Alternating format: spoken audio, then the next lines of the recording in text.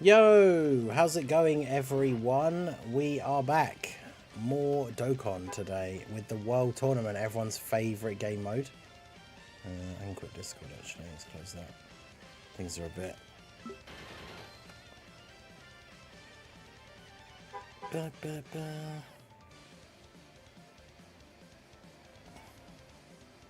Someone outside keeps beeping their horn for some reason. Yo, how is everyone doing? We are starting off our World Tournament grind. This is literally the first run that I've done, so... More Dokkan, woo. Can't live without the World Tournament. Exactly. We all love this game mode so much. Why do I keep getting the starting rotation with no Demon King Piccolo? Not Demon King Piccolo, but Piccolo Jr. It's not what I want. I mean, I guess if I'd actually specifically picked a friend, Piccolo Jr. would have been him on rotation, but still.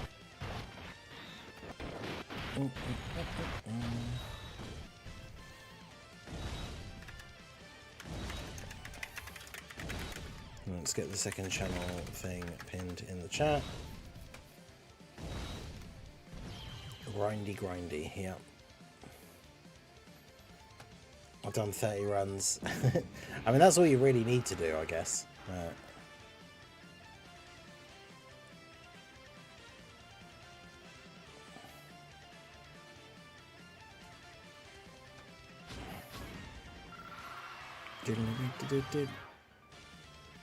Yeah, Anto, how's it going? Yeah, we're all doing well, thank you.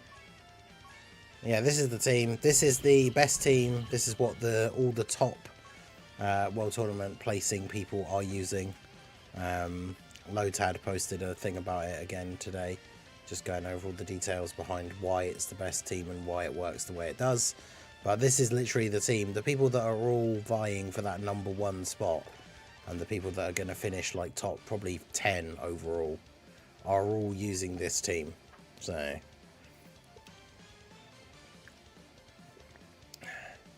yo, Nick Featured, how's it going? Basically any alternative, ideally you just put on another LR with an AoE, but it just depends what you have, obviously.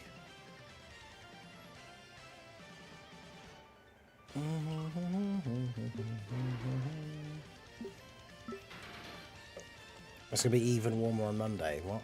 No, don't say that. Just finished the 30 mil, nice. Yeah, I'm only just starting now my World Tournament journey.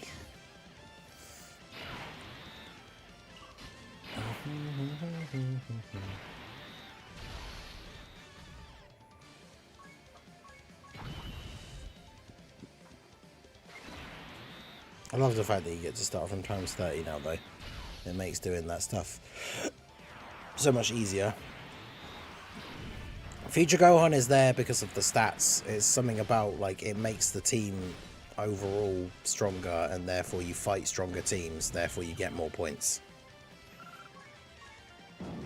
I can find the, I'll find the post that, like, Lotad made. Because he made a post about, like, apparently this time the World Tournament timing is good for him, so he'll be going all out for #1.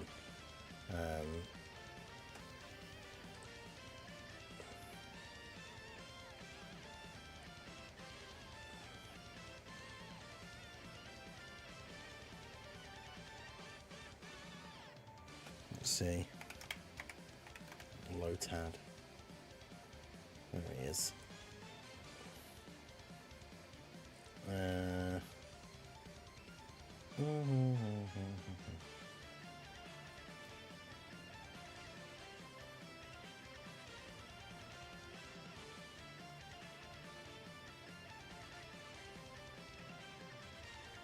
Wait, why is it? Oh, this post is from ages ago. I think he might have just retweeted it. I thought it was a recent one. It was from July. But, let's see. Yeah, so higher team cost does not mean more points. Now, there might be some correlation. A higher cost team can score worse than one with lower cost. The points you earn for defeating enemies in World Tournament depends on enemy units' rarity and level. Defeating enemies with type advantage attacks earns you bonus points. This also activates on crits, so full crit builds on AoEs is highly recommended. Best strategy for World Tournament is go as fast as possible with AoEs that reliably clear all enemies. On a good pace, you're earning about 4,000 points per second, so take this into account when deciding to go out of your way for extra points, usually not worth it. With 1 Piccolo Jr. and 2 Ghost Ushers, you should never be in any danger, so stunners and other defensive items are not needed. Try to avoid using orb changes other than STR Piccolo, as the animations can slow you down. And then this is the thing about why Future Gohan is on the team. He's talking about the seed of like the enemies that you fight. So the enemies you face are tied to your team composition. If you change your teams, you'll face different enemies. The enemies a team faces are universal, so you can copy a team with high scoring enemies and you'll also find those same enemies. If your team has 4 to 5 AoE units, you can use the last slot to re-roll your enemies by changing it to different units between wins. Look out for enemies with lots of LRs and easy ATURs, as they're high scoring, while uneasy ATURs and other low rarities are low scoring. To see how well an enemy scores points on the screen right after the KO, check the battle score at the very top before team victory gets added. I've never even seen that, looked at that to be honest. Maximum battle score is a bit over 39k points. The last 3 digits can go over, but you can't reach 40k. A good battle score should be around 30 to 39. It should be possible to get a total of 100k in the prelims. An optimized seed can bring your points per win from 1.2 million to 1.5, or 1.02 to 1.05. So yeah, current best team, me, Discord, Baba Yaga, all other top grinders are using this team. With this team setup, you don't need to choose a friend unit. The 5 AoE units on the team is all you need. You'll eventually get AoEs as auto friends. If you don't have these exact same 6 units, the strategy doesn't work the same. You have to find another seed by replacing LR Future Gohan. If you're confused about why the team is like this, there's a pinned message explaining the seed. Yeah, that was the stuff we just looked at. So it's got something to do with your team composition, and the rarities and everything will determine different enemies that you fight. And once he was in a stream of ours a little while ago, and he was talking about the fact that like he discovered this thing, and by just changing Future Gohan on the team, you would fight different teams of enemies. And so he basically tested out a whole different set of units, and Future Gohan was the one that made it so you fought enemies that gave you the highest possible score. So it's not like you can't do super well in the World Tournament if you want to finish in a high spot without using this exact team. But if you do, you'll be fighting teams that give you slightly less points, which, I mean, it's still fine. You just have to grind, like, obviously super hard. But did you know that SSR AGL Great Ape Goku has 7 links? Wait, really?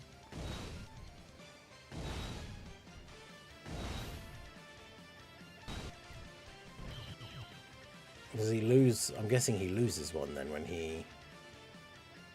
Does he lose one when he awakens? Oh, Turtle School. Yeah, I just saw your tweet. That's weird. So the SSR has Turtle School and has 7 links. And then when he awakens, he loses Turtle School and gets Shattering the Limit. That's odd.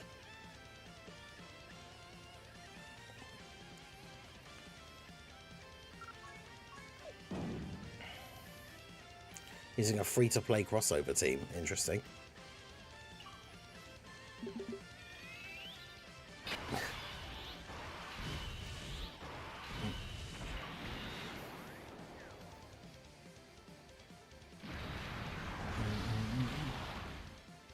What's my favourite Dokkan OST?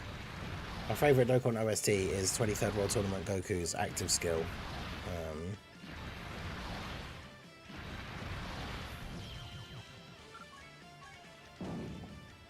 In fact,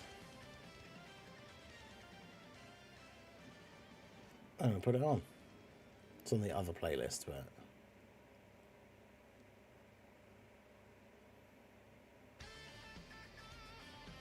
It's not this one. This is just the first song in the playlist. There we go.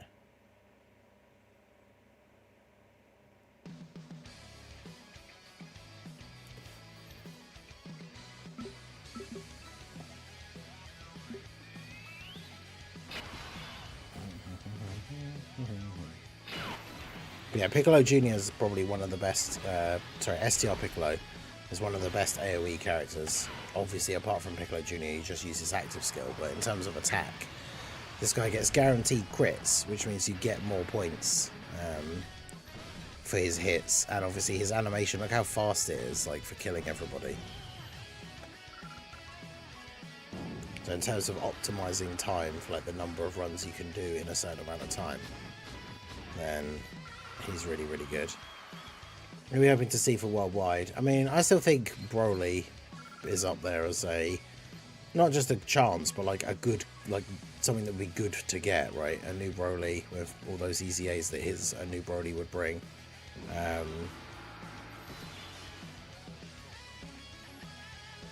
Thing is, it probably will be the first Broly movie Broly. I really want a new like family Kamehameha unit. I mean, there's no reason why they couldn't do that. It'd be weird, but do Broly from movie 8, but then do the family Kamehameha as the other character. But I'd love that. That'd be awesome.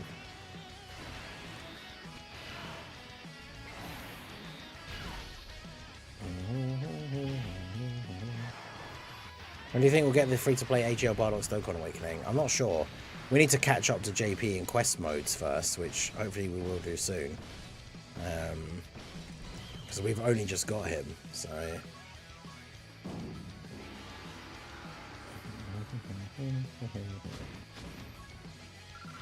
When we say Broly, we mean the best version that is Bio Broly. No. No. It would be so funny if it was Bio Broly, but... Funny in that horrible way. The horrible jokes on us way. Imagine they make him and he's like the best unit in the game. Like, it's not even close. Like, he just absolutely gaps Beast Gohan. That would be so funny. And horrible all at the same time.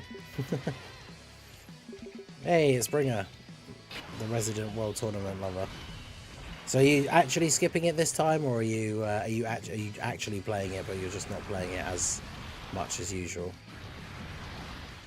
Yeah, Prime Battle LR Bio Broly. I mean, we haven't had a new Prime Battle LR for ages, so if the worldwide was Broly themed, and do like movie 8 Broly, and then like Wrathful Broly or something in part 2, and then have Bio Broly as like a new Prime Battle LR, that would be funny.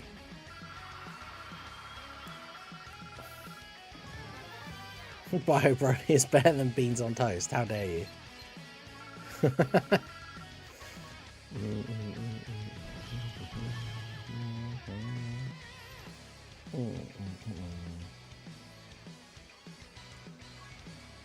I might not claim any of the World Tournament, like any of our rewards, until we get like right near, so maybe even at the end of the stream, just to see how much we actually get, like all in one go.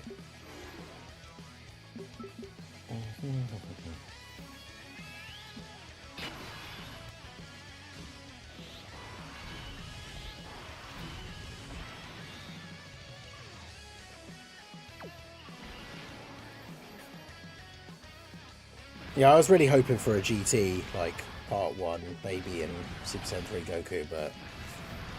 Although I've seen a lot of people posting today saying that they think the teaser has actually got nothing to do with the theme of the celebration, and just the fact that because it shows somewhere which is either America or the UK, with like people speaking English in the background, and then shows the night sky over Japan, some people are saying that they think it's just them posting a little teaser because it is like the worldwide celebration and it's got nothing to do with the theme. But I don't know about that.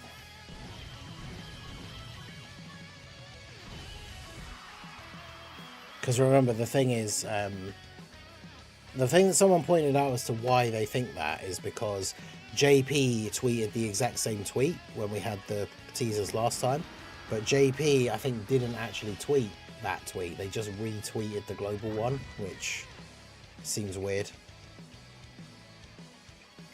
It could be nothing, but it could be an interesting thing.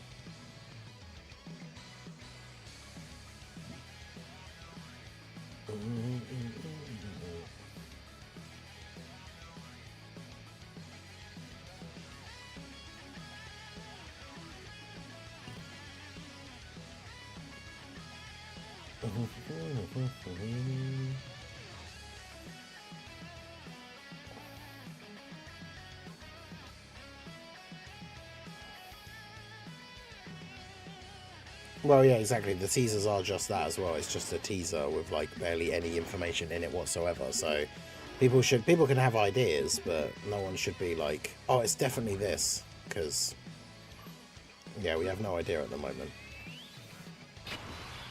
But yeah, in the first Broly movie, there is a meteor, and in the second movie, he just crashes into Earth from space. He's not even in a pod, because remember at the end of the first movie, he gets like blasted into space, doesn't he? No, I know that happens in the second movie. He gets family Kamehameha into the sun. Or is that cooler? I can't remember. Someone gets blasted into the sun.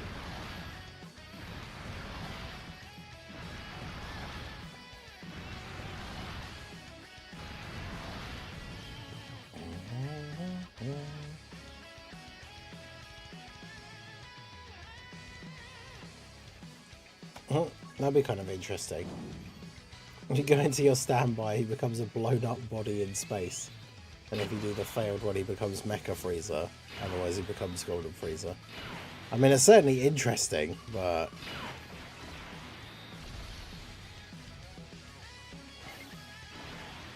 yeah, it's cool it gets blasted into the sun. Was he in a space pod? So after he gets, like, super punched by Goku, and they all leave the planet, is the idea then that he got into a pod? I don't really have any goal for this World Tournament, to be honest, just to do a bit of grinding. I'm just going to do a little bit of a grind today, and then tomorrow we're going to do a bigger stream with the timer and the Subathon like format. But we're just going to do a little bit today just to get us started off.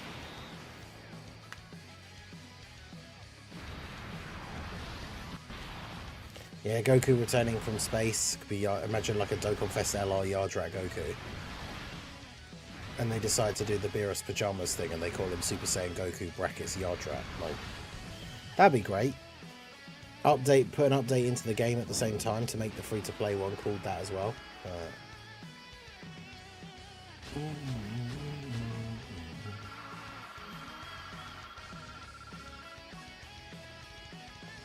Overall 255, thank God people are... Wait, do you mean they're not?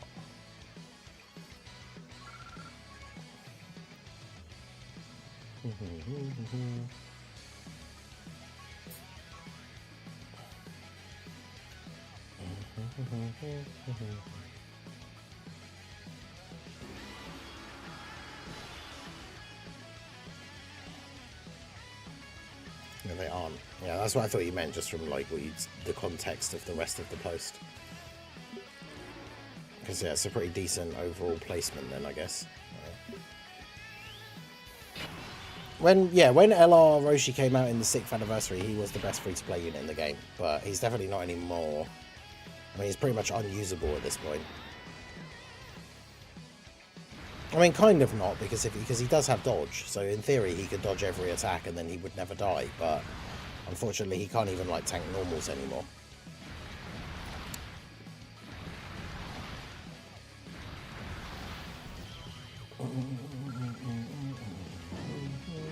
When is worldwide again? It starts normally around like the 26th or 27th, I think.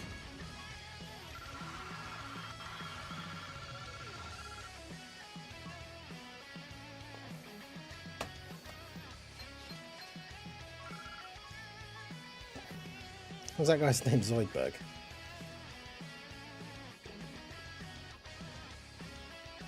Yeah, Roshi has a good revive condition. Like, he was a great free-to-play character for sure.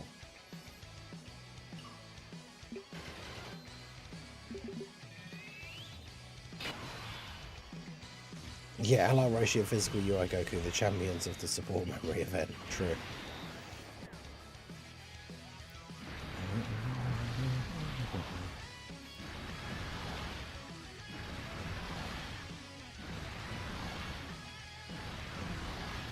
Damn. Piccolo Jr. was just coming in with those crits. But Saiyan Saga really too. That's what it should be. Part 1 should be Saiyan Saga. Part 2 should be GT with a Super Saiyan 4 Goku. And then the EX part should be Super Saiyan 4 Cyberman.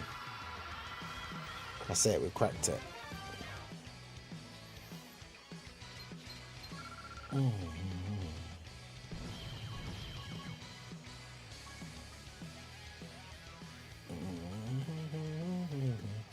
LR Chadits incoming. I mean, that would be, in a way, that would be very cool if they made like a really good LR Raditz to kind of make up for how terrible the physical Dokkan Fest one was. I used to like Raditz in the very early, like when I very first watched Dragon Ball Z, and then very first played the first like Budokai game, because obviously there was very few characters, and I didn't want to just be Goku, so I always thought Raditz's design was kind of cool. So it's disappointing that he is basically a nothing character.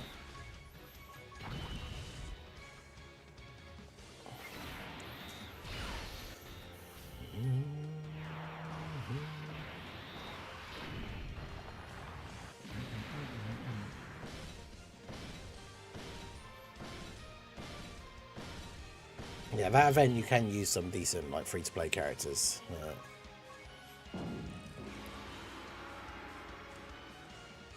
But yeah, Saiyan Saga is really difficult to do for like the theme of the whole worldwide, because there's just not enough like hype characters to do 4 LRs.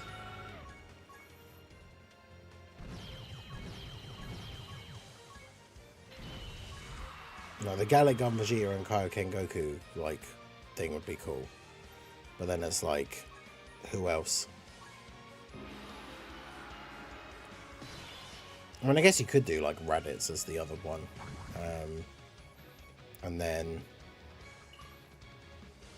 so that's the thing, if you do a standalone Piccolo, then it's like, he'll just be named Piccolo, but then I suppose we don't have a unit who's currently in the meta that is just called Piccolo. Because LR Piccolo is still somewhat usable and has a different name. Eventually we'll get standalone Orange Piccolo.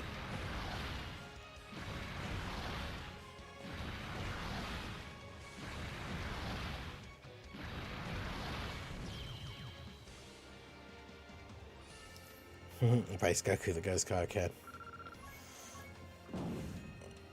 But yeah, I think that would be kind of cool if that was like part 2. I mean, it would make more sense to be part 1 because it's in chronological order, but part 2 be LR Piccolo and LR Raditz would actually be good. If they were good units, of course, but I think that could actually be kind of cool. Yeah, hello, how's it going? I mean, don't get me wrong, I'd still much prefer something like Broly or GT, but if it was going to be Saiyan Saga, I would take a super cool, powerful LR Raditz. Yeah, the theme could just be Saiyans, and the hint could be the pods flying through space, and then it could be anything to do with Saiyans.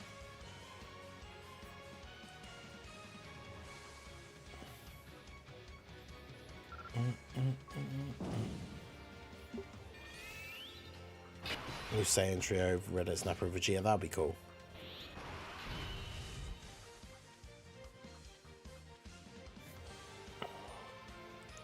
Yeah, I think that would be good. Even though we never actually see the 3 of them together in the show. It'd be a cool, like, what if card, essentially.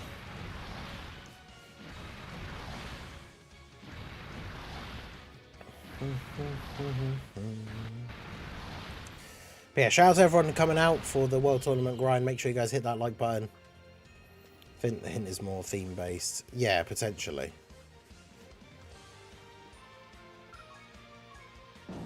It would be cool to get a Dokkan original as well. Remember, some of the most recent big celebrations, we've seen at least one unit get a Dokkan original, like super attack animation. So, because Gogeta has one for the anniversary, Vegito had one for the worldwide last time. Imagine if one of the units is Broly and he gets some like super cool Dokkan original super attack animation. That'd be awesome. Spirit Bomb as a theme. Yeah, so they could do Kaioken as the theme with Saiyan Saga, Kaioken Goku, and Kaioken Goku against Hit. Yeah, I can see that. That does make sense. Also, imagine if we finally got like a new Super Kaioken Goku. Imagine they do that thing again where they make the two Part 2 LRs both super class, and it's Super Kaioken Goku and Super Pikkon. Well, actually, it's just Pikkon, isn't he? Super Pikkon is the Heroes one. Possibility of a Trunks Broly EZA. I mean, there's probably always a possibility of the Trunks and Broly EZA. That could happen at any time, really, as they're like a story card. No, there's no Slot 1 Super Podcast tonight. Taking a break this week, so...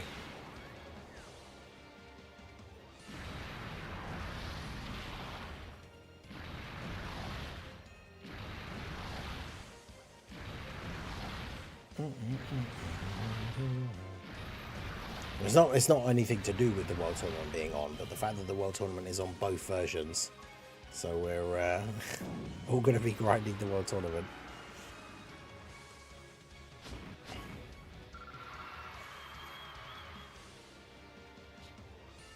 Yeah, hopefully they don't screw over Extreme Class this year. Because only getting 1 out of the 4 units be Extreme last year, I think, was really disappointing. Even though, like, the unit that we weren't expecting was obviously Future Gohan, and then he was really good, so...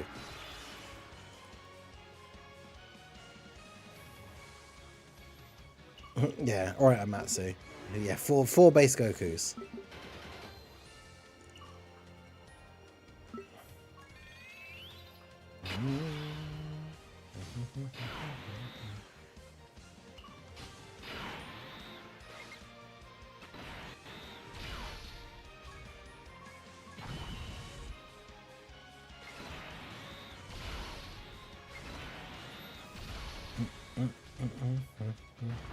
Yeah, EZA for physical Goten and Trunks would be good.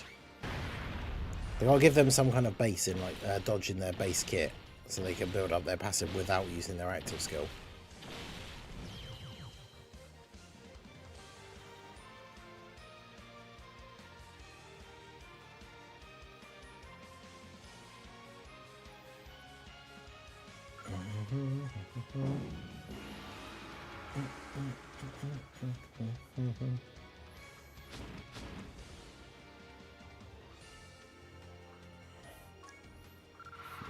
Mega nice, that's terrible. But yeah, if you don't have a lot of AoE characters, you can use characters that have a lot of additional attacks. Because in the World Tournament, the enemies are relatively weak, so if you're getting a character that's firing off a bunch of super attacks, chances are you are going to be killing someone with each of those attacks.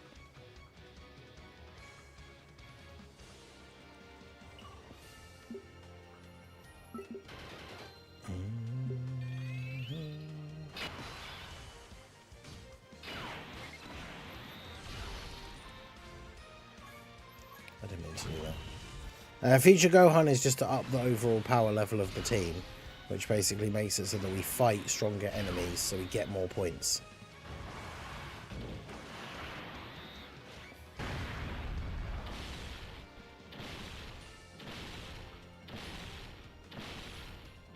And drop to the 2000 ranking overall. Oh no. That's why I didn't start earlier, because if I'd started this morning and then not played it for like 4 or 5 hours, you just then would lose any like standing that you'd made. So it's like, why bother?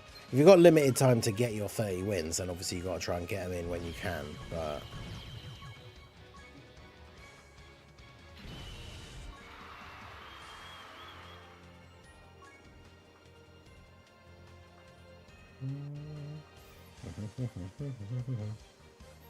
But yeah, for the prelims, I want to try and always make sure I have a Piccolo Jr. friend, just so we can use those active skills and get through it faster overall. But when it comes to the other fights, the strategy that Lotad was saying in his breakdown is that you don't need to pick the friend, because you have so many AoE characters. Even if the friend lead is a non-AoE unit, you're still going to end up with an AoE character on the rotation. Sometimes I like to do this as well, because you do technically get, I think you get more points for Piccolo, like this, for example, this Piccolo killing everyone with a guaranteed crit AoE, than you do for using in Piccolo Jr.'s active skill. I'm not actually 100% sure on that one, but sometimes it's nice when there's no attacks in slot 1 and we don't have to use an item to just actually do the super with SDR Piccolo.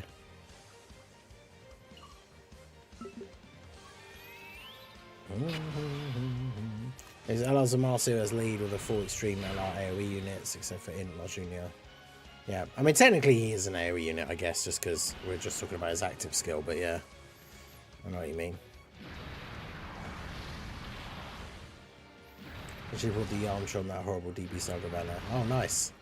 Yeah, I had like enough tickets this morning to do 2 multis, and we did not get him. And we got an SSR on the second one, which on that banner with nothing being guaranteed, that's not the worst thing. But it was a unit that I needed the copy of, so to be fair, I will take that. It just wasn't Yamcha.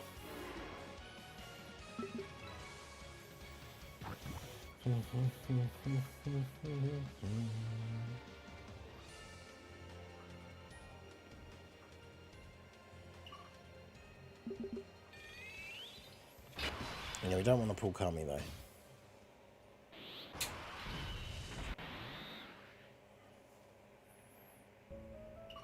Did I see something concept worldwide on Twitter? No. I'm not sure if that is a person or a thing, but no, I have not seen that.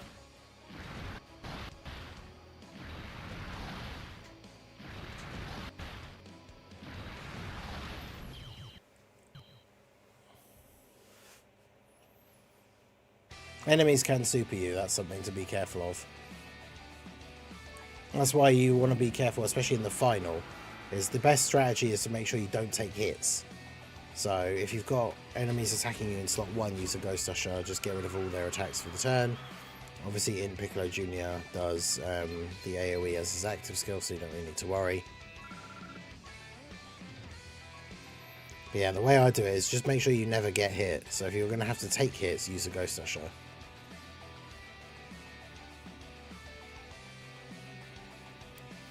The only exception is if somehow like Piccolo Jr. doesn't kill everyone, but then his AoE is also a Ghost Usher. But yeah, you can use the Tech SR Chaozu and the Int SR Jacko. That's the old strat, because if they appear on the rotation, or like on your rotation, they stun the entire enemy team for that turn.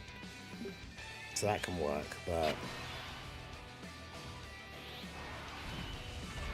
it's much easier to just do this.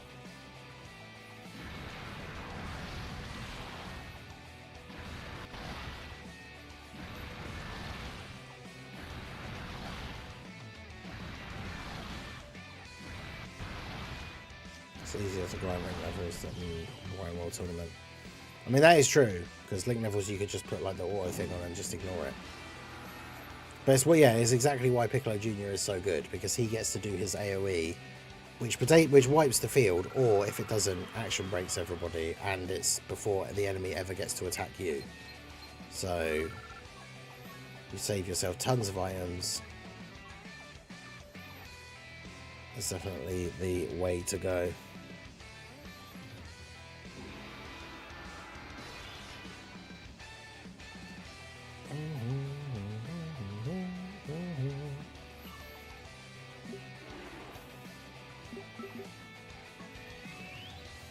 I wish you could at least have like the auto map on.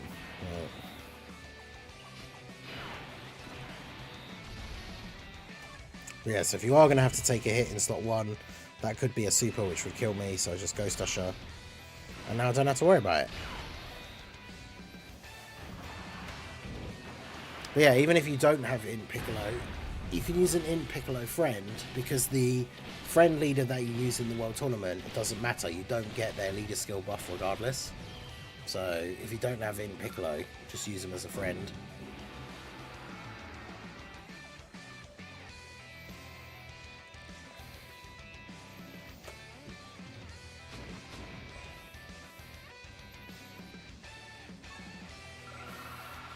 There are some free-to-play AoE units though, like the physical Krillin.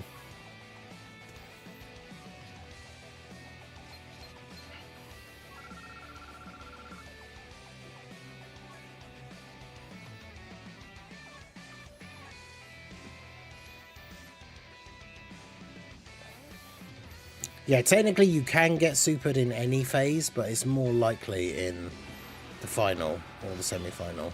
But like Toon's been supered in the prelims before, so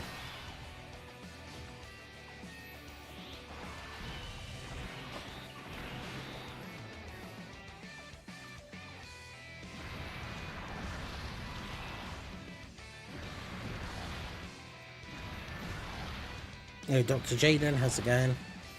Yeah, we're all good. Both the cats are good. Red Dead series is fun over on the second channel. The second channel link is pinned in the chat. We have been playing through Red Dead Redemption 2 recently.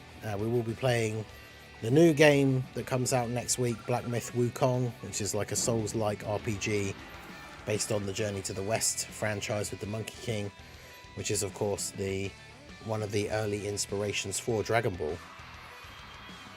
Because obviously the Monkey King has like the flying cloud, the extending staff, like a lot of Goku's backstory stuff is based on, well, not backstory like the Saiyan stuff obviously, but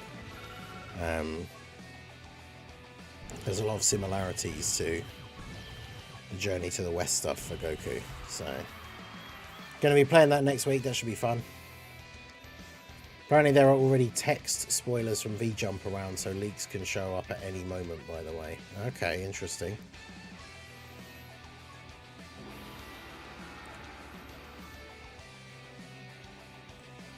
But yeah, Ghost Usher is the best item to use, and you can buy them from the Zenny part of the barbershop now. So as long as you have enough Zenny, you can just have unlimited Ghost Ushers. That was always the hardest part before, when they weren't available to farm from anywhere. It was like, I got to points doing World Tournament grinds where I'd run out of Ghost Ushers, but you basically can't do that now.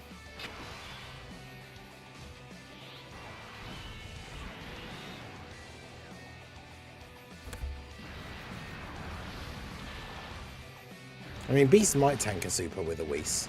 I mean, he probably would. I'm not sure.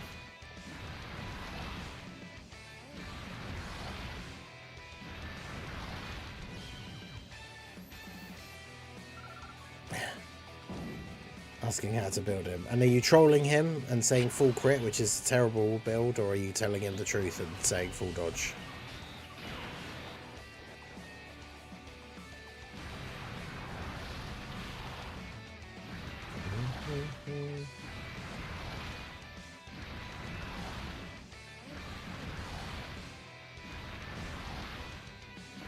How to rework / redesign World Tournament? I mean, we talked about this before, but like one of the first things I would do straight away is get rid of the map. I didn't want to do that. I forgot what number I'd even rolled. There we go. Get rid of the map, make it like an easy A, where you just press the button and then you just go into the fight. I think that would be much easier. Yeah, full crit is a terrible build for him, because as soon as you transform and use his active skill, you've basically wasted his entire hidden potential build.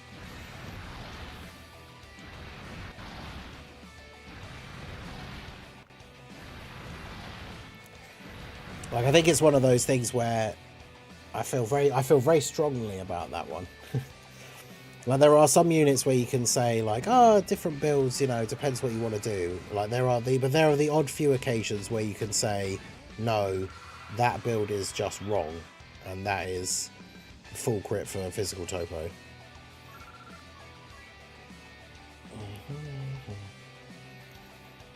No, he actually does have him full crit. He actually has his topo full crit, which is insane. Like, literally, basically, once you've transformed him and used his active skill, you've basically wasted his entire hidden potential system. It's just wild to me that you would actually do that.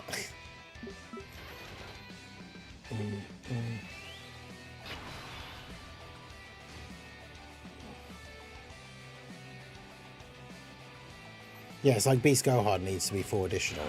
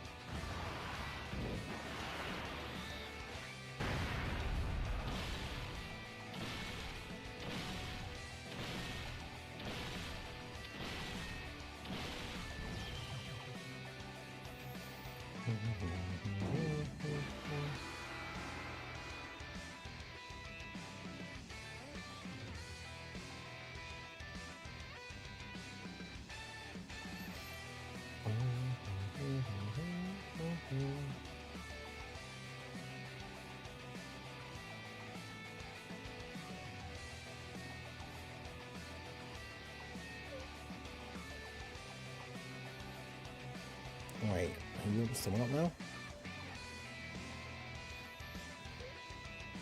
When we think of Toon wanting dodge on Evo Vegeta, calling people wrong for not having him with dodge. Well, he needs to get hit to build up his revival, so... I mean, some dodge is good, but...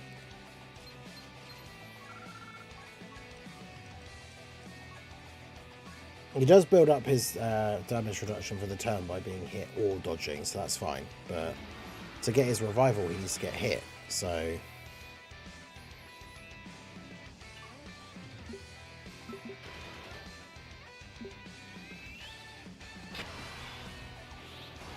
But yeah, Topo wants dodge because obviously every time he gets hit he loses some of his damage reduction. So if he doesn't get hit, he doesn't lose that damage reduction.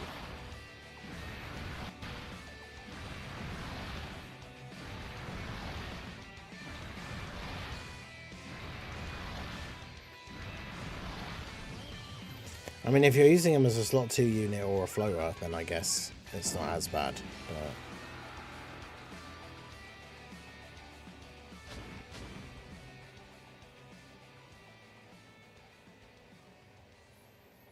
yeah, a little bit of blue evolution Vegeta, like a little bit of dodge on him is fine, but you probably do want as much additional as you can. Because you want to get that third super, which will be a guaranteed crit.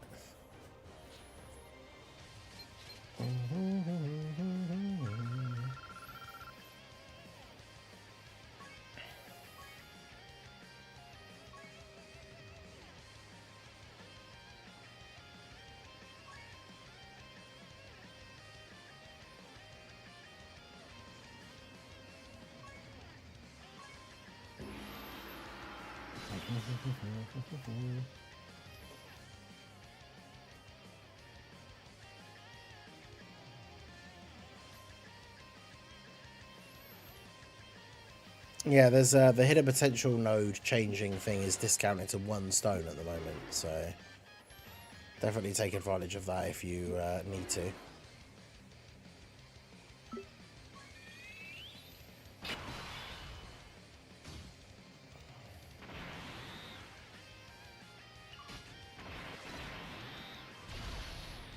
Only temporarily though, they won't make it permanent because they hate us.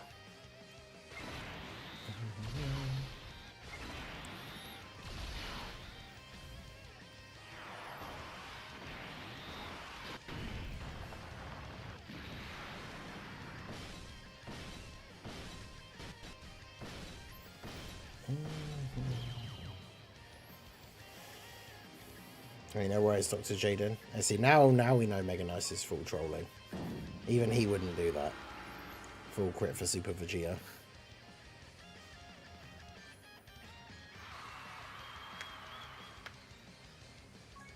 Now, Bringer, there's no way he's being serious.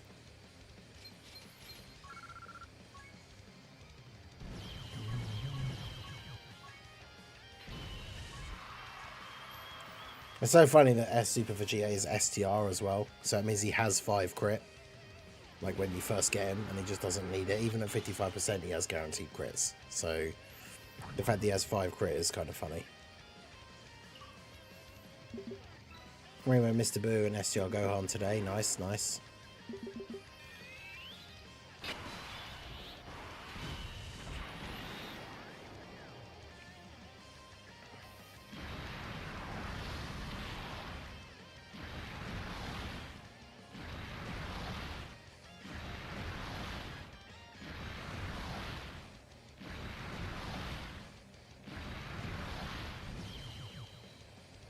Boss that disables super attack effects. I don't think that's very likely.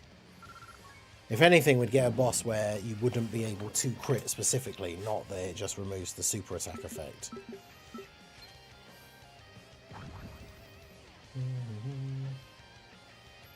Yeah, I have enough Hercule signatures for when we get the next Easy A's.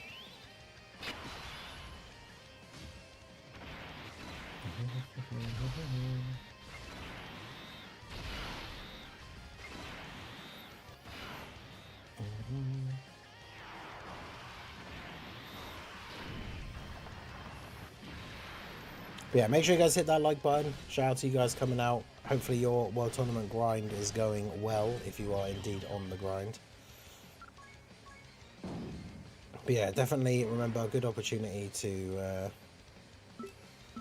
fix any of those hidden potential builds that you need to while it's discounted. No, the new Yamcha will awaken into a TUR probably in like a year and a half or something.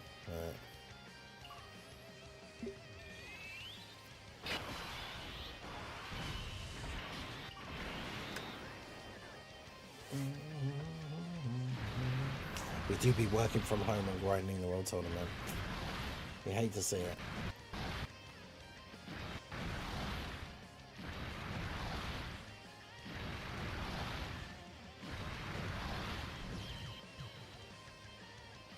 $526. That's quite a lot.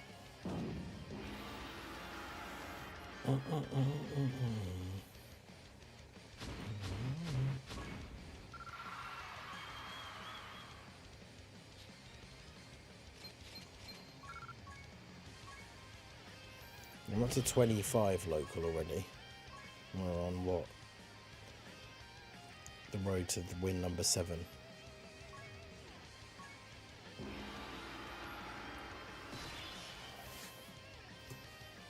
But yeah, Mega Menace is a full damage advocate, so it's all about the big damage numbers. Almost broke my streak because I didn't put down an Usher. Yeah, you gotta make sure you do that. Gotta make sure you use those items.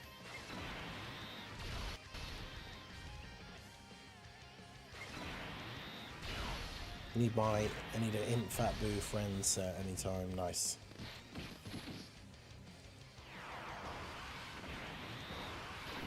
Basically, the only time really you ever lose the World Tournament is if one of the enemies super attacks you.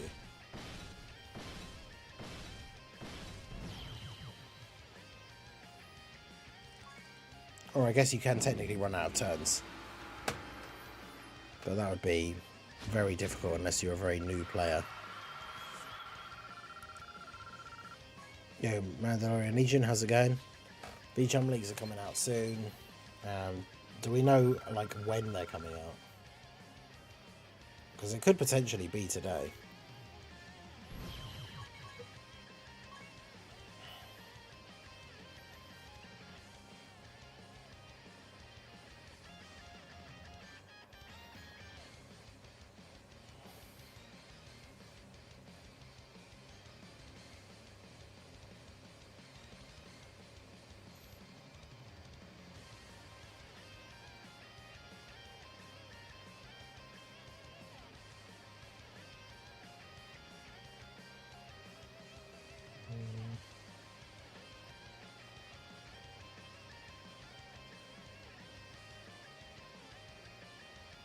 Yeah, apparently DBS Hype just posted a thing saying that, yeah, the V-Jump stuff is going to start getting posted soon.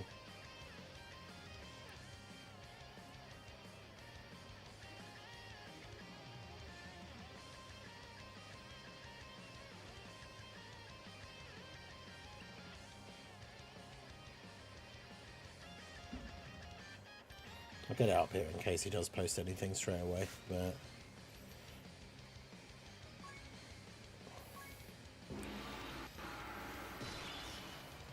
But yeah, ideally just don't ever take hits, so...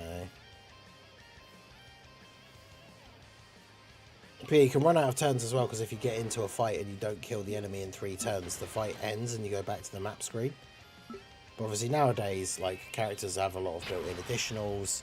You will be one-shotting with a super attack, whereas, like, back in the day, you necessarily wouldn't be killing everyone with one super.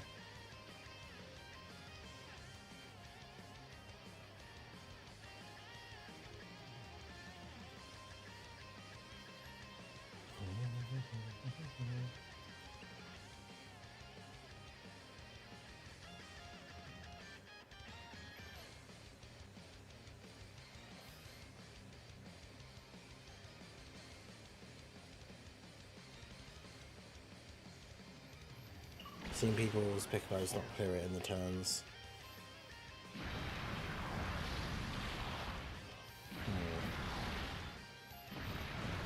I mean, when I first got Piccolo Jr., I only had him at 55%. And the only time I ever really had any issues was against, like, in times 30 in the final, If he didn't crit, then he wouldn't kill physical enemies sometimes, but...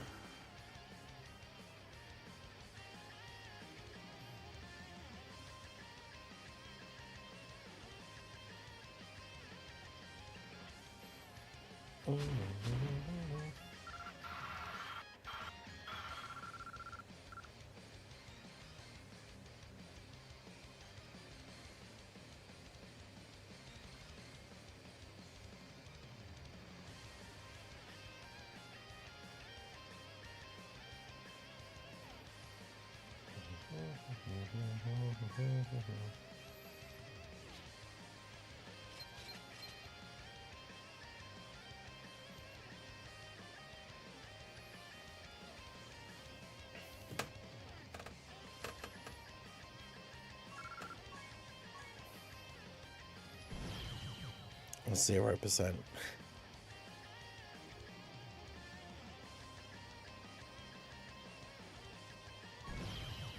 Yeah, because the old meta, you just wanted the AoE units and then like Turles for support, which is why for a while Turles was on my like highest used characters like thing.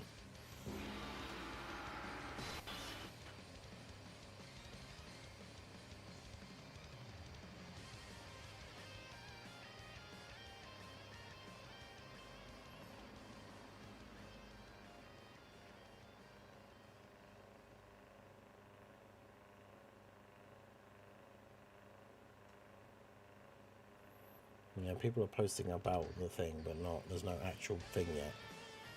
Yeah, that 41% Tech Gohan. What was the event that we did? I can't remember. That was funny. Using a 41% Tech Gohan friend because he wasn't like properly, he hadn't had his hidden potential filled out properly. That was great.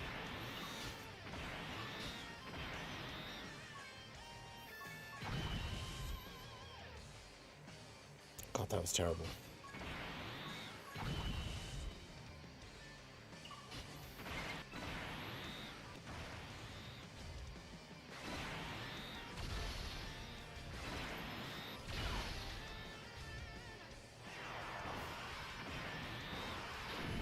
Oh, was it my tech? Oh, okay, the tech card on JP, right? Yeah, because I got the account from Mega Nice, so that's why Mega Nice was involved.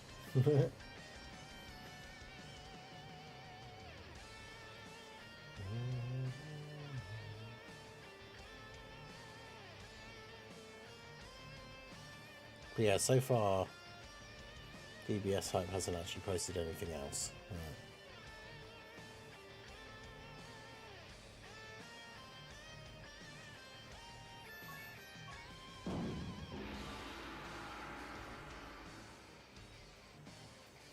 There's so much cool stuff they can still do with Broly as well. And Gohan, to be fair. Imagine it's like Second Coming Broly, and it's a Broly and then an LR Super Saiyan 2 Gohan, but he has like a really cool Dokkan original 18 key super, and then has the family Kamehameha as an active skill, but it's the proper cool, not like the weird Go Bros one where it's like the facing the camera one, but it's the one from the movie where it's like the side-on view with like the proper blue glow and everything. I want to see that in the game, because that's awesome.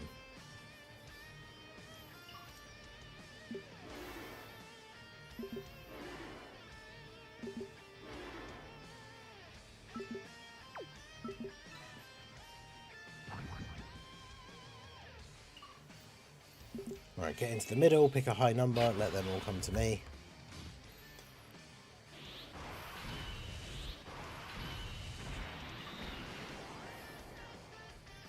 Made me single summon STR Carnival Goku. What banner was that for?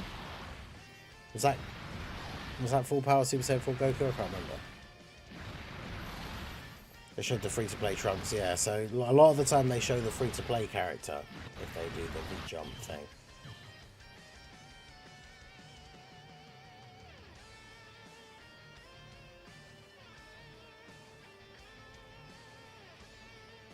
Yeah, the Go Bros would be on the banner though, unfortunately, but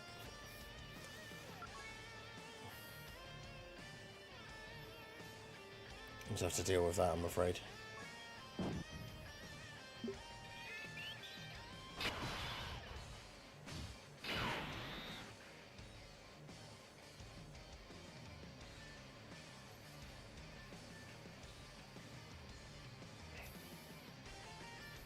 Yeah, I need the luck that I had for like the Broly banner and the Gogeta banner, not the luck that I had for the Gamma's banner.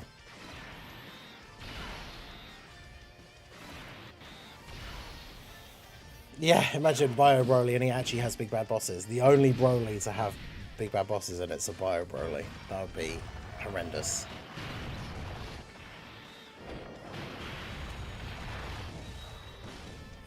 I would join the rest of the community in being very upset at that.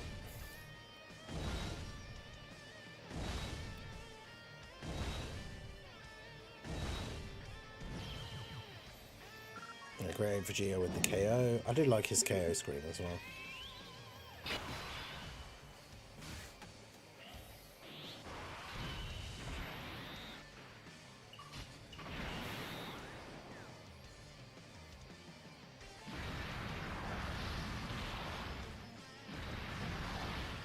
Yeah, worst unit, worst movie, best unit.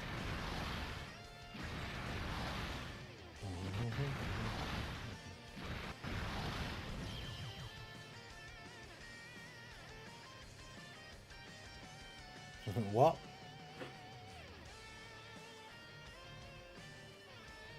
Yeah, why does the V-jump thing have Vegeta and Subathon on it?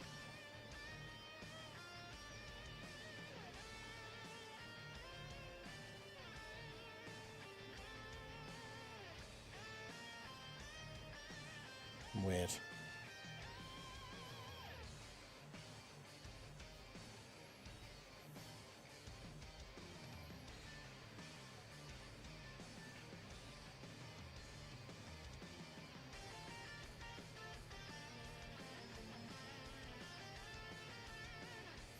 Yeah, so the V-jump thing basically just doesn't show anything. Nice. The fastest you've rainbowed a new Dokkan Festival LR? I don't know actually. It was probably STR LR cooler because I don't normally ever rainbow characters on the first banner, but I rainbowed STR LR cooler in like 1,000 stones. Because normally if I get really good luck even from like a small banner, like say I think AGL Trunks came out, the Dokkan Fest one, the one that sucks, and I got him to like 90% in 400 stones and then just stopped summoning because I didn't need the last copy. I didn't need to use any more stones. But, I mean, I could have potentially continued that luck and got the last copy like really quickly, but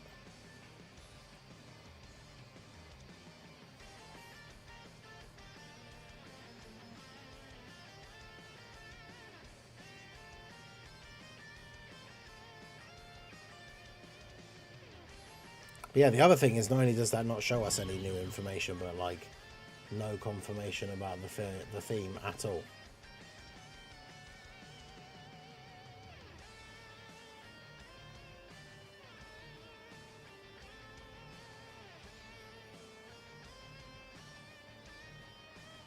I mean, I've seen a couple of people comment on it, and it's like, in a way, it is a W because it's nice to not have the theme revealed super early.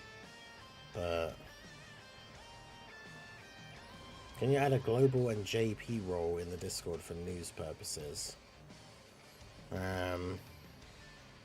What, so like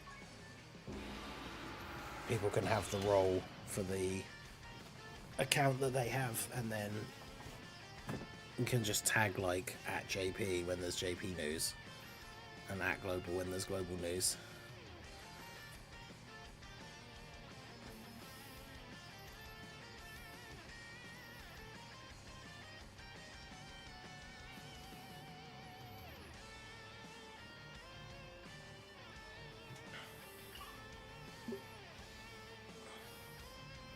Feels like the theme is going to be in a Dokkan now or producer later. I mean, I think it'll get announced sooner than that, but obviously they're just not doing it right now, which I think is good.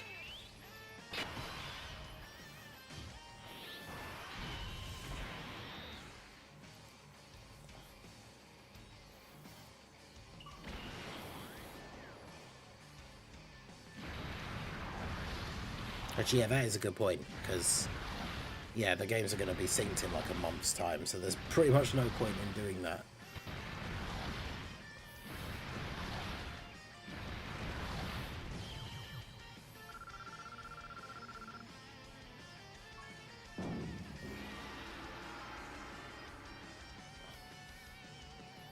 Well, yeah, because the countdown normally has like a free-to-play farmable unit and stuff coming out first, right? Like that free-to-play Trunks.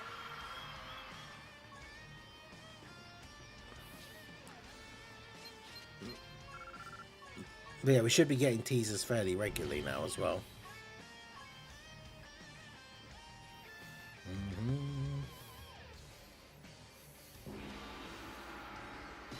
Yeah, Link skill orbs as rewards for the World Tournament is a nice little addition.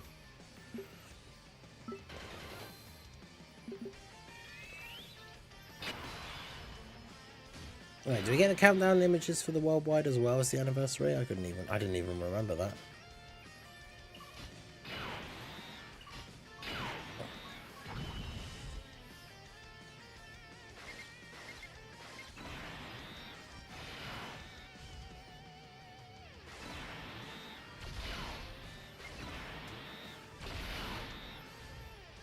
I'm just trying to get 30 million with at least 32 consecutive wins.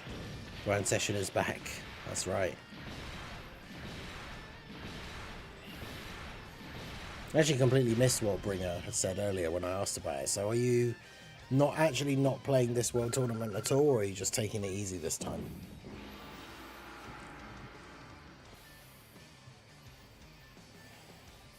But I am kind of surprised that that is the only info, but...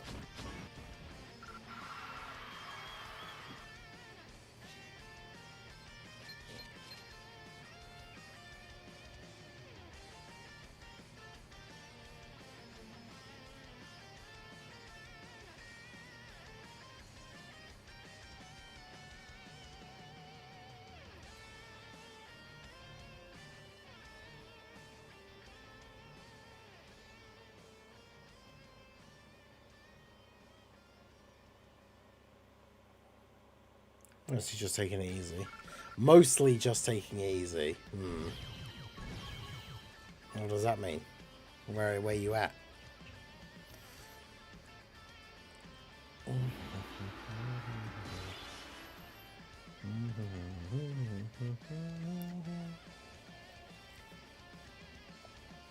Ticket banner. This is 20 character multi with either 50 tickets or 100 stones. The last 10 characters are guaranteed to be Dokkan Fest. Wait, what? Yeah, taking it easy, top 1k minimum, yeah.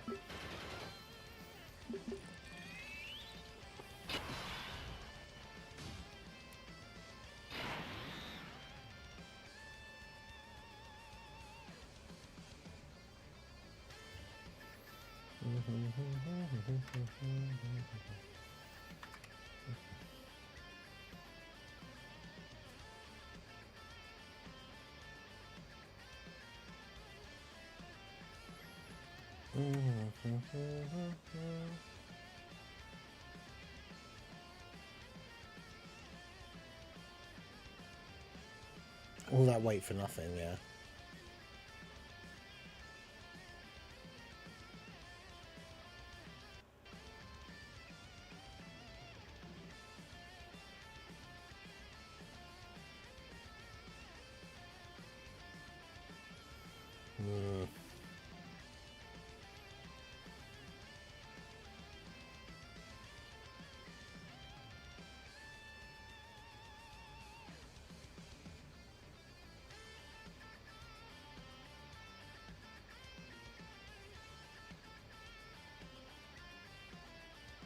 So I'm saying the green tint is a Broly teaser. Oh boy, Dr. Pritch. I'm not sure about that, but I mean, that would be kind of funny if that is why the images look like that. The top 11k, okay.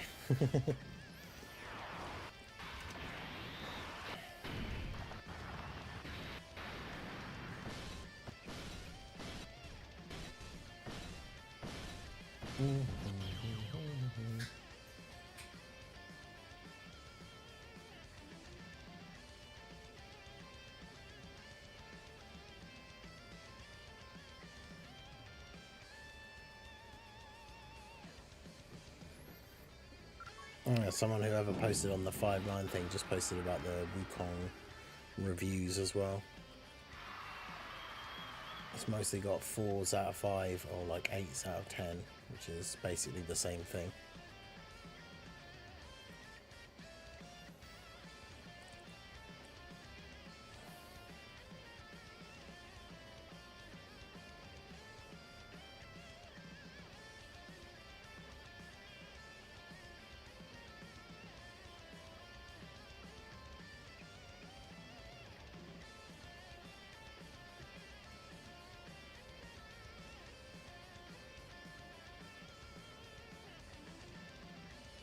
Well, no news then, I guess, for now.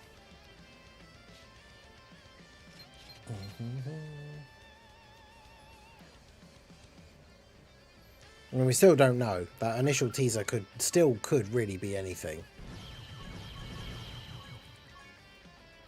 And then the V-Jump like stuff doesn't really have anything particularly like concrete either.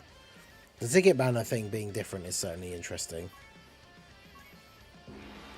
Yeah, imagine doing like a 100 stone or like 50 ticket multi where you get X amount of characters and the last 10 characters are all Dokkan Fests. Now, I imagine it'll be because that banner will have like every Dokkan Fest. So even though it says like you're guaranteed to get 10 Dokkan Fest exclusives, they could be things like AGL, Super 17. I don't know why I picked him as an example because he was good for ages, but he's not good now. STR Broly, yeah, in Gohan, like, you know, characters who just aren't good now. Physical Raditz.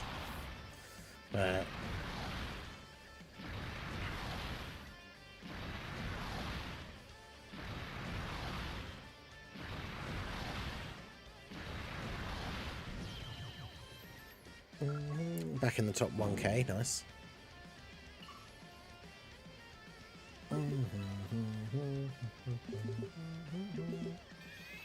Like the step ups. Yeah, kind of. Because I imagine the banner is just going to end. Well, I mean, I guess it depends. We'd have to see the lineup of the banner, but I think those banners with the tickets for the worldwide usually do have like all of the Dokkan Fest exclusives in.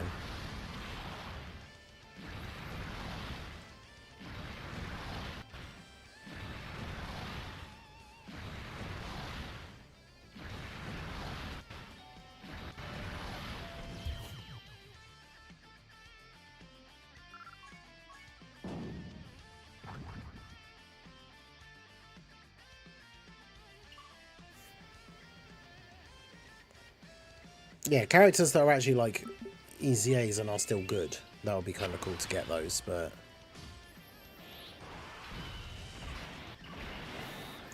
I definitely am going to get less memorial stones this year. Every year for the last few years I've gotten more and more stones because I've like where I had my 2 jobs and obviously this channel was growing, I was spending more and more money in the game. But now that this is like my only source of income, I've definitely spent less money this year than I did last year. So I will definitely, this will be the first year in the last 4, I think, where I will probably get less memorial stones than I did the year before, because I've definitely spent less stones this year than I did last year. But that's the thing, is the memorial stones, if you're a whale or like even like a mini whale, dolphin, whatever, the tickets aren't that useful because I just end up not really ever needing any of the units on the banner. And whilst free summons are always nice, it's kind of pointless when they're on a banner where you basically have all of the characters. So if I do get less memorial stones than last year, which like I said I almost certainly will, it's not really a huge deal because it's not like that banner is super good for me anyway. We'll be getting the AGL Jiren. I mean, we know we're getting him before the end of the year, but we don't know when exactly.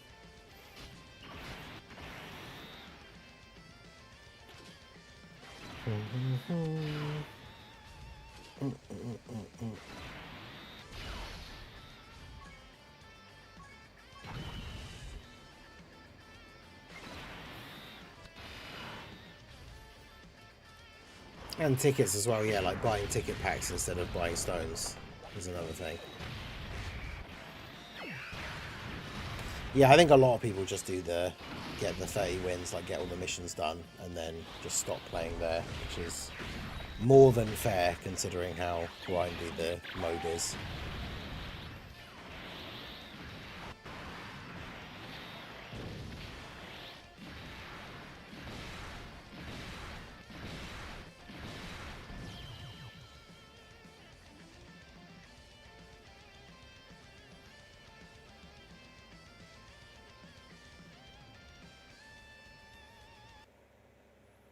On the teaser Marsu OST. But that is the thing, yeah, it's on every stone you spend regardless on what. So stones spent on like stamina for link leveling, stones spent for fixing hidden potential builds. We've just had loads of banners back to back, yeah. Because it's based on every stone you spent within a certain time period for the year. But it can be spent on anything.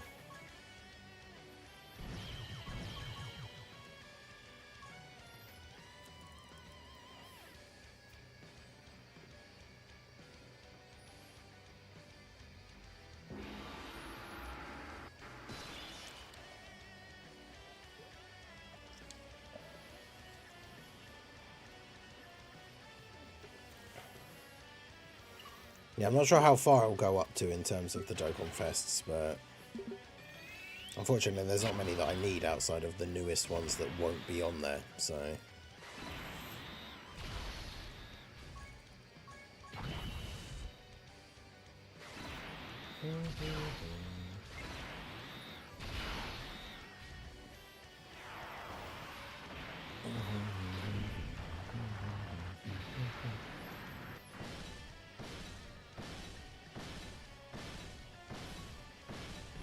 Except for Super Trunks. Super Trunks who I have rainbowed. And like every unit released before him I think I do as well. That's what I mean, that's why I'm not like super bothered if I get less tickets this year, because I really don't need to summon on the banner. Well, yes, every 50 stones spent is one memorial stone. But that's what I mean, like every stone you've used counts towards that total. But yeah.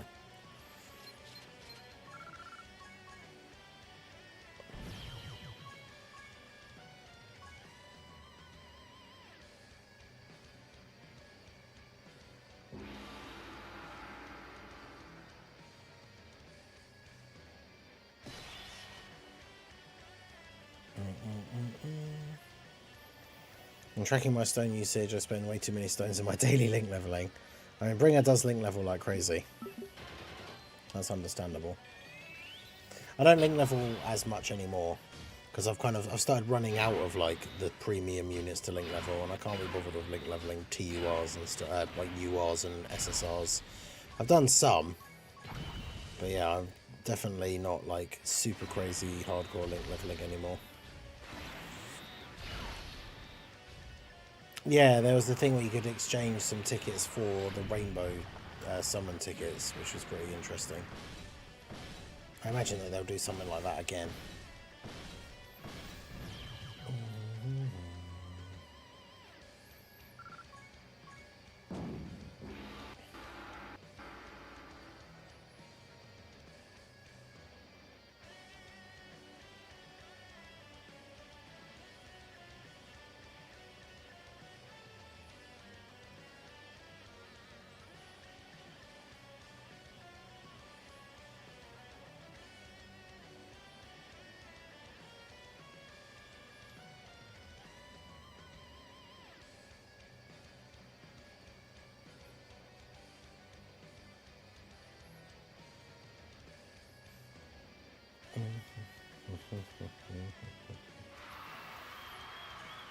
Yes, multitudes of 50, but every stone you spent on anything counts towards the total. So, which is kind of annoying that you don't have an actual way to know unless you have kept track of it yourself. Because if you were at like 49 stones right when the cut-off point was going to happen, you'd ideally want to be able to know that and spend a stone so you can get an extra one of those things. But done showcases for the sub EZAs. Well, we did the World Tournament ones, the Cell and the Gohan earlier today. I did the physical Ribrienne one earlier. That will be dropping basically when the stream is coming to an end. And then we'll get the other ones done for tomorrow, I imagine. But yeah, we'll just be streaming the World Tournament for a little bit. There's no podcast episode tonight, so we'll be back for next week for episode 50. But we will be doing a bigger World Tournament stream tomorrow. Subathon format, so we'll have the timer and all of that good stuff. So we're only going to do a little one today and then do a longer one tomorrow. Potentially. Obviously it depends what happens with the timer and everything. They didn't show the ticket banner, did they? Or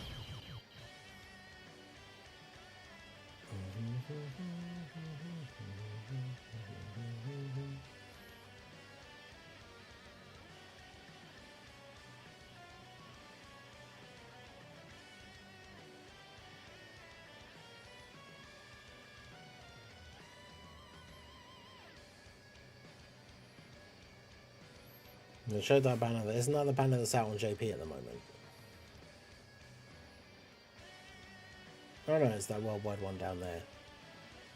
So it has Gohan, 23rd World Tournament Goku, Piccolo Jr., God Goku, Super Trunks, Physical Kid Goku, Physical Turles, Gamma 1 and 2. I mean, they're all older Dokkan Fest characters anyway, but...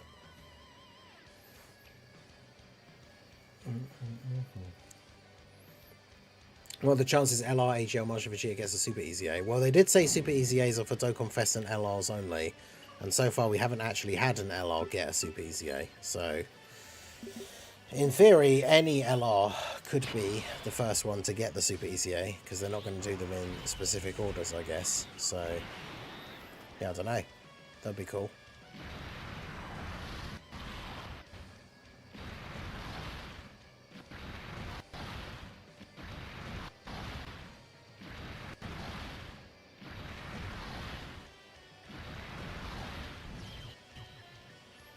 I wonder if you'll be able to do that. So that 100 ticket with the like 10...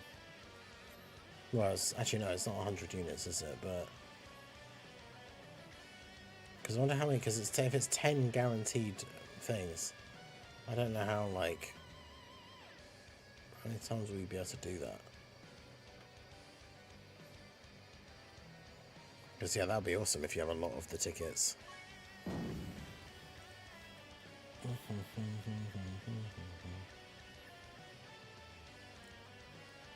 It's once only with 50 tickets or 100 stones.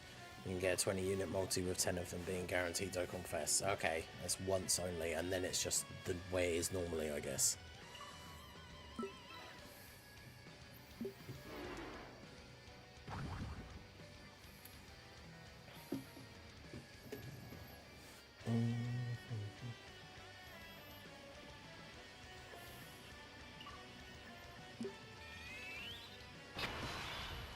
I mean, that's cool, even for like a once only thing. That's, you know, pretty good.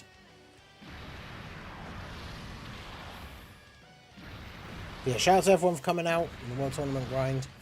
Got about 100 people in the stream. Only half the people in the stream have liked the stream though, so do go ahead, hit that like button. We're just hanging out here, getting some of this grind done. Where are we at now? I mean, ranking-wise, obviously, I know, you know, we didn't start until many, many hours after the tournament started, but 15,000 overall. This is one of those things, by starting this late, I'm probably not going to see any major, like, you know, getting into the top, like, 2,000 or something like that. We're not going to see any of that stuff, really, until we probably get past the 30 wins, because that's, like, I imagine a lot of people have already got their 30 wins and have then stopped playing.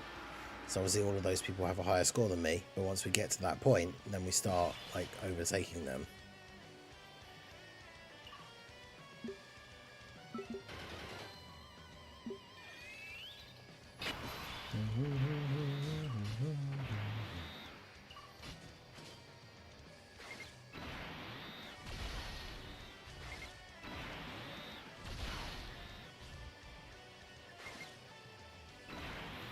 Get those AoEs.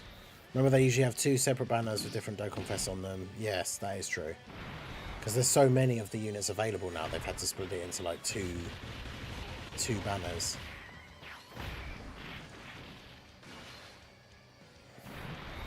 Hey, shout out to Silent Assassin for the Twitch follow. Indeed, Dokkan going on. The World Tournament is here. Everyone's favourite game mode.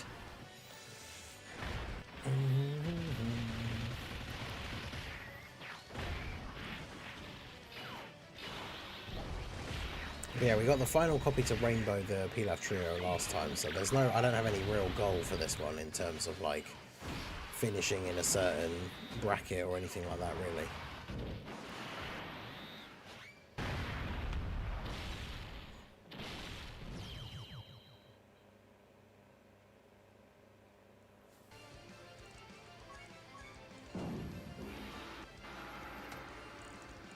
Yeah, it's a shame you have to split the summons, especially if there's like, there's always the case that if there's like 2 specific units you want, you know they're going to end up being on like the separate banners.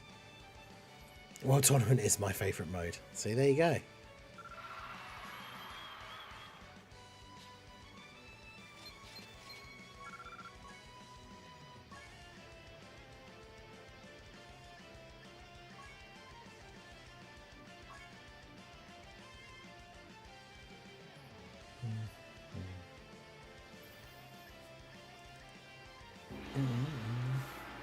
So for Tech UI, yes, I got quite lucky for Tech UI. I got him off the tickets, so I didn't actually spend any stones on his banner, which is good. But then I spent like, I think I did like 500 or 600 stones for Topo and didn't get him, so.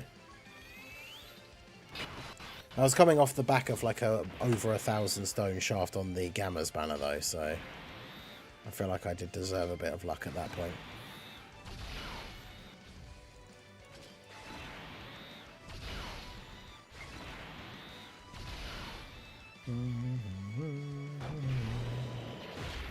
Let's rainbow the TUR of Pilaf.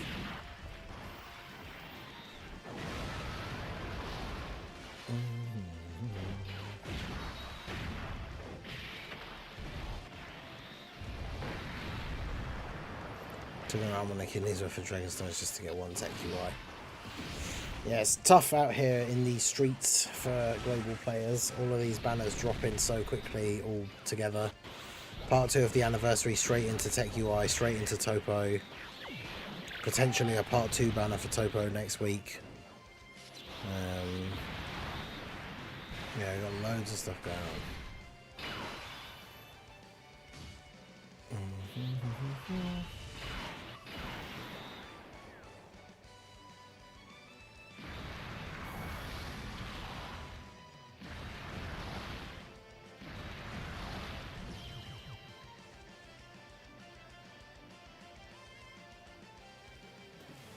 Time to sell my version Z Goku's, rip that power level. Oh wait, what, are you running out of box space? Version Z Goku's.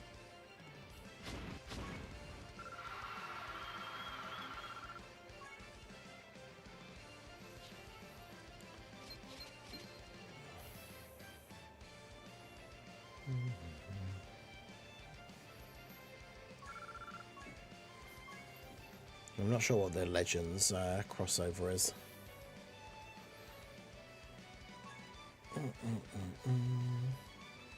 How's the grind going for you? Unfortunately.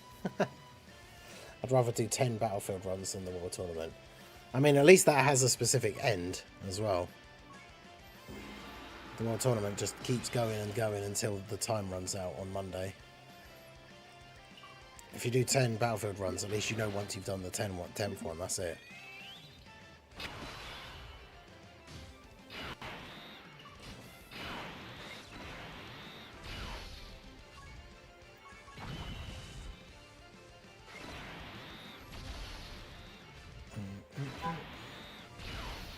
Next week, when we get Cell Max Jiren, most of Global will be the Flustered Jackie Chan meme.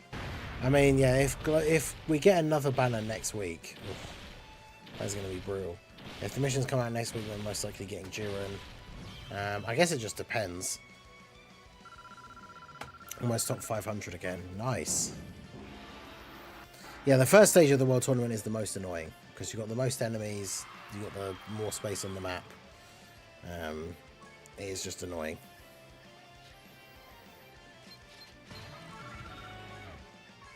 Yeah, we're at 10 wins, so it's not like we're not going at like a crazy fast pace here.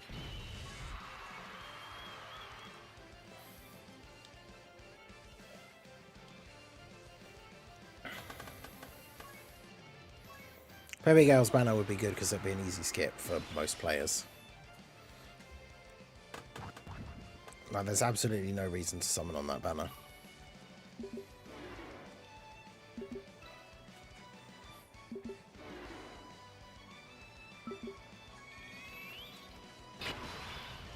And then, of course, they'll be in the general report after that, so...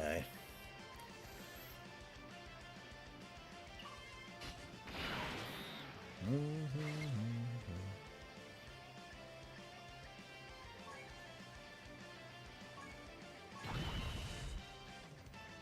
my god.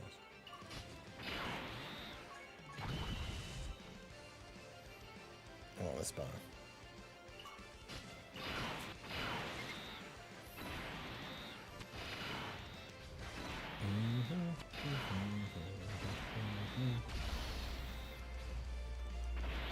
Yeah, that is true though. You could get bad RNG. I mean, you could get bad RNG against Metal Cooler, and he just immediately like double supers in slot 1 or something.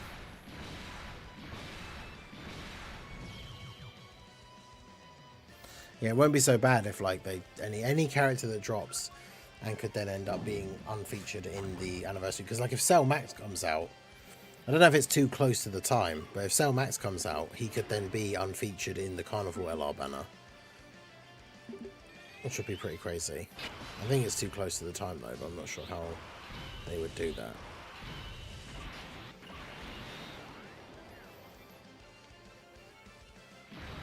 I think in general is the main reason I want them to drop. Yeah, exactly. Because I can't remember what her name is, but the Universe 11, like Pride Troopers one, who would obviously go on like Tobo's team and stuff, is apparently decent, but...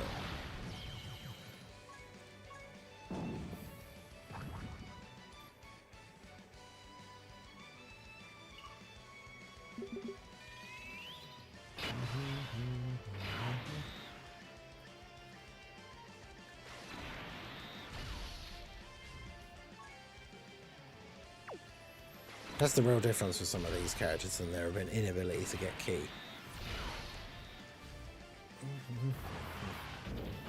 And Martian Vegeta is, of course, like one of the was technically, I guess, the second LR that came out. I think.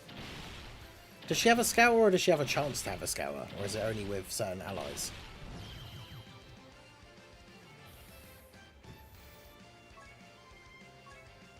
Or is it conditional in some way? I can't remember.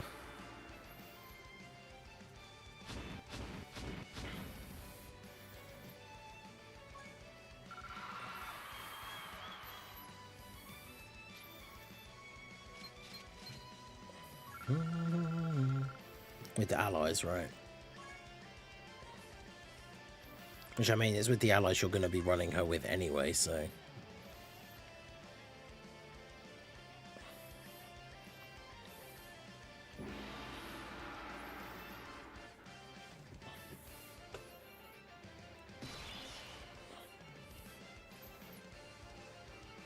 Three Universe 11 or a tech enemy.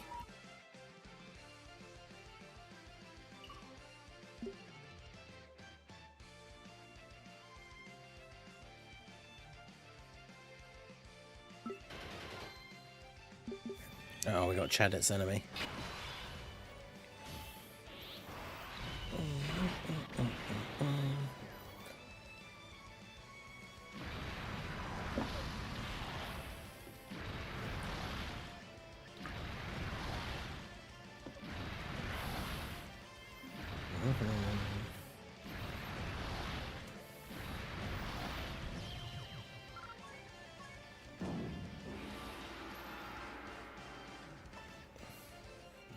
Quarterfinals. We on? There was the last win, 10 wins.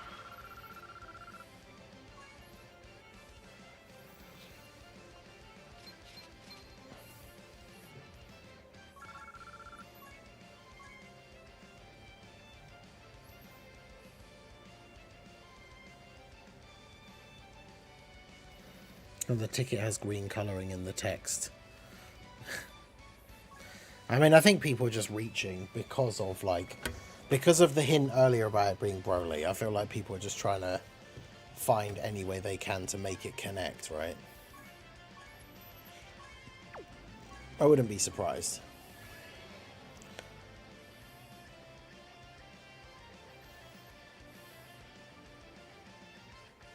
Because that's the thing, though. It comes back to stuff that I was saying before. It's like, it'll turn out to be Broly, and people will be like, see?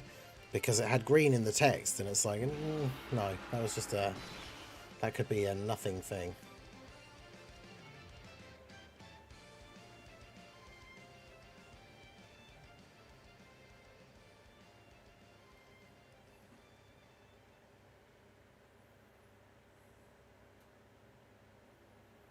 Yeah, I feel like that's potentially a reach. I don't know.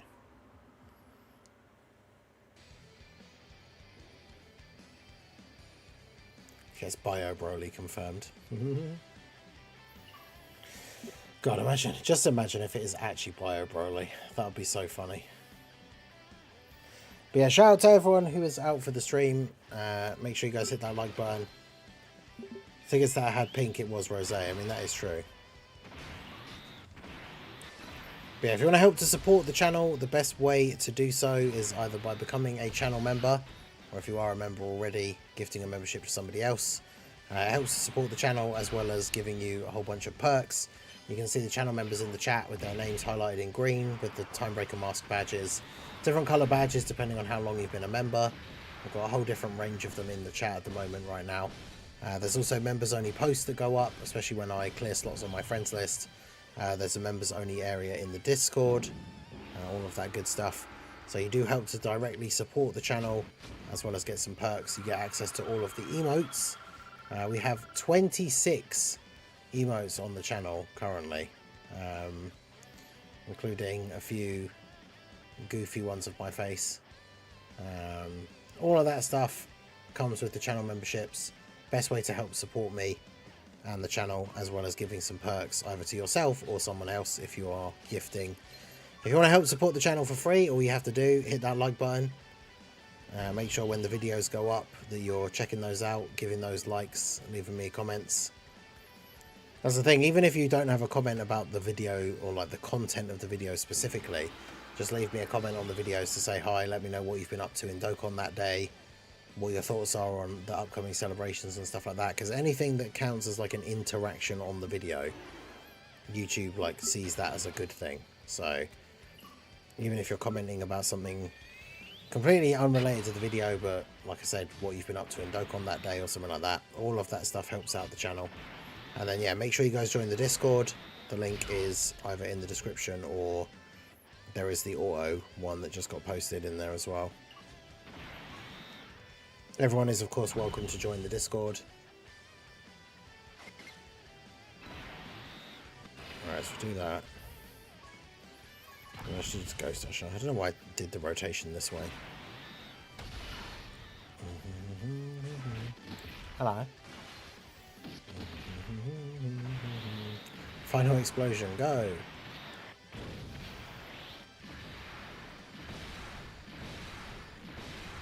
Jiren comes out next week. No, it's absolute easy skip, Jiren. Like, he is good, but definitely not right before worldwide, like... Yo, Baba Yaga, how's it going? 130 wins, damn. I'm at like 11 now or something. I only started at like 3 o'clock though, which is like an hour and 35 minutes ago, so... Damn.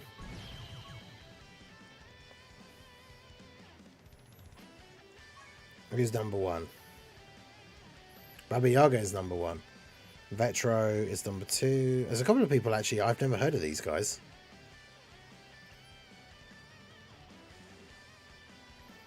Yeah, the rest of the top 10, I don't think I've ever seen these names before.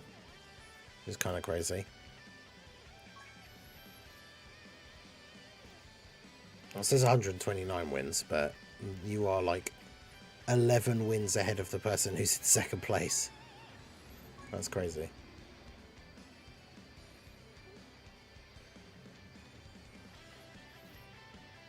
So what's my local person looking like? Gohan, So they're only at 47 wins, which isn't like loads. And then the guy at third's only at 23, so just have to keep on trucking.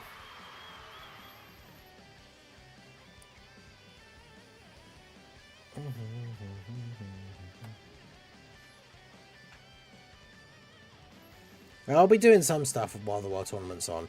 I've got family plans on Sunday, so I probably won't be playing much. I won't be streaming either, so I might do the odd few runs here and there, but so that's why we're going to do the Subathon format stream tomorrow. So make sure you guys come out for the stream tomorrow. I need to change the time in the Discord actually, because I rescheduled the when I was going to do it earlier.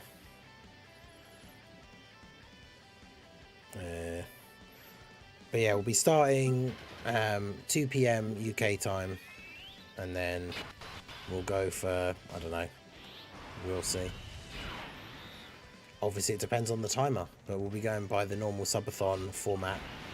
So if you guys come out tomorrow, help support the World Tournament stream, we'll potentially go for 8 hours if we hit all of the goals and stuff.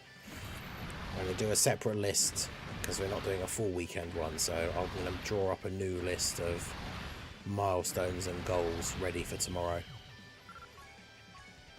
No podcast tonight, so I can kind of chill, be nice and get a decent amount of sleep ready for tomorrow, be fully charged for all that World Tournament goodness. I'm actually intrigued for the next EZA batch. Well, yeah, who's next after these guys then? Because maybe bring up the World Tournament page on the wiki. Because we did have a list of World Tournament units. Where is it?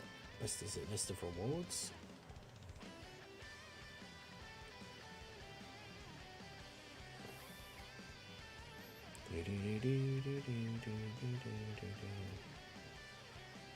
Yeah, down here. Just got to wait for the wiki to actually load all the images.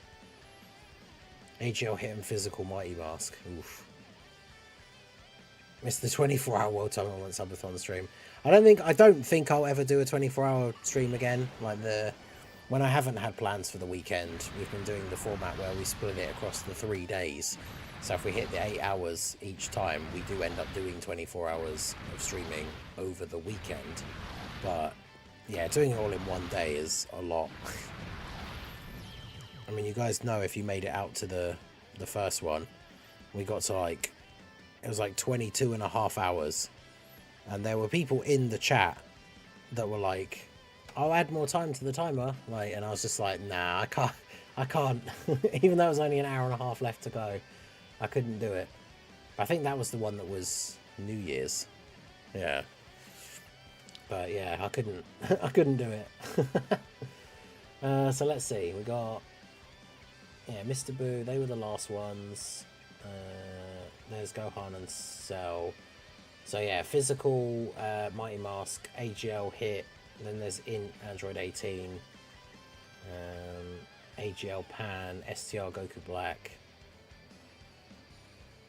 That STR Goku Black one could be decent, but that's so far away. Do you want to taste the power of the ultimate android? Hey, shout out to Chewy for subscribing to the channel. I appreciate you. Yeah, Wukong getting a lot of 9s and 10s. Although I did see someone post, I think it was the 5-9 account posted a thing. And there's quite a few, 3 out of 5s, which is not necessarily great, but...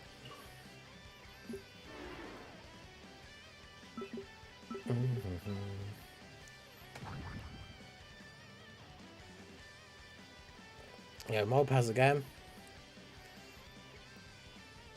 And who ETA during worldwide. I mean, honestly, it just all depends on the theme. As long as it is Broly related in some way, shape, or form, then surely we have to see Tech LR Broly get an EZA.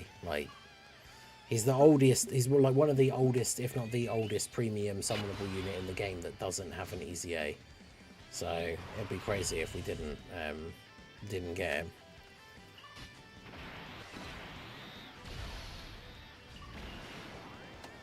And hopefully his EZA is good, because EZAs have been pretty good recently.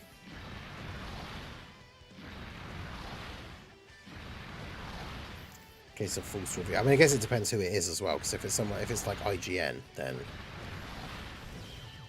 I wouldn't trust their review anyway.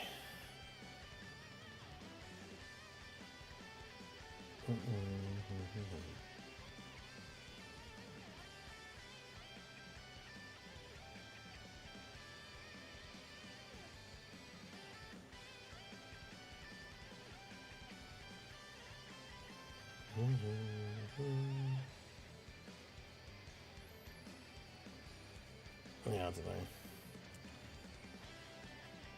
Because yeah, I saw a funny video. I was looking at some stuff for Space Marine too, and there was like someone talking about some of the IGN like reviews, and it came off as if they didn't actually play the game. Because yeah, that looks really fun. There's quite a few good games coming out like fairly soon,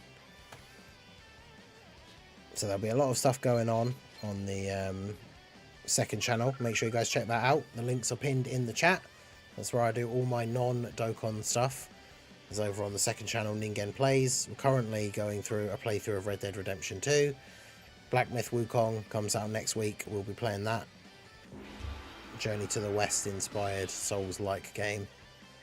That should be very interesting. If the theme is Second Coming, we could potentially see Easy A's for the 2019 New Year's Goku and Vegeta. Wait, 2019 New Year Goku and Vegeta. Oh, what the Super Saiyan 2? I don't know, because they're not related to the Broly movie at all, though. I mean, they are Super Saiyan 2, and Gohan is Super Saiyan 2 in that movie.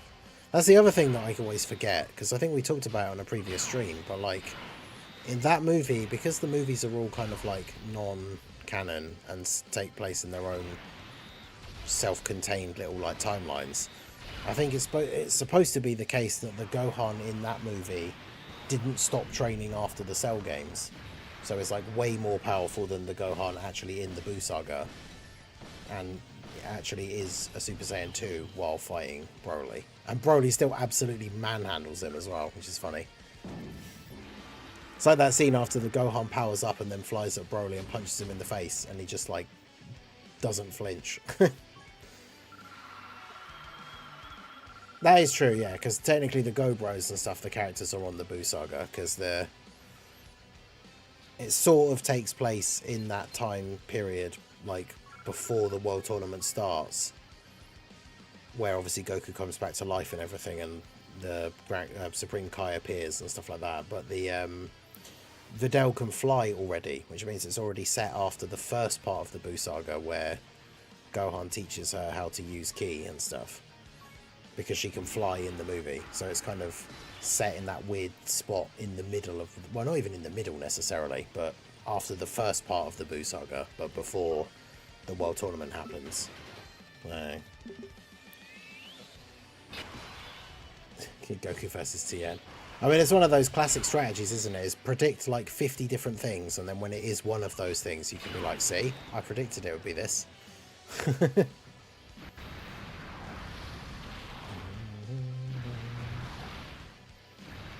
Someone asked me, can double Budo work in the Omega fight? What's the final phase of the Omega fight? Is he in? Because I guess you could. You just have to get good timing with like the standbys and stuff, right? Like get one of the standbys to like coast you through the STR phase, and then use the other standby to try and like nuke the final phase. I don't know, you could probably do it if you got lucky enough, especially with items as well, but if they're talking about no items, then it would definitely be very difficult.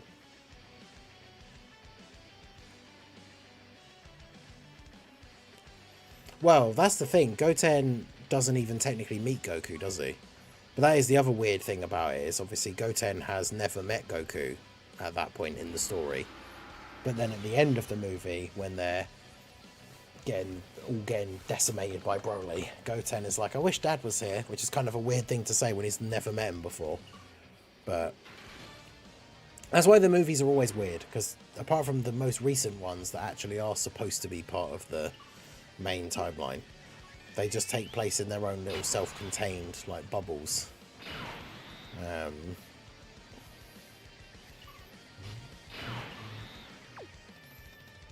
You not getting hit first is kind of annoying.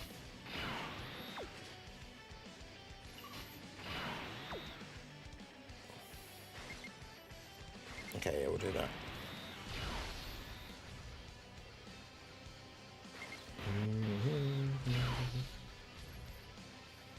I'm not sure if they should kill everyone, but just in case. Yeah, it's like the BoJack movie. King Kai mentions he was killed by Cell, so it's like they still sort of take place after a specific time. Like you can just about like pinpoint where in the timeline they should be, but they're obviously not canon. It's like the first Broly movie takes place during the days that they're waiting for the Cell games to take place, because Gohan has obviously already been in the time chamber and can go Super Saiyan. Trunks is still there. But yeah, some of the Z movies are funny, but like in terms of some of them are good, some of them are not great. But yeah, where they fit into the timeline is a bit sketchy sometimes. But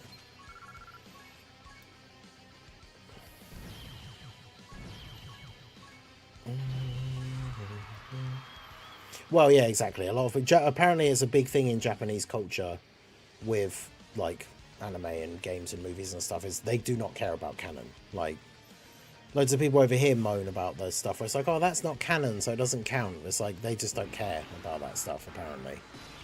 So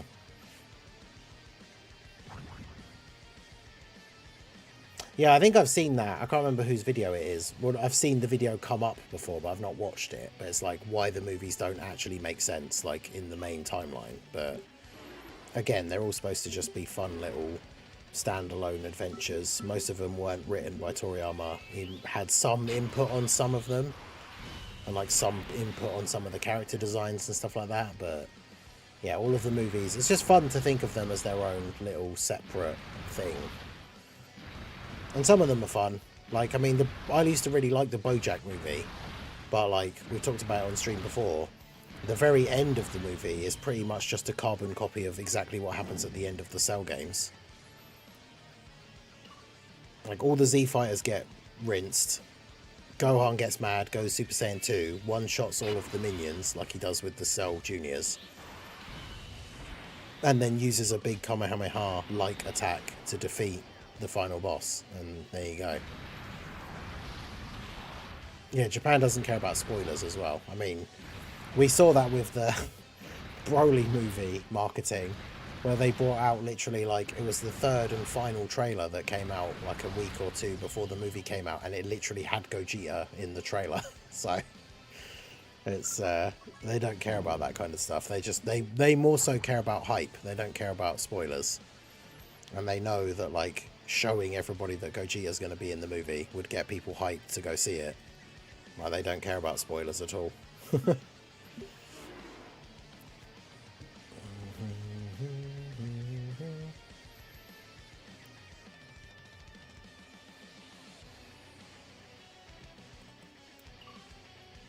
Wait, why would a 5 get me to... Oh, right, yeah, because I'd have to go this way. There we go. Get some extra points. Piccolo Jr. needs to hurry up and come back to... I mean, he's been on quite a few banners since he came out. I wouldn't be surprised if he's on the worldwide banners, potentially. Because obviously Dual Dokkan Fests usually come back when it's a big Dual Dokkan Fest. So there is the possibility he will be on the worldwide banners.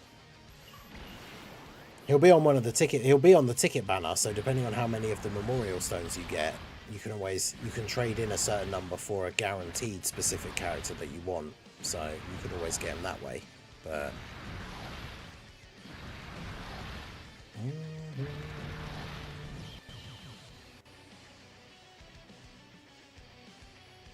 and 1,400 coins ready for him. Nice. I would say, like, if you're going to get him with coins, only get the one copy, because one copy is all you need for the World Tournament, and realistically, he's not very good in the meta anymore.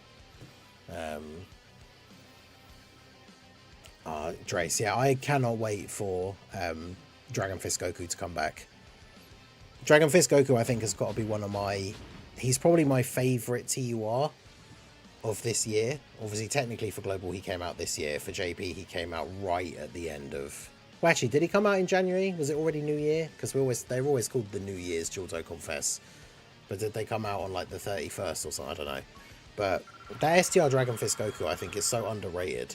Mine has one dupe, and he regularly hits like 16 million attack stats, tanks all normals for double digits, and even if he doesn't tank like a super, he has a 70% chance to dodge, or he just has the standby where he then guaranteed counters a super into the Dragon Fist. Like, he's such a good unit.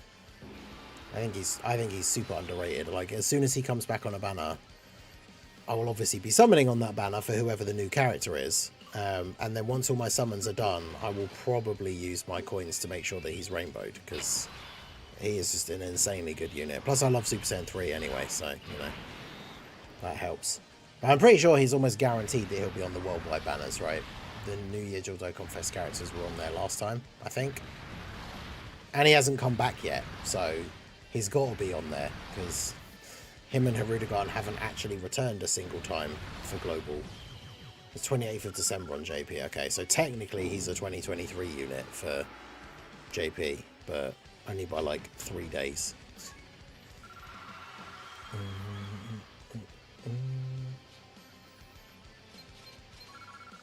But yeah, very, very impressed with him. Even the fact that he's only one dupe, so getting the extra, I want that extra copy so we can get the extra additional and give him the gold skill orb.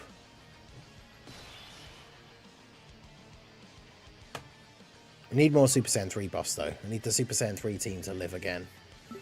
We're getting 2 Super Saiyan 3 EZAs this year for heroes, but they're probably not. I mean, even if their EZAs are really good, that's not enough to like bring the team back.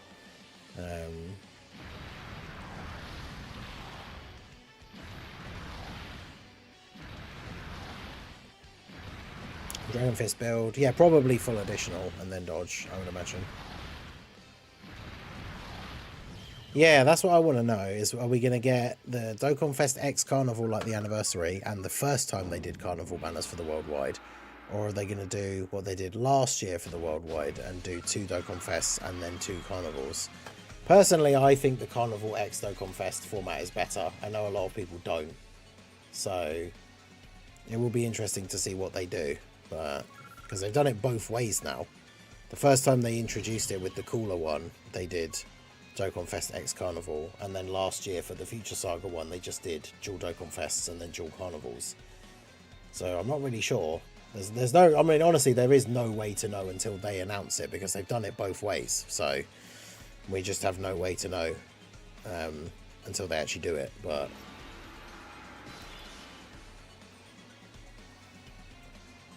yeah, Carnival X DFE is the best, I think so too. But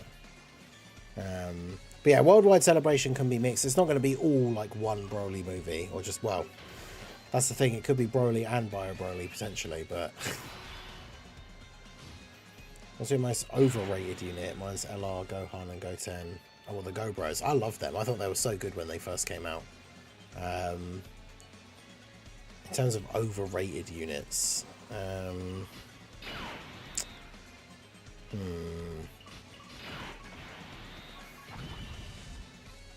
I don't know. I'm trying to think of a unit that people really, really liked that I didn't.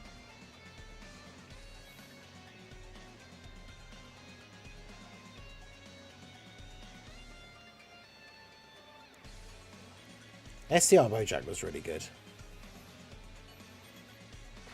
STR Bojack was like the better version of the Android 13, where we had the choice whether to transform them or not, which was good.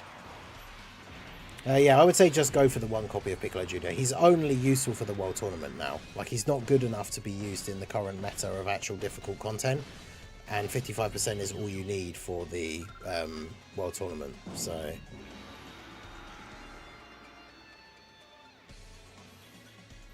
STR LR hitting Goku are overrated. Are they? Does anyone think that they're good anymore? I mean, on release they were okay, but they didn't have a lot of teams. I don't know if it's not easy for me to say they're overrated when I've never really heard a lot of people say that they're that good.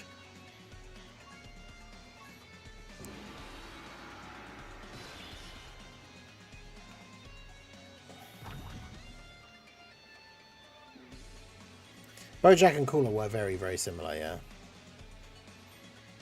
Bojack was good though, I think, because like teams and links and like villains always need the help. Like Bojack was good, and in terms of how good he actually performed, like stats wise and everything, like he was very good.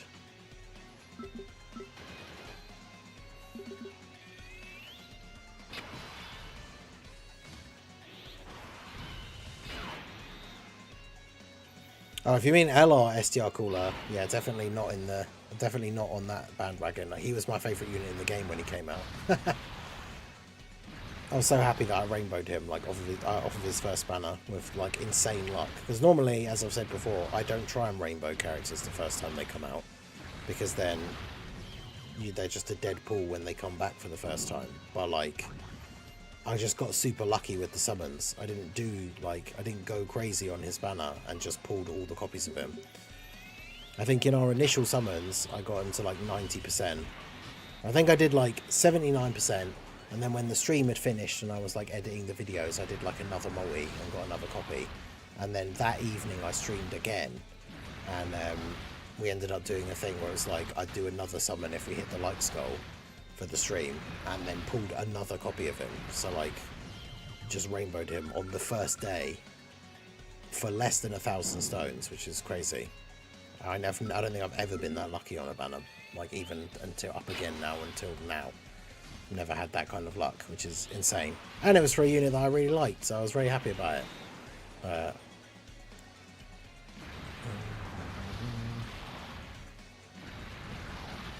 But yeah, it's one of those things, he's just very RNG related. Like, he absolutely could be that guy, and then you could get the turns where he did no additional supers and just got killed by normals, which was very annoying. But on the turns where he looked good, he looked absolutely insane. Like, the amount of damage that he could do, then the active skill turn where you do the massive like supernova nuke, and with the action break as well. Like, he was super good.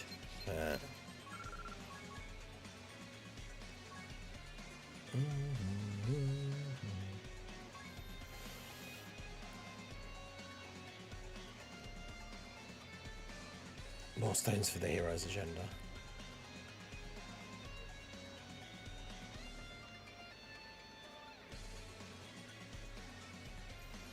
I mean, that is true. Like, if you currently have either like one of the best builds of Beast Gohan's team, or the best build of the Reps of Universe 7 team, like especially if you have Tech UI Goku and the 6-year Easy A's, like, you don't really need to worry about summoning for any of the stuff coming out now.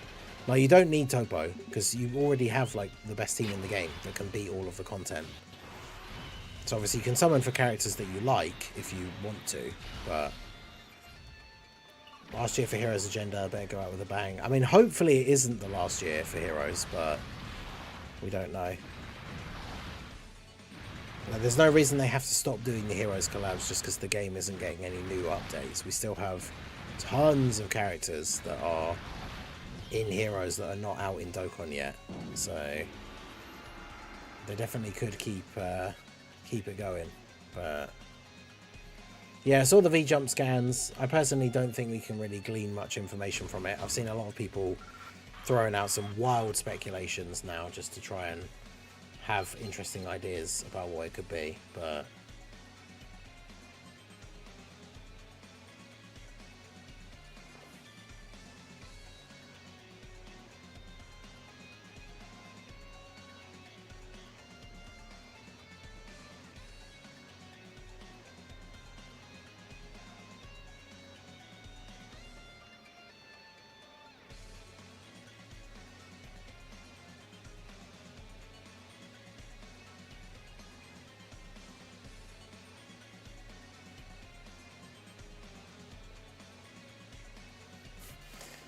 yeah, imagine if it's Bio, by the way.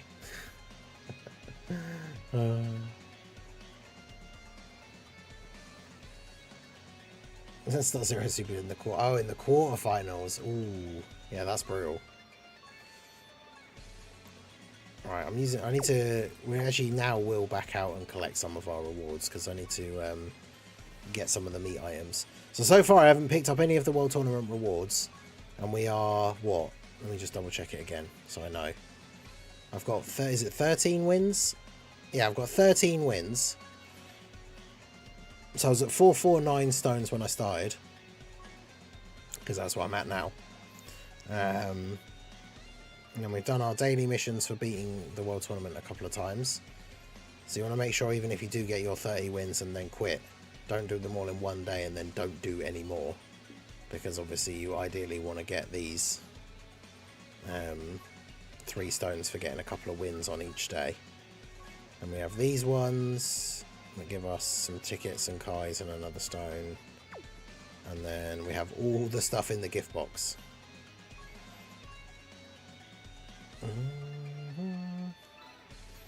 So another 34. So yeah, bearing in mind that I haven't used any stones to refresh stamina or anything. And we've gotten what, 38 stones so far. And I haven't finished all the missions yet. So this is what's great about having a lot of stamina, is you can do a lot of World Tournament runs on each stamina refresh. Whereas if you have less stamina, you're having to refresh your stamina more often to get all the wins. Which then obviously means if you run out of meat items, you're using stones at a much quicker pace. But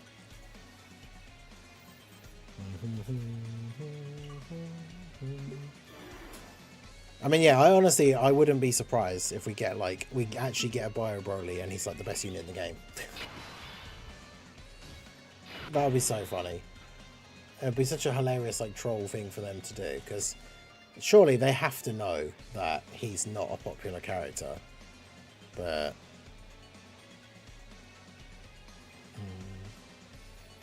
when will the anniversary survey come out? I don't know, because the anniversary is technically over now.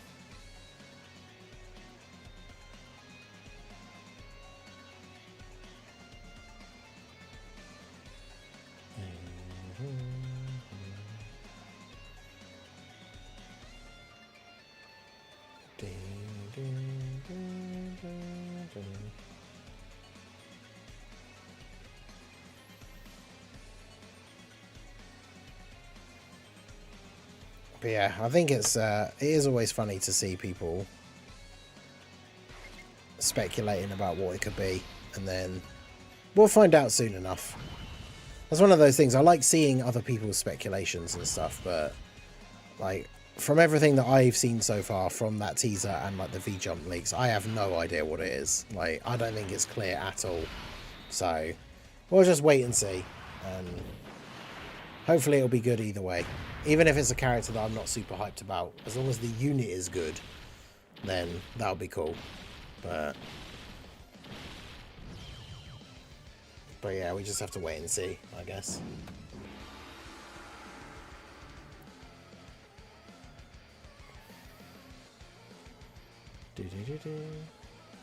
I don't think it'll be skipped over, because if it's something they've mentioned already, then they will do it. But oh, hello.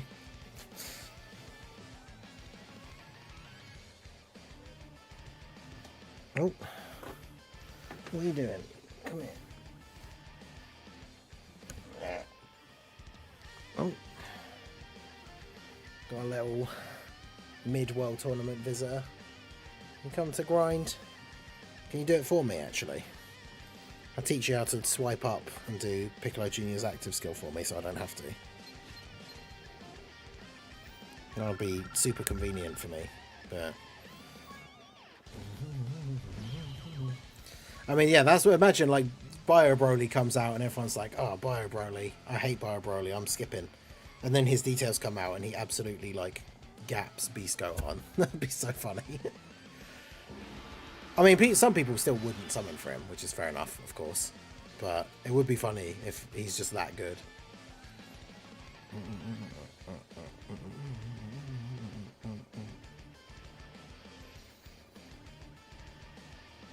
What are you doing?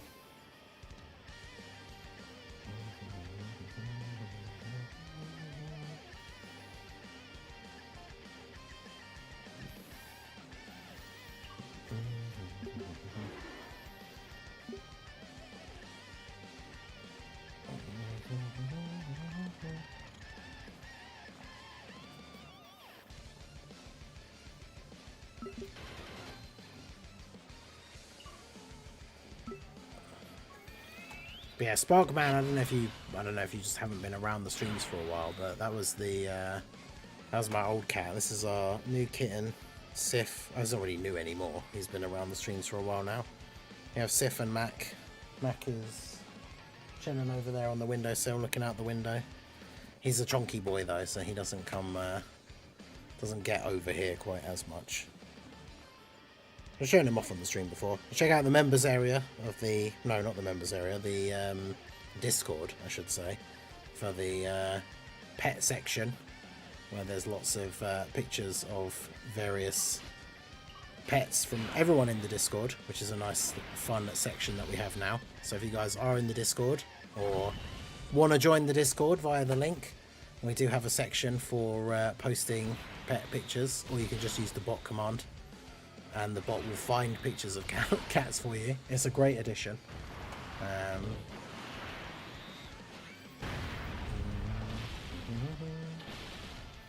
skipping no matter what they release, even if it's better than Gohan. Superheroes in Universe 7 can beat anything in the game. I mean, yeah, this is the thing, right? And this is what I've said before, is saving for the 10th anniversary, which, because the games are going to be synced, is much sooner for global, because obviously... It goes without saying, right? Anniversary is every year. So for Global and JP, it's always a year from one anniversary to the next. But because the games are going to sync now, the anniversary, the 10th anniversary for Dokkan is going to be in February for both versions of the game. Which means that Global players, we only now basically have 6 months from the anniversary that we just had to the next one. And Worldwide comes like smack in the middle of that. Because Worldwide Celebration is going to start in like just over a week. It basically lasts for the whole of September, and then we move into October. That means we have October, November, December, January, and then it's the World Tournament, the anniversary. So, as much as it sucks, especially if the units are really good, skipping Worldwide is probably a smart strategy, because when the 10th anniversary banners come out, they'll have the Worldwide characters on them. So even if you skip them, you only have to wait like 4 months and they'll come back on the banners with the 10th anniversary units, who will probably be the best units in the game. I mean, that's pretty much what happens with the anniversary every time, right? Like, Beast Gohan's the best unit in the game, like Broly's not far behind him. Obviously now with the release of the units later, we've got units like Tech UI to think about and stuff like that, But yeah, that 10th anniversary banner is going to have insane value, because it's going to have the 9th anniversary characters on it as well. So it's going to have Beast Gohan on it. It'll have Broly on it. The Carnival banners will have Gogeta and the Gammas. And then they'll have the worldwide characters as well. And the new characters. So the 10th anniversary banners are going to be absolutely ridiculous.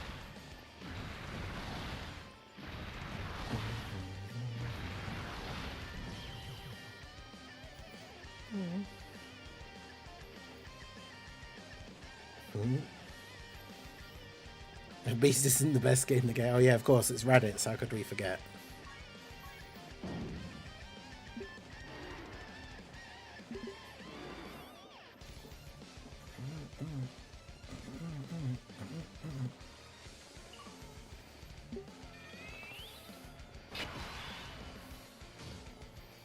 Yeah, Global won't ever have to miss out on units like Tech UI ever again, since we'll be synced.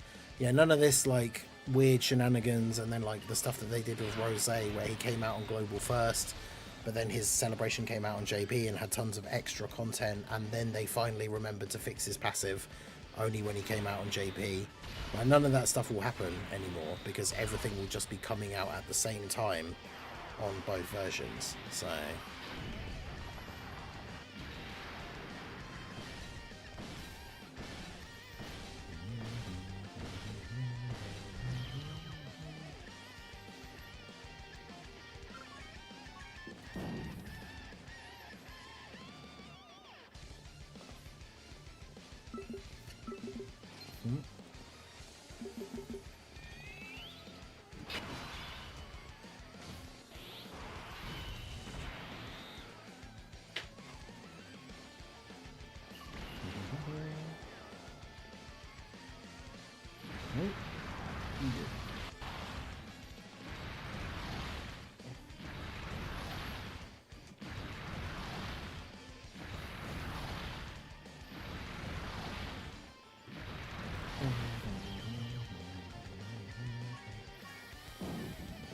Uncle Challenge is always meta crushing.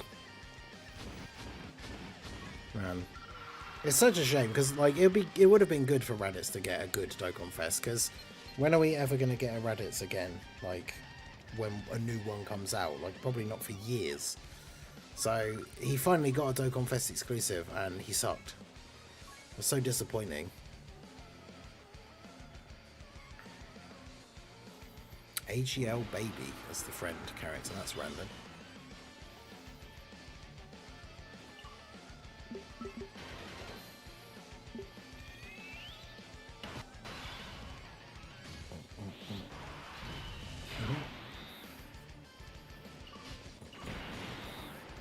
Reddit's only hope is the tech banner unit EZA. I mean, his EZA could be okay, but...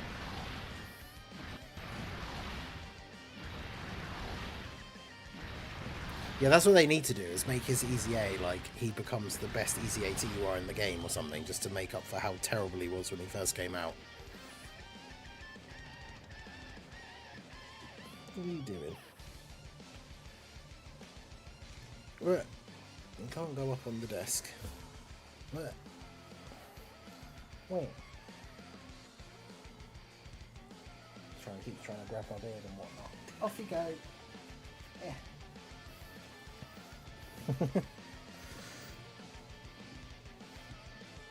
He didn't suck, he was just worse than Dokkan Fest that came out a year earlier. I mean, that means he sucks. But yeah, it was such a disappointing release. I would have been happy, like when he got revealed, I was like, okay, cool, like a Dokkan Fest Raditz, about time. Like, it'd be really nice if he was actually really good, and he was not. Yeah, Raditz with his AoE. Like, I mean, the prime example is that Dokkan, the Bardock event that we did the video for, doing all the missions the other day, and the fact that when you get to like towards the end of the phases, Raditz isn't even doing like a quarter of their HP with his AoE super, which is terrible. It's weird Tech Raditz didn't EZA with AGL Bardock, who needs low class warrior allies. Yeah. Like, that's one of those times where they should have EZA'd Bardock and his banner unit at the same time. Yeah, he's not even good against World Tournament because he gets his buff to his attack when the enemy's on low HP. So obviously for the World Tournament, that doesn't help because you're going in and all the enemies have full HP. And you're just trying to one-shot them all with an AoE. So that really doesn't help.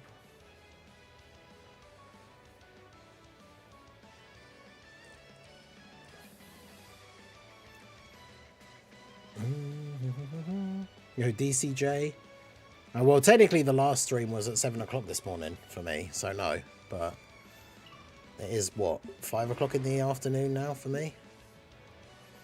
Make sure you guys hit that like button. There's 100 people in the stream, so we could get to 100 likes on the stream.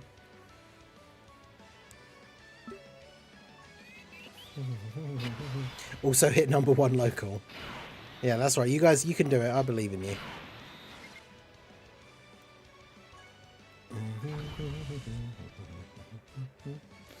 Wow, that's a terrible orb change.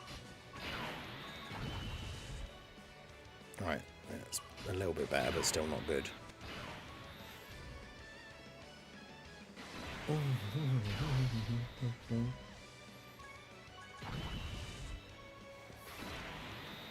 Sword Tournament is truly chill. I mean, I've been catching up I feel like I've been going up the numbers fairly quickly in the last, like, 45 minutes or so.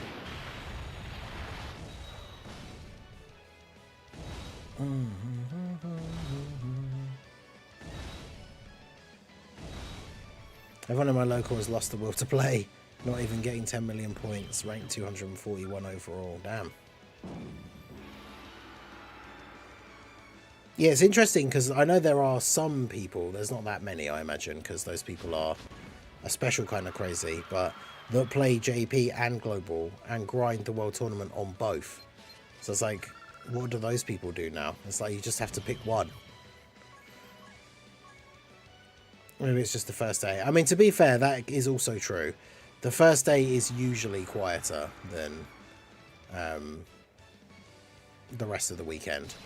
Because for a lot of people, it's Friday. Well, for most people, it's Friday. I guess if you're in, like, Japan, it's already Saturday potentially. But yeah, like it's Friday, so some people obviously still work on Friday, can't play at work and stuff like that. So that's when it gets a little bit busier at the weekend. But yeah, I imagine there are some people that play both, but they're like, if like when it comes down to choosing, are JP mains, so they'll be playing the World Tournament on JP.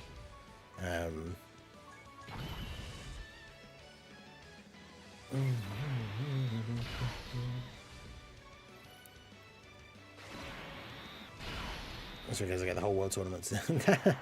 Spend the World Tournament spend the weekend just World Tournament grinding. Yeah, AC, how's it going? Didn't think on this being at the same time left. Yeah, exactly. That's the thing. Some people do both. Some of the bigger grinders as well. Like not necessarily the people that finish like #1, but I've seen screenshots from at least one of the people who usually finishes quite highly of their rank for global and JP, like after World Tournaments have ended. So obviously now they can only do one. Unless they're trying to play both of them at the same time on 2 separate devices, which would be insane. I guess injuring my foot was a blessing so I could play World Tournament. Bro saw the World Tournament news in the news update and fell down the stairs. How many wins in total? I don't really aim for any sort of goal, because obviously normally what I do is we just stream and mess around and do whatever, and then as I've said in previous streams and stuff, I usually don't play the World Tournament very much outside of streaming. So like when the stream ends later today, I will maybe do like the odd 1 or 2 runs on my phone while doing something else, but I'll be lucky if I get like 3 wins in the last like few hours before I go to bed or something. It'll just be very, very casually like tapping away at it. And then we'll be streaming tomorrow. But then again, like after the stream's finished, I probably won't do very much. And then I'm busy on Sunday, so I'll probably do very little overall anyway. But so that's the thing. I don't normally aim for a specific slot. I mean, for me, I don't need any copies of the PLAF, so I'm not too fussed about the local ranking. When it comes to the overall rewards for the finishing in the certain brackets, like the certain overall placements, it's nice to get those extra medals for like the easy A's and stuff, but I have a ton of those Hercule signatures spare already, so it puts me in the position that I can do like I did this morning, where when a new World Tournament starts, I already have enough of the medals or the signatures to buy the medal packs, so that I can then just easy A the World Tournament units like straight away. So, and then do the showcases and stuff. But for most people, I can definitely understand, like, you do the bare minimum, get your 30 wins or 30 million points, whichever comes first, and then stop. And that gets you a very decent chunk of rewards. And then it's just up to you, up to you whether you want to go further than that. What are you doing down there? You leave my feet alone.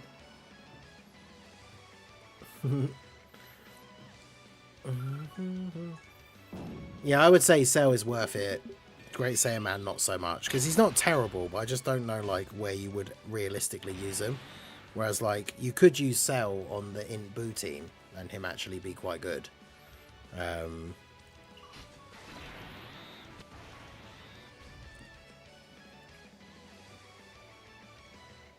He's just looking up at me, but he's like got his hands, he's got his arms like wrapped around my ankle. Ah. There it goes. There goes the biting. Ah, get off me.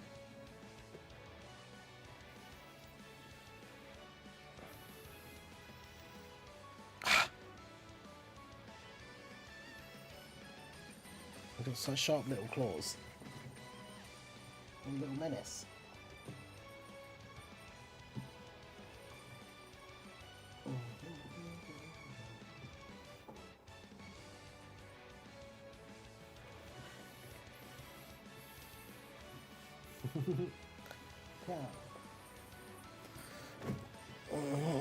Ultimate Gohan and Boo Tanks for Sparking Zero showcased. Proper scratched my foot then as well. Little terrorizer.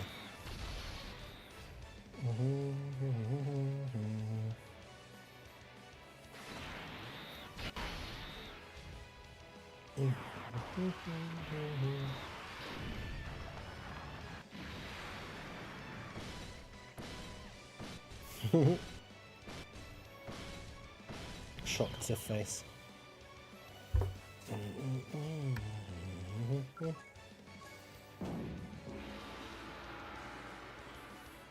It's funny how we got Gohan CTA during an era where we're flooded in super enemies and not extreme. Yeah, I know. That's the biggest downside to his EZA. That's why Cell obviously stands above, like, significantly in terms of how useful he is in the meta. Is all the new events coming out are all against superclass enemies. So having a character who half of their buffs are locked behind fighting extreme class enemies is kind of annoying.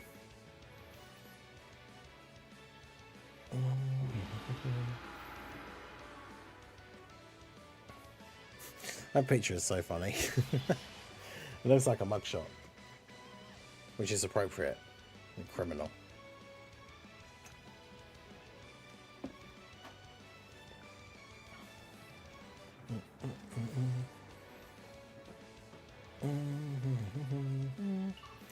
Team Universe 6.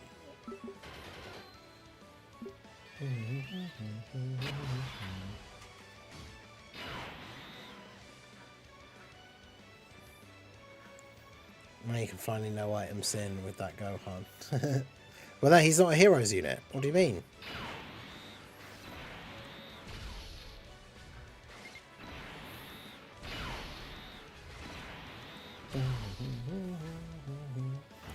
$241 now overall, nice. DB Saga, Red Zone with Demon King Piccolo hitting for 8 mil, yeah. Demon King Piccolo who rotation locks, seals a random character and stuns on super. I'm blaming Ningen for my turn. Wait, what? What did I do? Don't blame me. Yeah,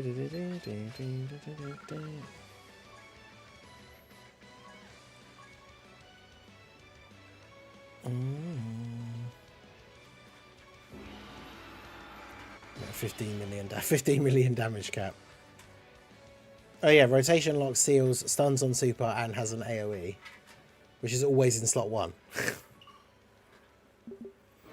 God, that would be so toxic. Oh, we had Universe 6, and now we got the Universe 7 team straight afterwards.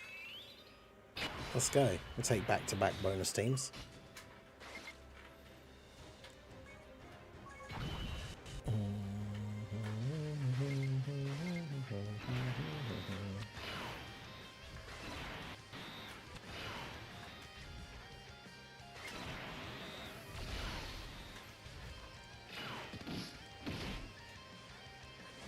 Just feels right. A chilled environment, kitten, and you do the pain with us. Yep, that's right. That's what we always say about the World Tournament streams.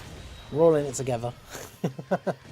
There's a place to hang out and chill while you're grinding away at everyone's favourite game mode.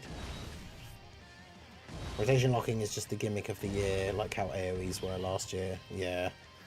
Yeah, rotation locking, I've mentioned it many times, of course, but it's so annoying.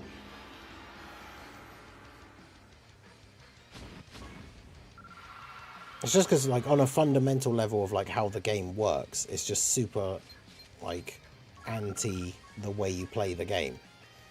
Because, like, the whole point is, like, you build your team, you set up your rotations, you have your characters that are, like, some are good in slot 1, some are good in slot 2, and then some of the bosses in the game have a mechanic where it's like, well, actually, this unit has to go here. And it's like, well, that unit can't go there. They can't go in slot 1. They don't get their defense until they super attack. It's like, ha, tough. So it's like, use an item or you're instantly dead. Which, I mean, is fine, because as we said many times, right, there's no reason to not use items most of the time. But it's super annoying. Oh, come on. Stupid orb changing.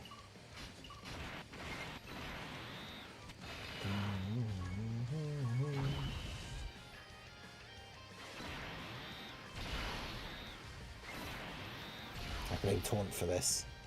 Yeah. DFE Tapion has a domain that prevents negative effects. That'd be sick, yeah.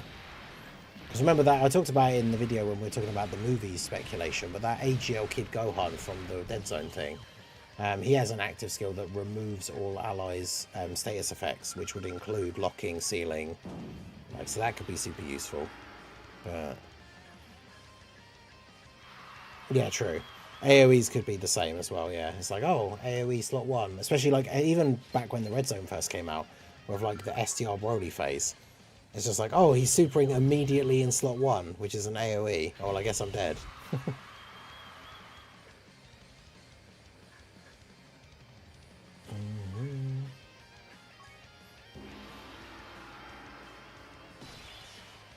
But yeah, I do hate it. Anything else you can, like, work around. Like, even as annoying as it is with, like, bosses that CPU in slot 1 and seal you, at least you can put a unit there that can tank. But now, we did a challenge run stream, I think it was last weekend or the weekend before, where it's like, every single challenge we did, where we took a team into an event that had rotation locking, on that stream in particular, every single one of those challenges we died because of the rotation locking. Even on runs that were like going really well up until that point, and then the wrong unit got locked, and it's like, well, all you can really do now is like pray for a dodge, and we did not get it. So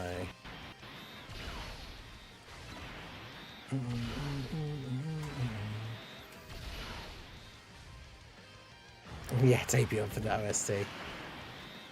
STR Tapion OST.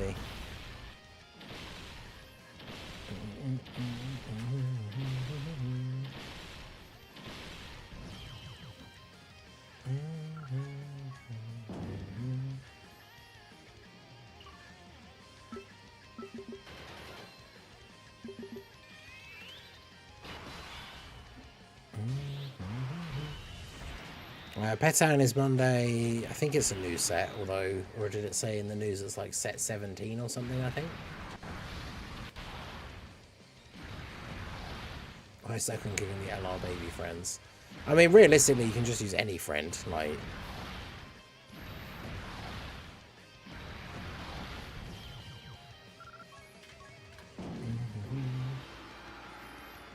Wait, so what run is this? What am I even up to? I've gone up to 6,000, which is not bad, considering where we were.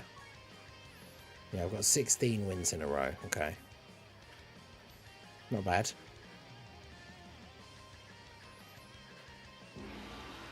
Yeah, not in the prelims, that is true. Prelims you have to change to Piccolo Jr., but is it the same as last time? That's annoying. Because I think it's the only set that's available, and I'm pretty sure I completed it.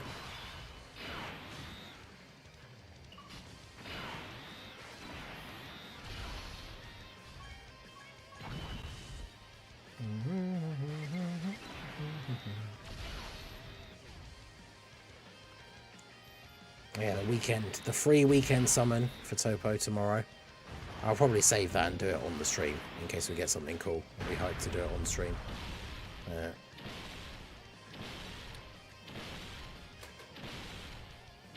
Yeah, set 17. I'll have to double check mine.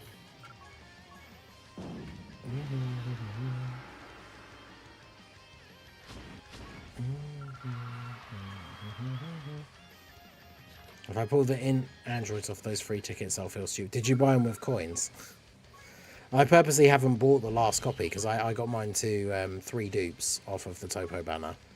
So if I could get one of them off the tickets for them to be rainbow, that would be kind of cool. But that's why I'm not going to buy one with coins just in case.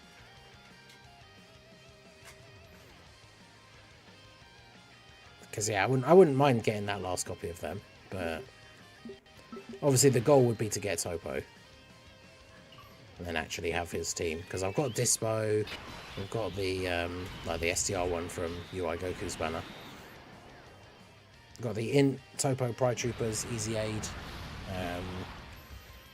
I did all the Easy A's, all the sub Easy A's for today. I just haven't done the showcases for all of them yet. We've got the Ribrienne one coming out later, and then we'll have the Team Universe 11. Because who knows, if I pull Topo off the tickets, I can do the showcase of the Int Topo Pride Troopers actually on Topo's team.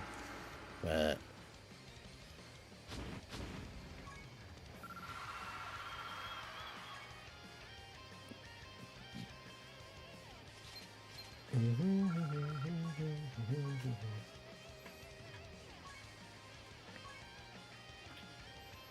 Next row of 3 stones.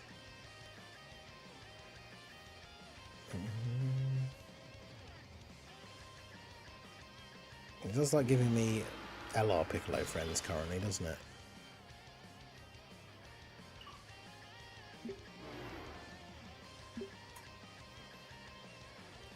Yeah, this should be the last World Tournament where Pilaf is the local bracket reward.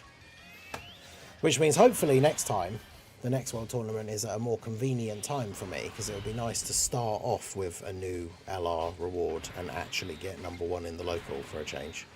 There's been quite a few World Tournaments in a row now where I haven't really grinded it particularly crazy and have not finished #1 in the local. Some of them I did a bit of grinding and couldn't because the other people in there had just gone way too crazy, but hopefully the next one's at a more convenient time and we can do the proper like weekend event and actually get #1 right off the bat, have those 2 copies. But yeah, I mean, that's the thing, when it's a new reward, that's when people do actually try because they want to get the 2 copies straight away.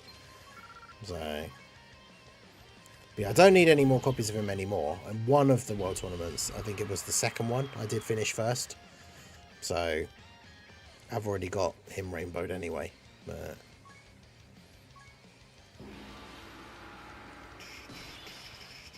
LR of the human Z-Fires would be good. Yeah, especially if it was like Saiyan Saga and they were actually good. Because that team does need more buffs. It'd be like LR, it'd be what? Tien, Chaozu, Yamcha, Krillin. Could throw Yajirobe in there as well, potentially.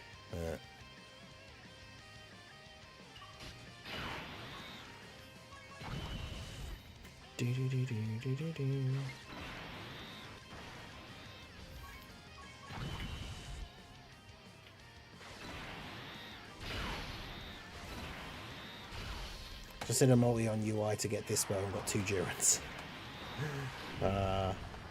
Sounds like me in the Golden Freezer, going back into the banner just to get the banner unit, and then pulling the main unit again.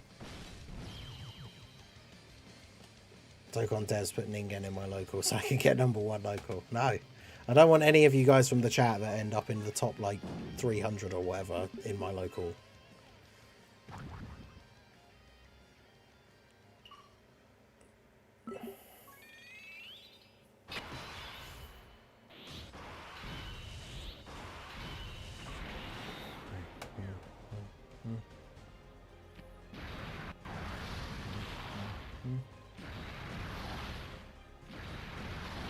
Yeah, this time of year with all the stuff coming out, it is hard. I mean, I wish the Topo banner hadn't come out, because I got UI Goku nice and easy. We'd have the Worldwide Celebration banner coming out in just over a week. I'd still have over 1,000 stones. But no, they had to bring out Topo as well, didn't they?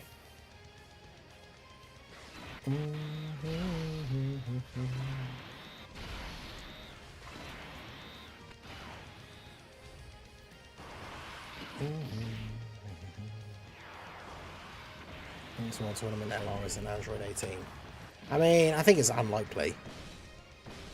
I feel like whenever they do the LRs for like the Androids, it's pretty much always them together, right? I was happy Topo. Yeah, I mean, I think I saw your thing. You got pretty good luck, didn't you? I did the cheap ticket pack and then about 500 stones and didn't get them. So I'm just calling it quits there. We've got the weekend tickets, who knows?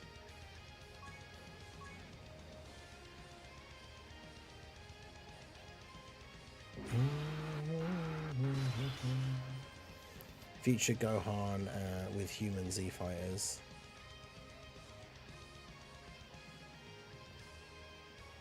Goku showed up in time and the Z fighters won against Nappa. That'd be kind of cool. Worldwide Download Celebration is LR Raditz and LR Farmer with a shotgun. I mean, it's about time we get Farmer with a shotgun in the game. There's power level of 5.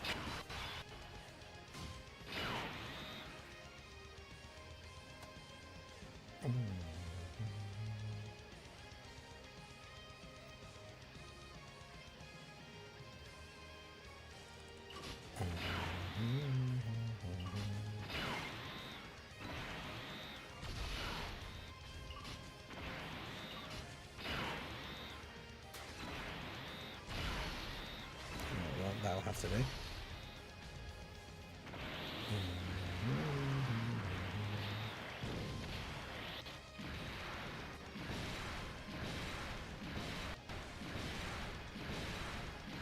So per weekend tickets stackable. I guess they might be, but I mean, there's no real reason not to just use them straight away.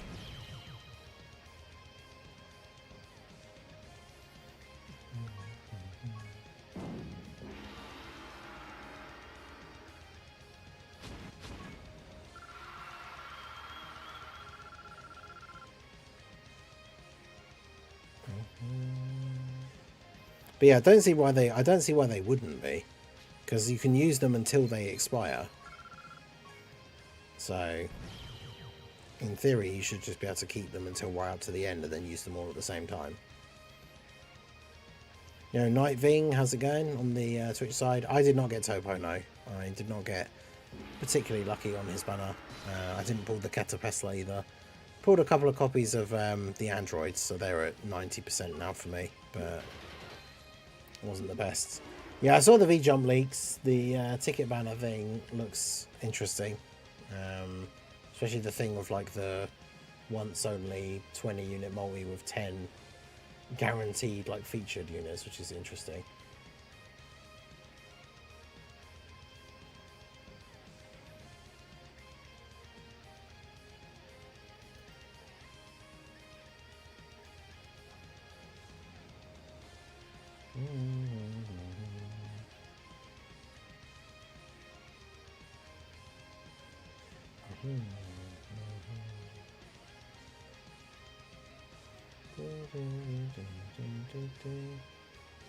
No, I didn't pull Catapesla, that's what I mean. I didn't pull either of the two new units. Which, I mean, I don't mind about, because I would never use him anyway, I imagine. Yeah, if it's similar to the JP banner for Rose, it'll just be Topo and then a bunch of, like, random unfeatured units, that's true. So the androids probably won't be on there.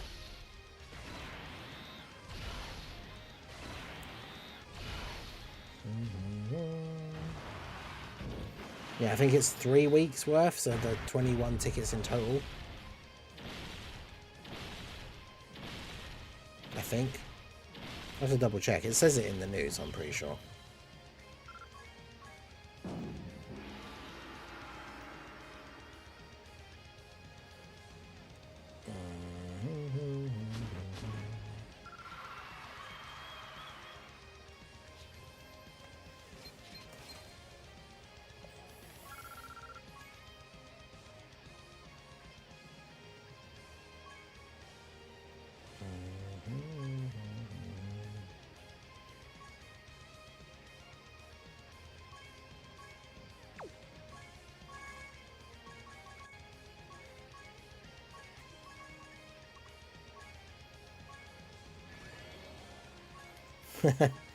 I know, sometimes I can read the news.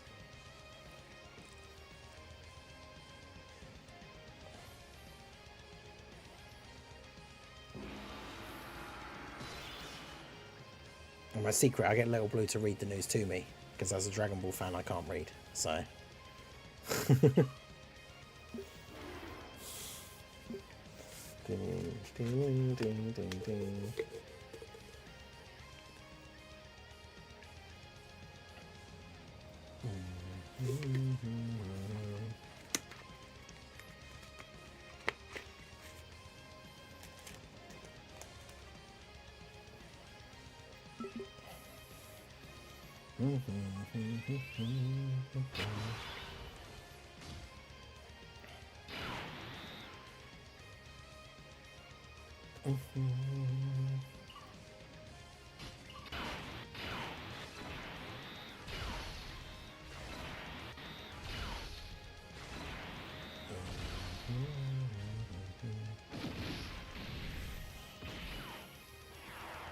Piccolo taking some damage. Killed 3 of them. Oof.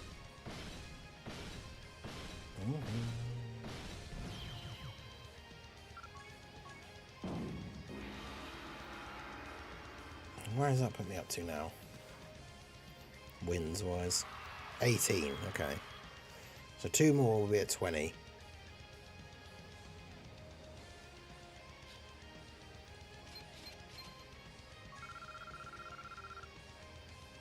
Yeah, it would be good if you could get link level. Well, I mean, the thing is, it would be good if you could link level from the World Tournament, but then at the same time, ideally you want to be using your World Tournament characters, you want them to all be link leveled. Yeah, Worldwide has good sales. It's similar to the anniversary, like, because it's probably the second biggest celebration of the year after the anniversary, so there's usually a lot of sales. And obviously there'll be the big sales, it'll be in part 1 and part 2, so... Top 200, nice.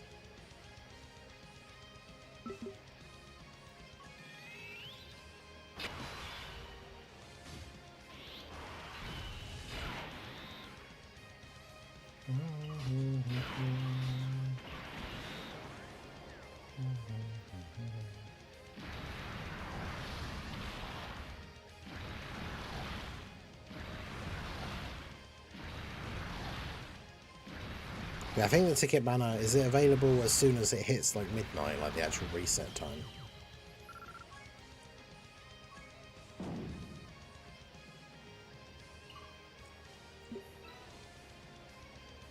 I wanted that.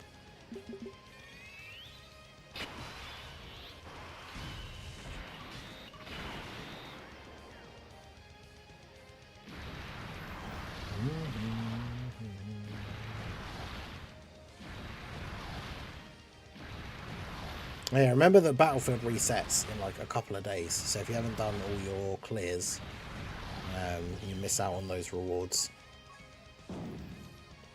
Just something to bear in mind. Obviously the World Tournament's going on at the moment, so I imagine people will be a bit more focused on that than trying to do Battlefield, but...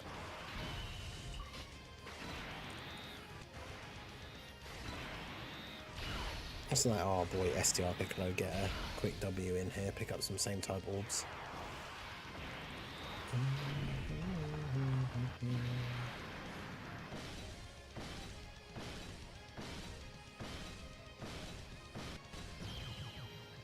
Gave up on this Battlefield. I mean, there are certain AGL units that you should definitely try and bring. Like if you want to do a Super AGL team with Super Saiyan 4 Goku as the leader, he leads Goku Family and Super AGL, and then you kind of need to, it depends who else you have to be a Super AGL or Goku Family sub-leader. But then yeah, just bring as many characters that can stun and seal as you can. And then as long as you don't get unlucky with a really bad first turn, then you should be okay.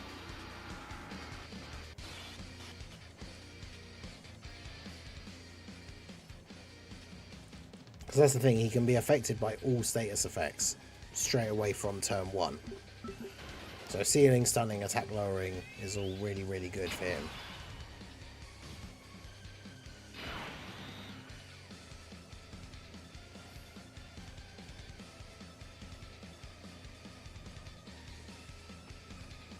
Wait, what? Rado forgot to bring UI AGL Goku. Oh, what for Clash? I mean, yeah, having that turn 1 being able to immediately dodge in slot 1 is quite nice, and then hopefully have a unit in slot 2 that can seal. That's why you're still shunned. But yeah, 2 backup teams, because you should be able to 1 team like every other fight. Don't use an AGL team against Yajirobe, just use like the Ginyu Force or Team Bardock. So then you have both your AGL teams for Metal Cooler, and I bring like a Heroes team as well.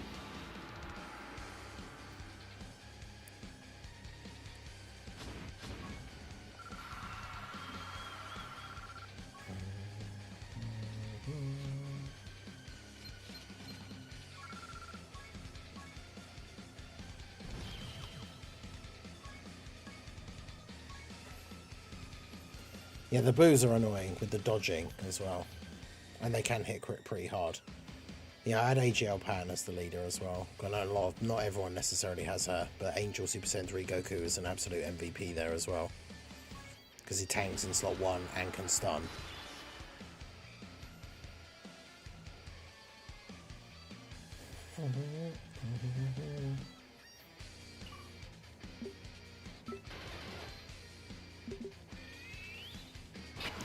Metal Cooler Super Broly 3 to 4 times.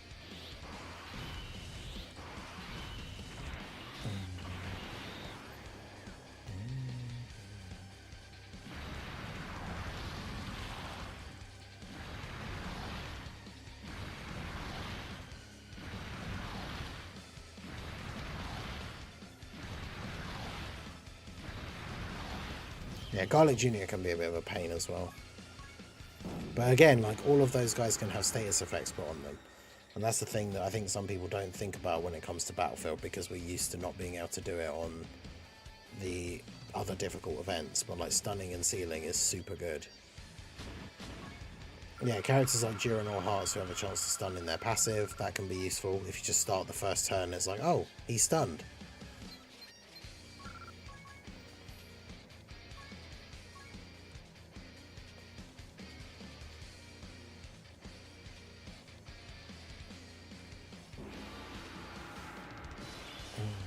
STR Super Vegeta with the guaranteed stun would be kind of good as well, depending on which team build you're running, if he fits on that team. Obviously, if you're running like a Super AGL team, he doesn't, but...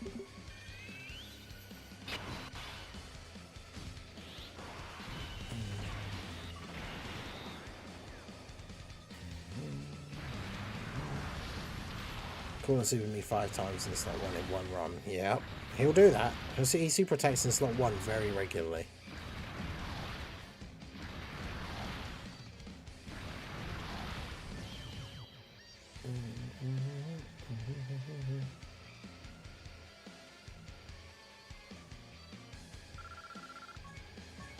Yeah, once you've sealed them, it becomes significantly easier. Especially if you have multiple sealers and you can have one on each rotation. Because as long as you have one on each rotation, as soon as you've sealed him for the first time, then that's it. He's just sealed forever. Because you just keep sealing them every turn.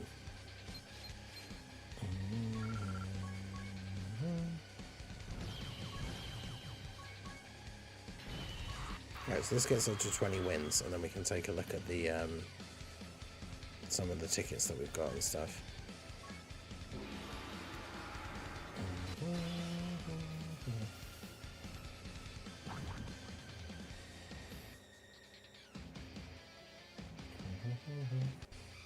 I think you got. Are you guys in the same local?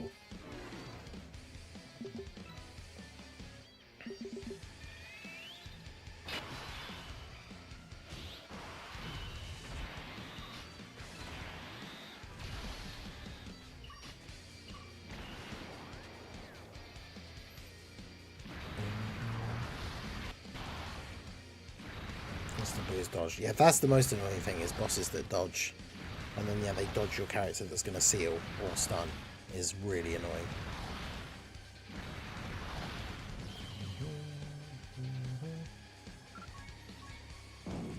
If anyone is in my local, I feel sorry for them. I mean, yeah, you seem to be storming through.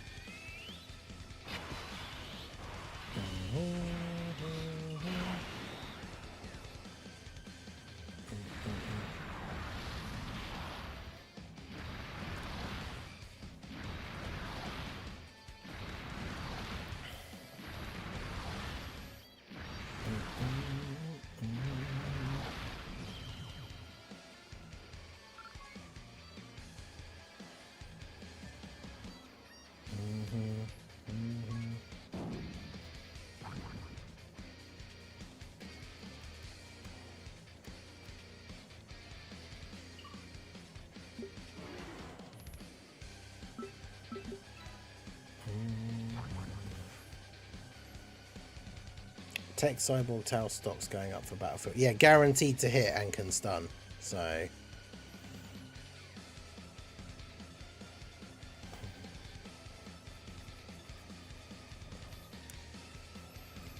lost all hope of getting number 1 locally, doing all the missions and then getting out. That's fair. I think for most people that is the best way to approach the World Tournament.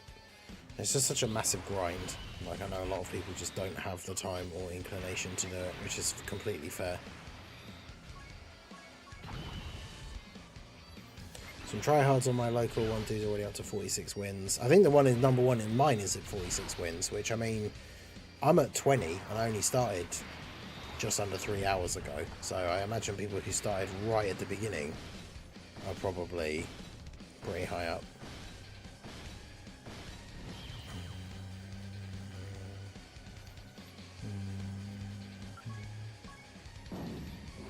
It's the one just before Worldwide. Yeah, exactly. Just some people, you know, just don't care.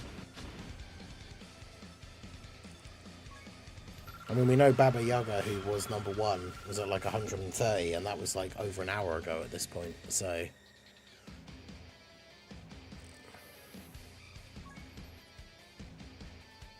The win streak is pretty high, it's 1 win. Hey, let's go.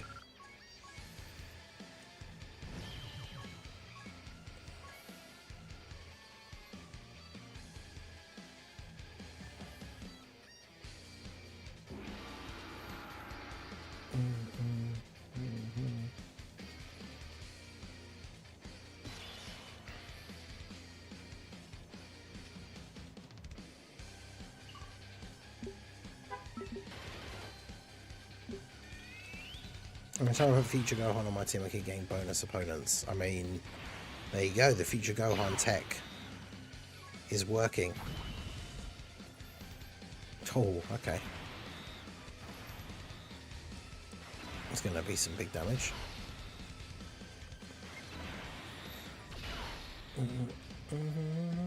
Space Duck.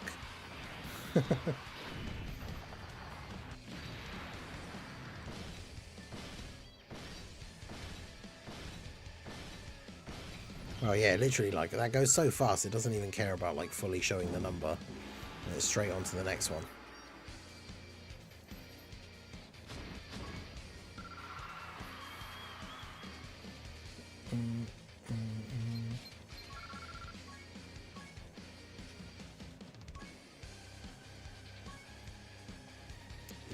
I don't think I'm making it into the top 500 this time. I mean, it seems like a more chill one this time, but...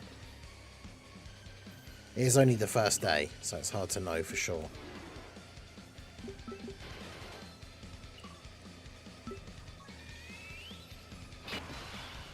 I'm ready for a funny meme. Oh god. Where are you putting it? In the Discord, I imagine.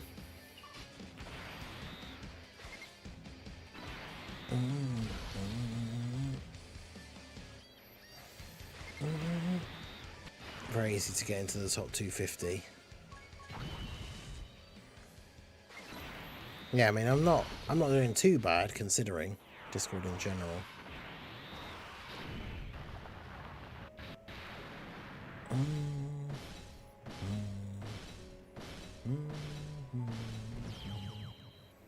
Oh, this is the GT Spirit Bomb OST. Who's got a good OST?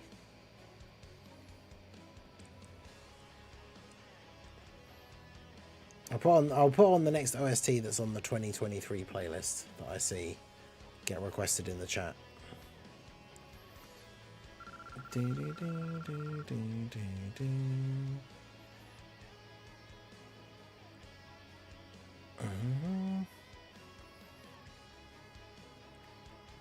And people start instantly picking ones that didn't come out last year.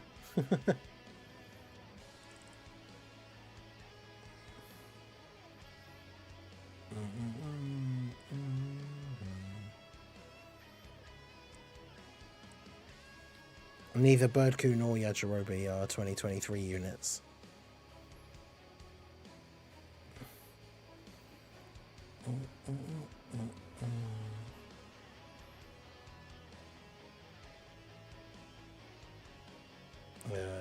Android 21, there's 3 different ones.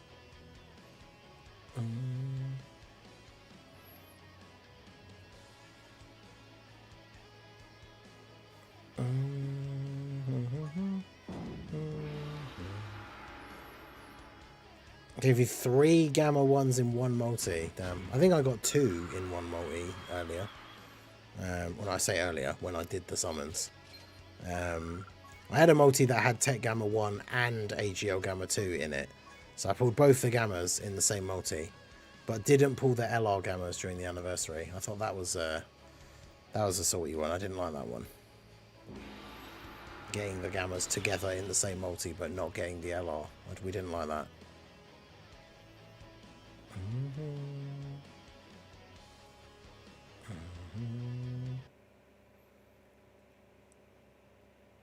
I better get a good luck on worldwide.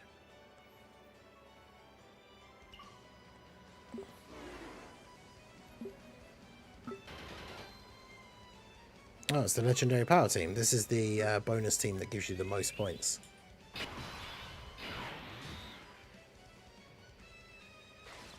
So this is good.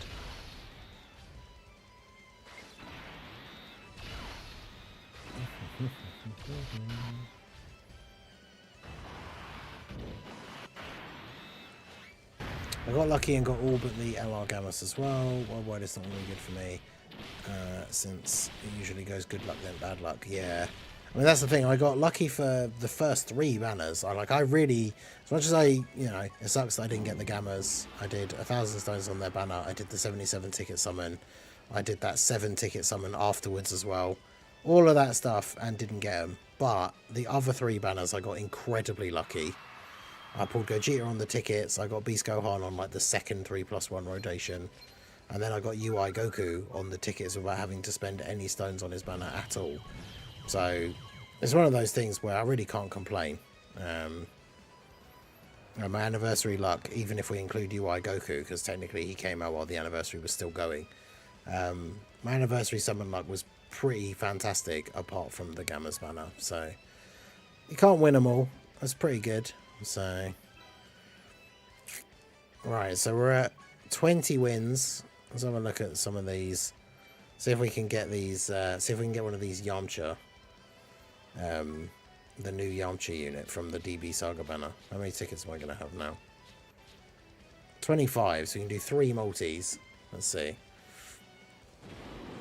My local bracket has the player in number 5. Oh, okay, yeah, that's, yeah.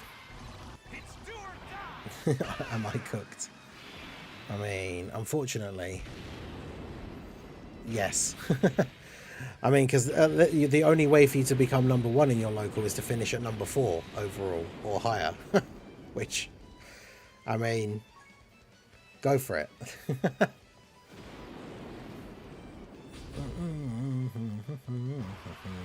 yeah, then bringing out new units. We were talking about it this morning, I think. But like, them bringing out new units on this banner is really stupid because you get a limited number of tickets and then it's not even guaranteed SSR.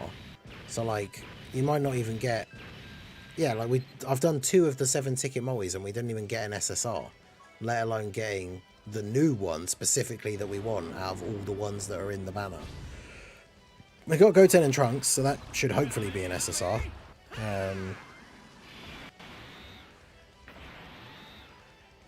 Okay, yeah, we went Super Saiyan 3, so definitely are getting an SSR.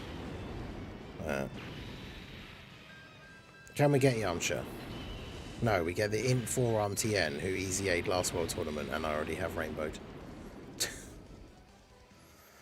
Great. So yeah, those tickets are awful. These ones, I'll probably keep these for now, because all of these featured units I think I have Rainbowed. And we just got extra copies of these 2 from doing the missions anyway. They were from last World Tournament. They're both Rainbow. You're Rainbow. Yeah. So I don't need any of those. And the normal guaranteed SSR banner is terrible anyway. I've still got a bunch of random other tickets though. So we'll throw some of those out. Oh, that banner, the Trunks one, the blues, I say the Trunks one, the Universe Survival Saga Blue Zone banner. Has anybody noticed that banner basically only has like SR Zamasu and SR Trunks? Like every multi I've gotten is just like 3 or 4 of each of them. And then maybe sometimes you randomly get an SSR. Like they're the only units on the banner. Which is quite funny. I don't think I have any more of those tickets to do anymore. But like, yeah, the first multi, I did the guaranteed SSR tickets and I got an Int LR Fusion Zamasu, who I don't need. But then I did all the 7 ticket summons and it was like, one of the multis was literally like 5 Trunkses and 2 Zamasus. And then I did the next one and it's like 4 Zamasus and 3 Trunkses. They're like the only units actually on the banner. In fact, they might actually literally be. Where is the banner? I don't know if, oh, it's not there because I don't have any tickets left. Damn. I've still got some of these left, so we're not getting any more of these. So. Yeah, they're the only SRs on the banner, and it's SRs or higher only. So all your multis are just multiple copies of them, and then maybe you get an SSR if you're lucky. It's quite funny. Right, so what's this thing? Someone in the tournament called Topo Man.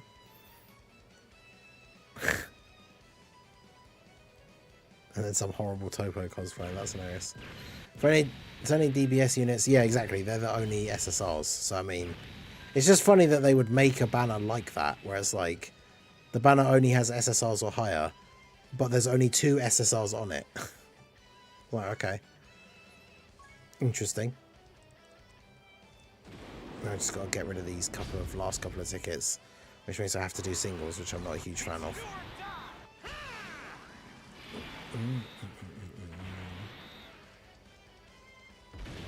Just remember, Heroes at least is guaranteed featured every multi, so that is the somewhat saving grace. And the only units in the banner are the Heroes units, so anytime you get a bonus SSR or you get like a God Goku animation, you know you're only getting Heroes units, which is good. Doesn't mean you can necessarily rainbow the specific ones, because like we've had situations where, like, when there's the 2 big ones you want, like last year was Timebreaker for Geo and then Super Saiyan 3 Rose. I think when I rainbowed Super Saiyan 3 Rose, I only had like 2 copies of Vegeo. So, whilst it is guaranteed featured, there are, what, 8 featured units? But... I mean, that's the only good thing, though, is pulling the extra copies. So by the time I did rainbow Vegeo, I think I pulled like 6 spare Rosés. But then you just use them to level up his super attack, and then I kept one of the SSRs to use for my power level, like, profile thing.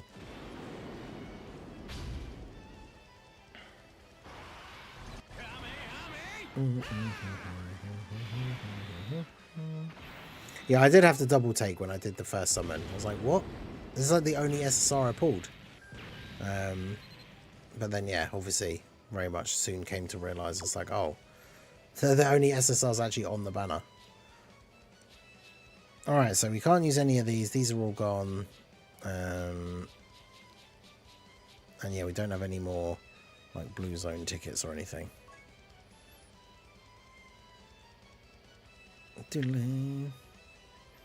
I rainbowed the SSR and got a spare SA5 copy of Genova. Yeah, I've got a spare copies of them as well, yeah. Because obviously last year they were featured, but they were already, because they'd been here before, because they just got their awakenings. They were featured, but I already had them rainbowed. So I kept the SA5 copies for them ready as well.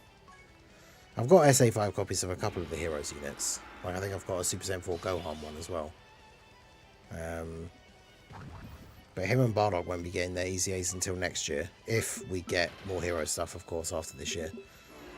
I mean, the thing is, even if they don't do new Heroes units, I feel like there's still EZA the old units that don't have them yet. Otherwise, they'll just be left un-EZA'd forever, which would be disappointing.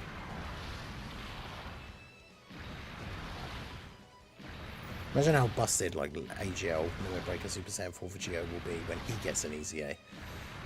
Wouldn't be for a couple of years if they followed the same timeline, but, like, that would be insane.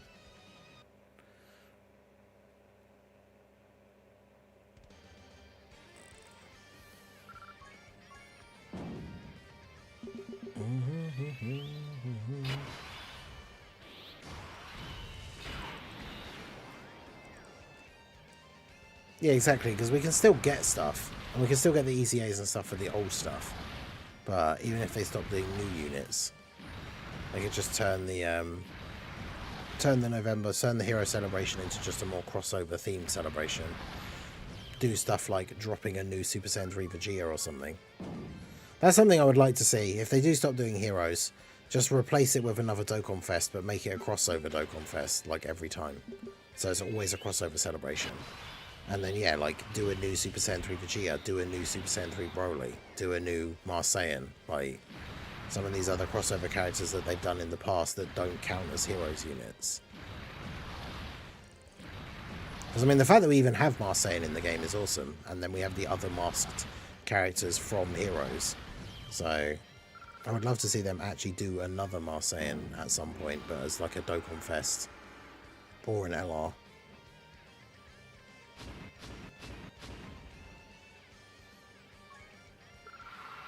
Yeah, God Trunks and the Xeno Super Saiyan Goku Vegeta, they should be easying this year if they follow the normal pattern. Xeno Pan as well. Meki Cabra. Meki Cabra post EZA will be ridiculous. It's just a shame he can't be run on Super Bosses. Because, like, he's not on... Is he on? No, he's not on Broly's. He's not on full power, is he? Like, he'd be on Zamasu's leader skill if you want to run a Zamasu version of, like, Super Bosses.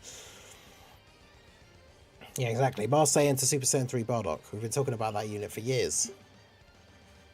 Gimme. Xeno vs Bardock intro. Yeah, he needs to have the domain where he has the, like, shattered time, like, dimension thing. Hey, Baba Yaga, how's it going? 150 wins. Let's go. I just got to 20. Or 21 now, potentially. Let's go.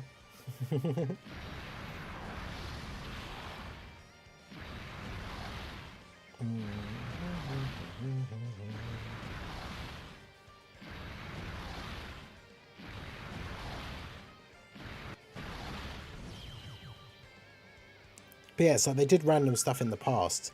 And the fact that we actually have a Super Saiyan 3 Vegeta Dokkan Fest, the STR one, he's a Dokkan Fest exclusive. And he's a Super Saiyan 3 Vegeta. He's a crossover character, like non-canon to the main series. And we have a Super Saiyan 3 Broly Dokkan Fest. It's so random that they just did that out of nowhere. Like, it wasn't related to something that was happening at the time in one of the games or a movie or something. I wish they would do stuff like that again. Because, like I said, a new Super Saiyan 3 Vegeta coming out randomly, I think would be super awesome.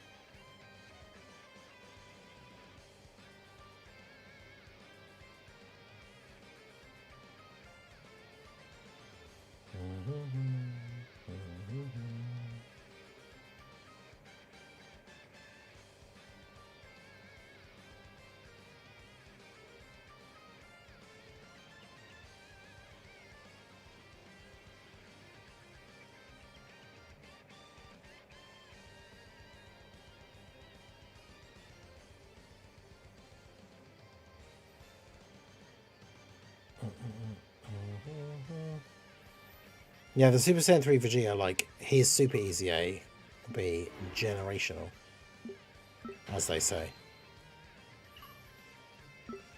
And he has a Dokkan Fest 2 banner units, 2 GT versions, like, and it's a character that doesn't exist in the main series. But they didn't do him as part of, like, a Heroes or, like, a crossover, so he just randomly came out. Like, yeah, Marseillan to Super Saiyan 3 Bardock would be awesome. Or the other way around, where it's just like Bardock to Super Saiyan 3 Marseillan, where he puts on the mask and goes Super Saiyan 3. That would be sick. But the one without the mask going Super Saiyan 3 is obviously more from like the end of Xenoverse 2. Which would also be good. The 3rd anniversary LRs, unless you... Well, yeah, exactly. They're basically never on banners anymore. But it's because they're so old, and they have their EZAs, but even with their EZAs, they're super outdated. So, I mean, if they did appear on a banner... Collectors who wanted them, I guess, would be happy, but everybody else would complain because they're just like another unit, as in you don't want to pull them.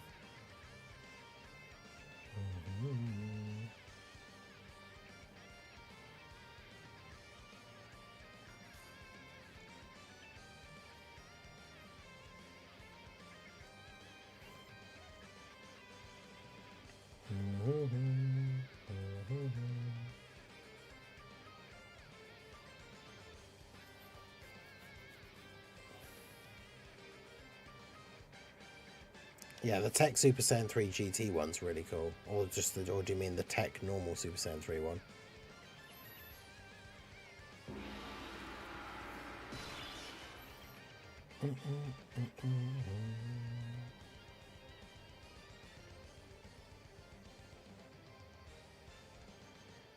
I mean, they have put some older LRs into some of those free pool things before, but...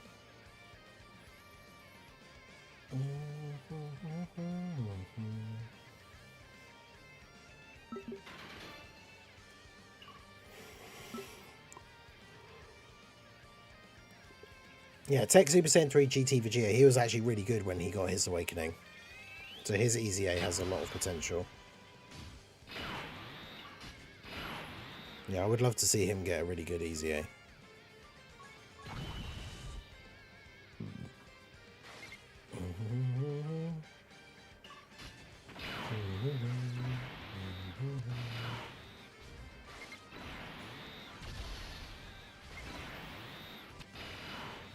Heroes should finish off with an LR release, yeah, we've been teased that. I mean, I say you say teased, like they just haven't done one, but it's not like they've ever said they were potentially going to do one and then didn't, but yeah, it would be nice. The problem is, I guess they don't want to bring out an LR that's then, like the other Heroes units, only on like one banner. I think what they should do, and I mentioned this the last time, is they should just make the farmable free-to-play unit an LR. And actually make them good, and good enough to run on the team. Because then you have an LR, you have a unit with higher stats, means the team has more HP, but...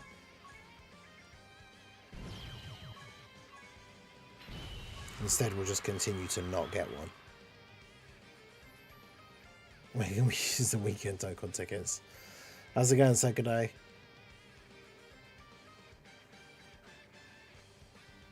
Free-to-play LR time patrollers. That would be cool.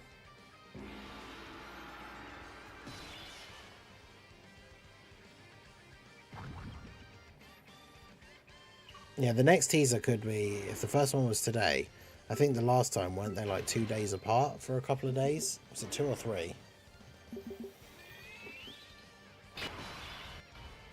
Like, I don't think we would see another one tomorrow, but...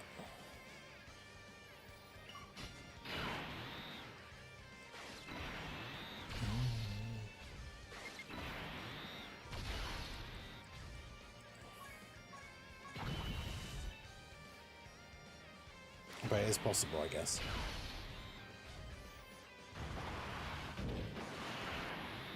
Yeah, LR Demon King Piccolo with his Easy A. The World Tournament one, he could be super good.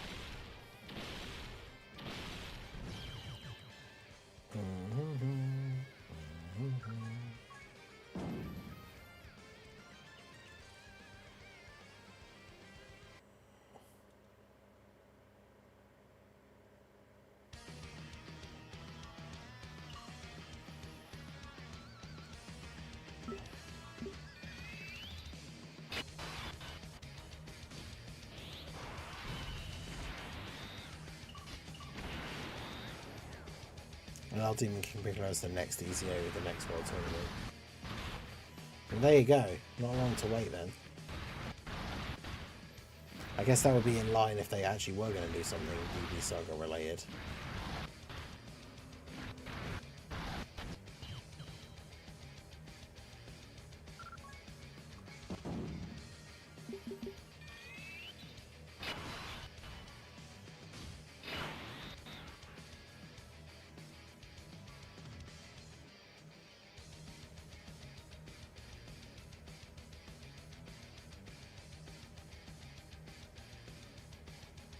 World Tournament was coming to the day I was watching Dragon Ball's ending, Junior and Goku.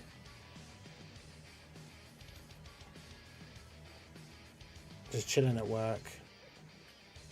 When can we? Wait, surely not genuine question, right? It's like all the weekend summon things that they've done in the past, like the Golden Weekend missions and stuff. It's always Saturday.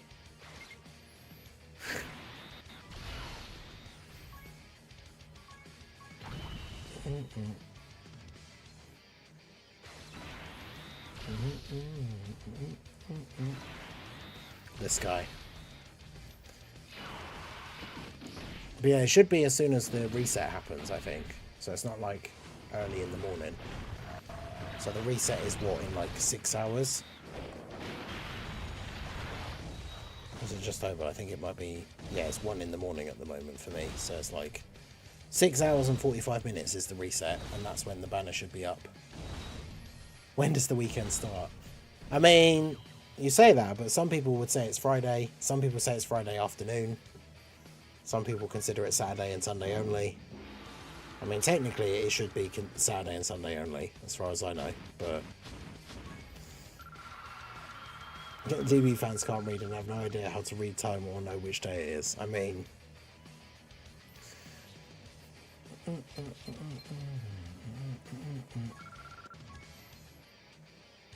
8 PM EST, which is resetting my time zone. Yeah, yeah, which is 1 AM for me.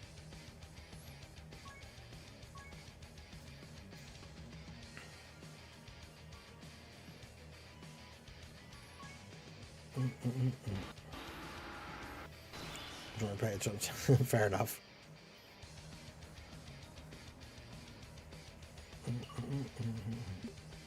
Yeah, I think it does say, if you check in the celebration info, it should say the time, I think. Yeah, I agree with that. Like, if we're going to have World Tournaments at the same time as JP now, which seemingly we are, because everything's going to be synced, it doesn't really make sense that the JP ones are a whole day shorter than the global ones. It's very weird. Top 150, damn. Bro is on it.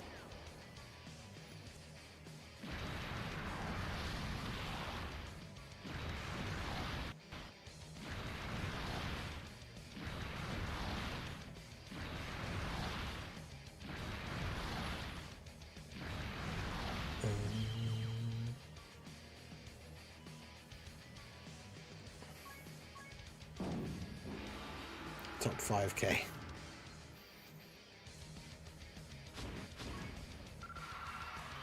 Almost in the top 3k. That's not too bad. Considering how late I started, which, like, I started at 3 o'clock in the afternoon. When we started streaming, I had just started my first run before I started the stream. Because I had everything set up and was sat here waiting for the stream to start, so I started my first run. So, that's what? 4.5 takes us to midday. So what, like 7.5 hours after the World Tournament started, I started, and I'm already almost in the top 3k. So it's not amazing, obviously, but it's definitely not bad.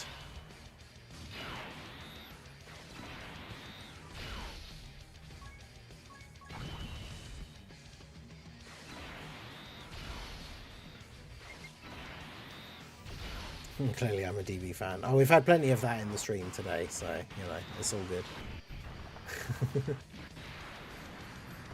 But yeah, make sure you guys hit that like button if you have not already. We'll be sticking around for a little bit longer. Why do I get double my junior turn every single prelate? Yeah, that's always annoying. So that's the thing, you want one on both rotations so you can just instantly have one in all 3 fights, but...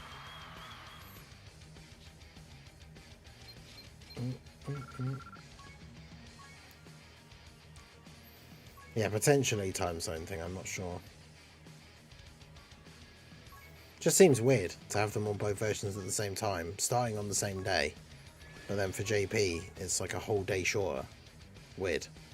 Because then, does that mean they get their rewards a day before us? Because there's always like a 2-day gap after the tournament ends, and then we get the rewards.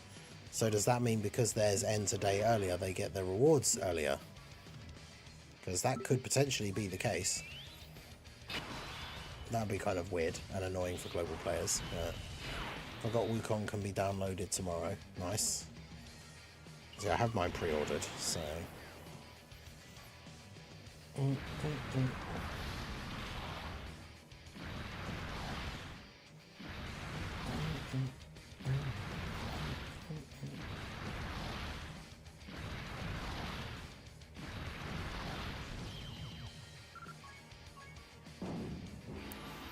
So that's the final. So that's win, what, 22?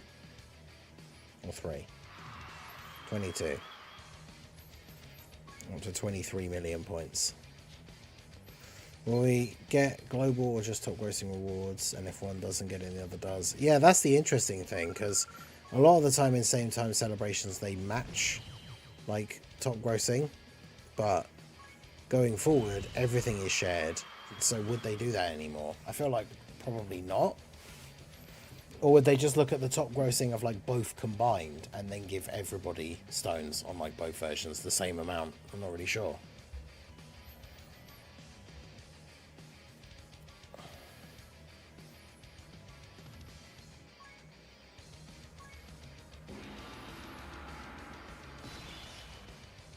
Yeah, that's something I guess we won't know until it actually happens.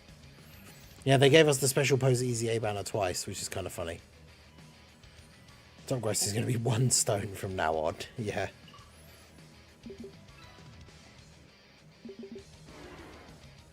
One stone and a free base Goku.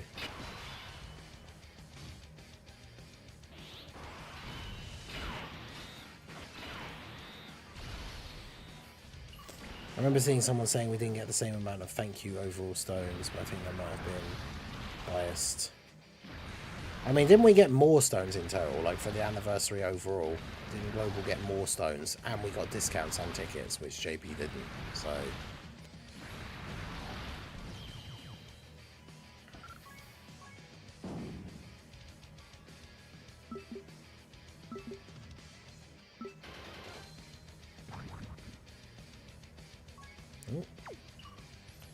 aha, mine. Yeah, we got more stones. That's what I thought.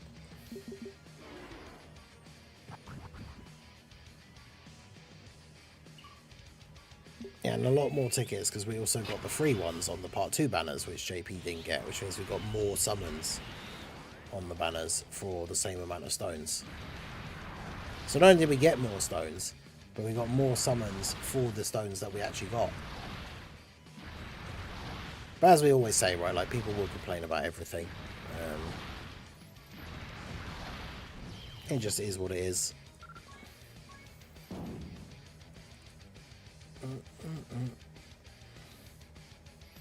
Definitely knew he was lying. He was saying he'd uninstall if he didn't pull UI. Didn't pull UI. Then says he means next year.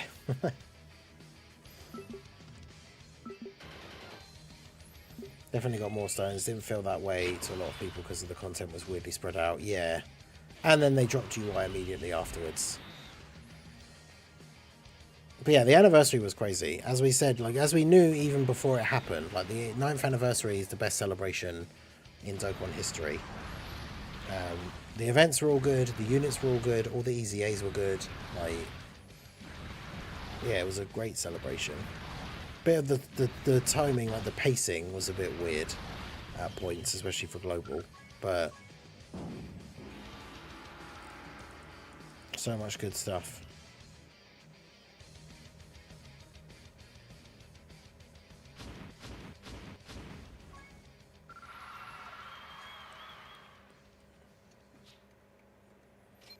Yeah, no, that's true. That happens in the community in general.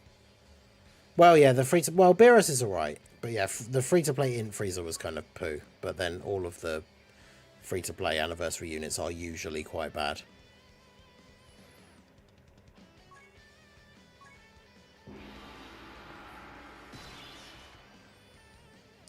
Also, DBS Hype just posted the result for the top 5 Goku battles poll. Goku versus Jackie Chan was number 1. And versus Demon King Piccolo was number 3. Oh, but no, OG Dragon Ball Saga is not hype and would not sell for a big celebration, apparently.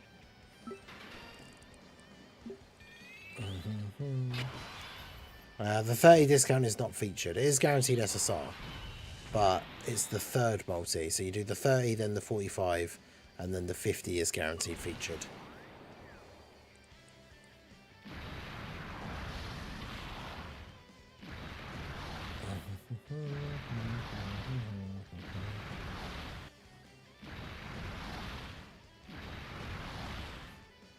Anto keeping that stereotype alive. Enough to see it.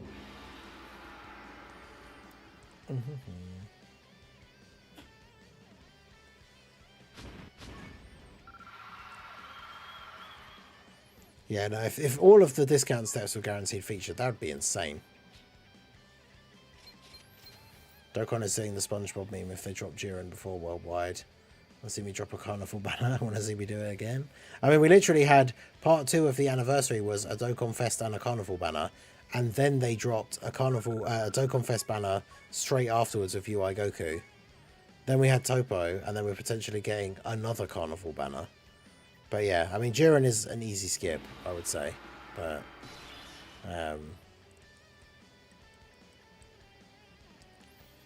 see, Anto, you slipped up. You said Topo because you know it's Topo.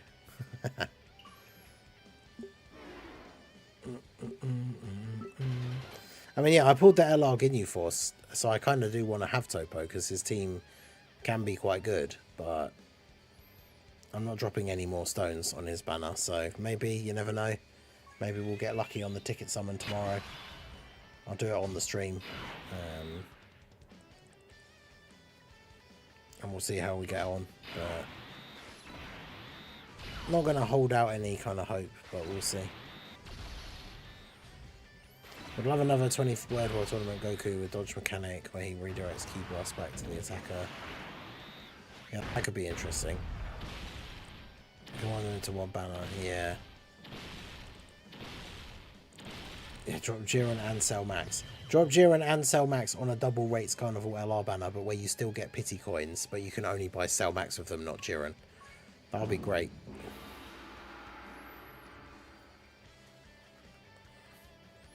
Don't check. Mine's at what, like 490, is it, or something?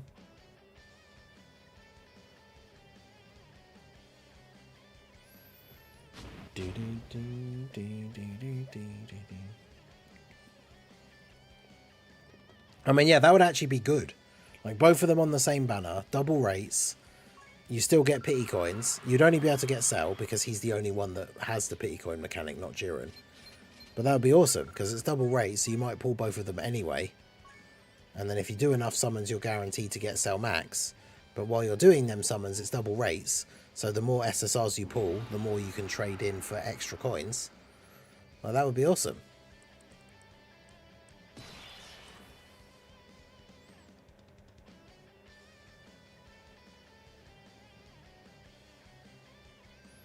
Ribrian EZA. Oh, yeah, okay, the physical one that came out today.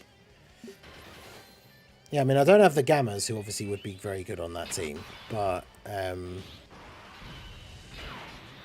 have the Ginyu Force, I have Gamma 1 and 2, Topo, Dispo, LR Jiren.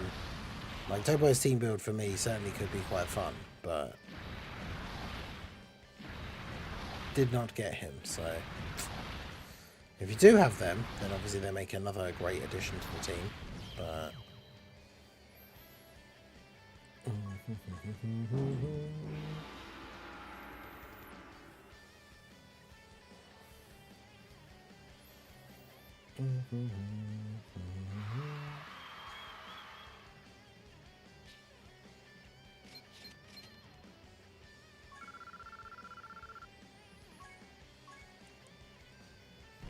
I have 608 full link level 10 units. That's 398 more to go. Or 392 more to go.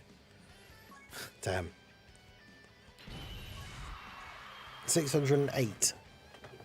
I need to double check what mine is. I guess I could just do this quickly.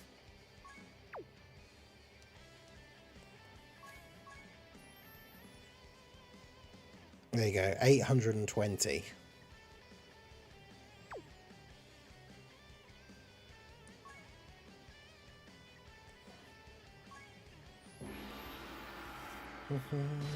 Thanks for streaming and again helping me at work. Hey, no worries. So we always say this about the World Tournament streams. It's nice to have a stream to go to and chill while you're doing the World Tournament grind.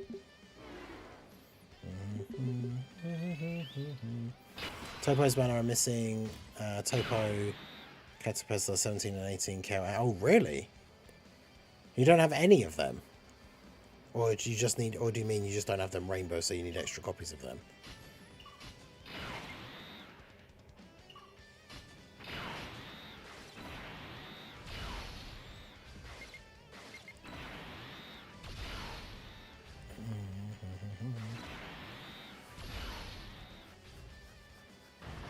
I skipped every time they were on banners. Oh, damn. Yeah, I'm almost at 6.5 million power level now.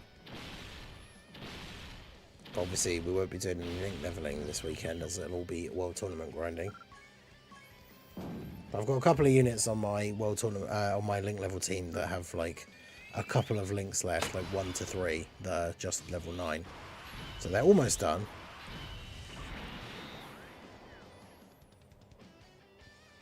Free to play, okay, yeah, fair. Almost at 4.2 mil. Nice. On Topo's banner, the only unit I had rainbowed was Kale. Guess he was the only Dokkan Fest I got twice. Yeah, that's always the way.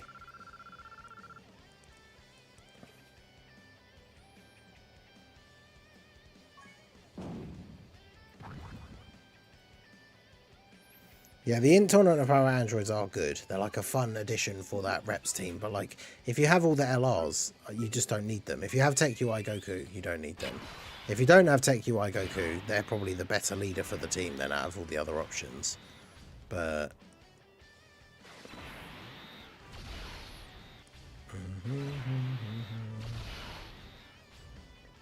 almost back to 2 million. Right, in less than 9 months. That's pretty good. No Tech LR UI. Just be glad it's not Super Trunks. Good old Super Trunks. I mean, Super Trunks is good. Super Saiyan Trunks is not good. Super Saiyan Trunks has a bafflingly bad design, but then once he transforms into Super Trunks, he's actually pretty good. Or was. I just jumped up loads. I was just going to say, I feel like it hasn't gone up from the 3,000 and something for ages, and now it's like 2,100. Is this the fastest team? Potentially. According to all the top ranking World Tournament players, it's the best team.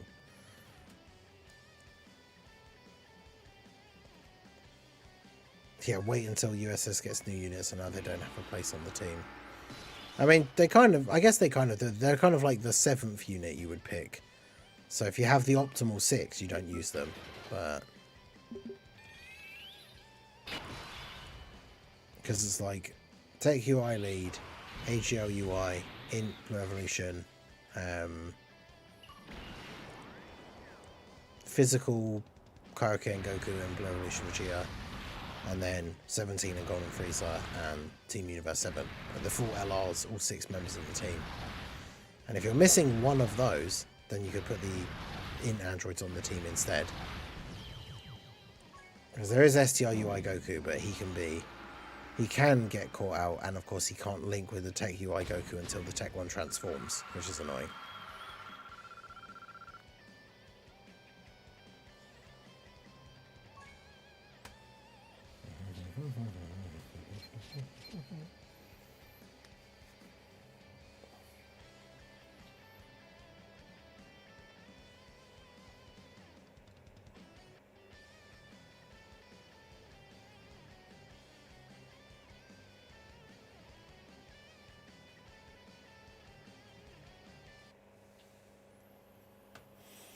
From Rainbow High School Gohan now. Yep. He's you get the 2 copies from doing the missions, and he is available with the things. The Hercule signatures, I believe. STRU is a fraud, he never dodges for me. I mean, that's why I would probably put the Int androids on the team over him.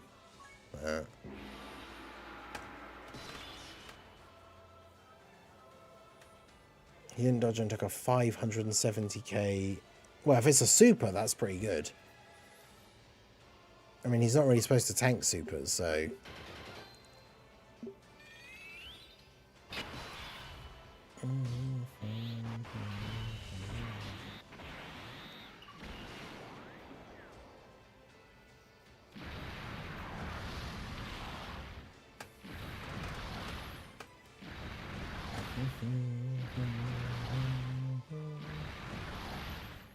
I only need 1 for my luck last World Tournament. Yeah, I think I have all the World Tournament cards rainbowed, the ones that are out currently, I think. Well, actually, no, I think there's the Tech Gotenks. I forgot the last dupes for him last time and just remembered that when I did it. Or I don't have him rainbowed because I put a dupe into him the last time.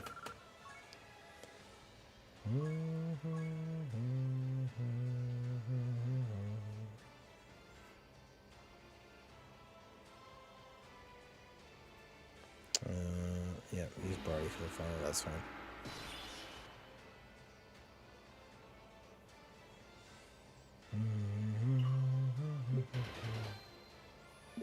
Still don't have the Tech World Tournament sale.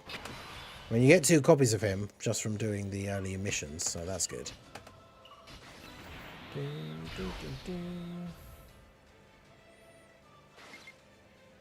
Using a Lava Geo Rexy on 17 is a powerful comeback. And then the Gohan. Yeah. Yeah, that Blue Evolution Vegeta and the AGL Kaioken Easy Age is absolutely insane. I mean, UI Goku having 100% chance to dodge on turn 1 is ridiculous. That's such a powerful ability.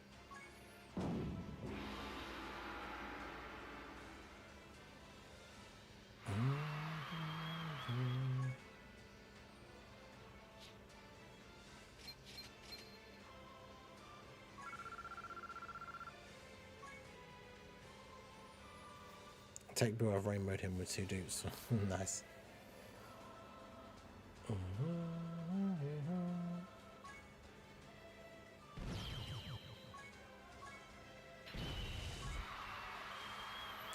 Kai's. World Tournament ends technically on Monday morning at like 6 AM UK time, and it is currently just gone 6:30 PM on Friday, so still got like what, 60 hours to go, or just under, until the World Tournament ends technically.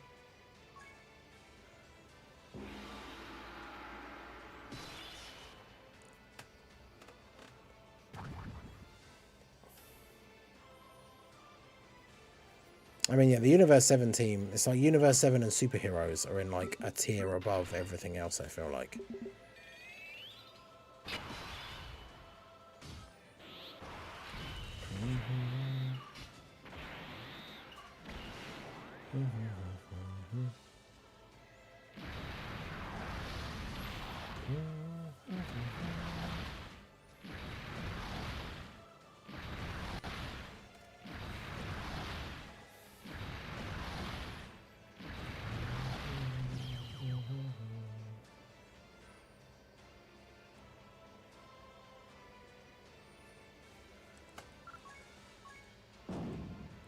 No bonus teams this time.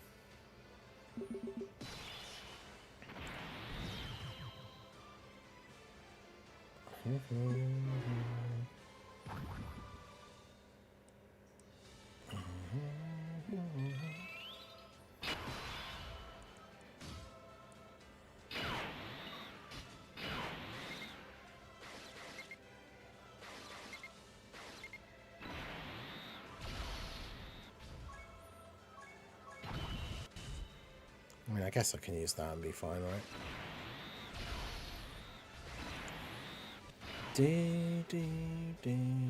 Why feature Gohan on the team? Because it makes the team... the guy who is like number 1, is very often number 1, made a post explaining what the best team was and why. And it's basically just because it makes our team a certain level of power, which then makes us fight enemy teams of a certain level of power, so we get more points. So it's just a way to get extra points per round, because we've got enough AoE characters and stuff like that, so having him on the team as just another random LR that has really high HP and really high stats, it makes us more likely to fight stronger teams, which means we get more points for killing them, which then means obviously the quicker we're doing runs back to back, the more points we're getting overall. But yeah, technically he can be replaced by anyone else. Like, he doesn't really contribute anything to the team.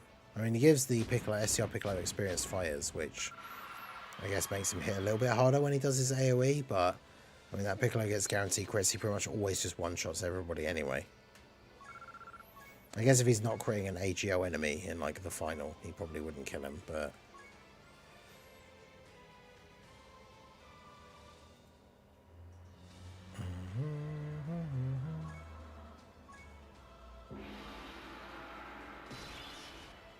Oh, we've got this 23rd World Tournament team again.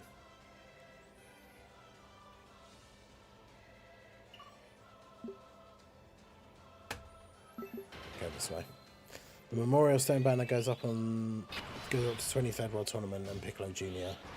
It's got Tech Trunks on it as well, doesn't it? Which is, like, Tech Trunks came out after them for us. Because they posted the banner art for it.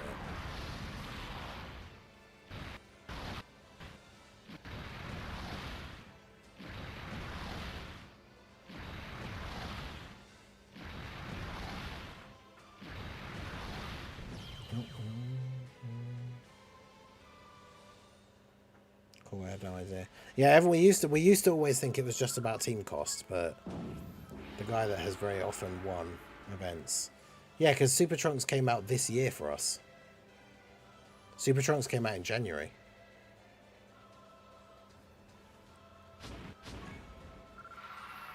Piccolo and Goku were Golden Week last year, so. And yeah, technically he was after them on JP as well, but yeah, for us he didn't come out till January, which is crazy. He was an easy skip. Yeah, and Human D's doesn't have a 170 lead. That's unfortunate.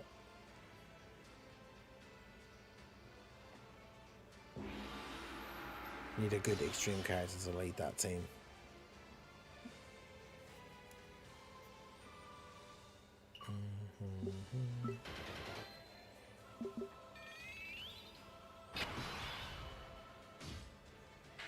Tech Trunks came out July 31st last year, so yeah, it would have been after Golden Week anyway.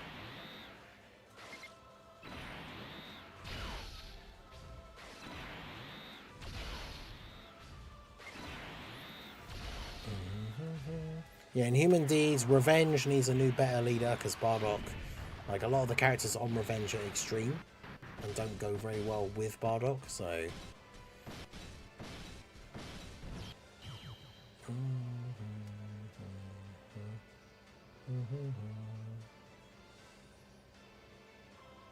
138 overall, damn.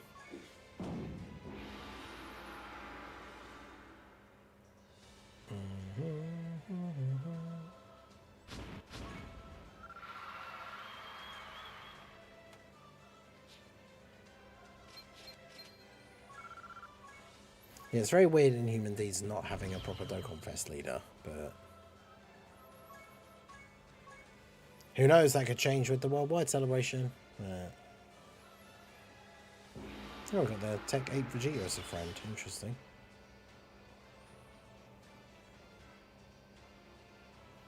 It's not quite a great 8 Vegeta, but Namek, Piccolo Jr. But it'll do. Until we get no attacks in slot 1, and then actually he doesn't do anything.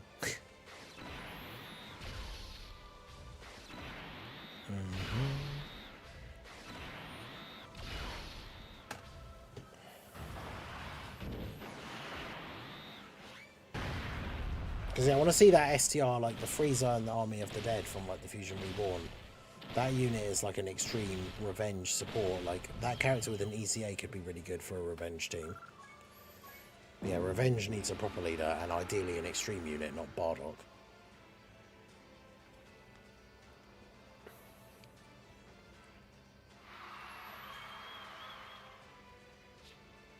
Is my world tournament good for points? Or should I add Martian Vegeta? Wait, what?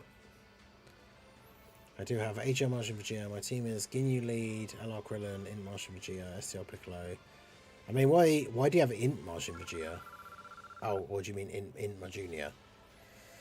Future Gohan, STR Kid Gohan with a friend my Junior. I mean, if you don't have Tech Vegeta, like, I guess you can't run like Krillin. Is Krillin on my Junior's leader skill?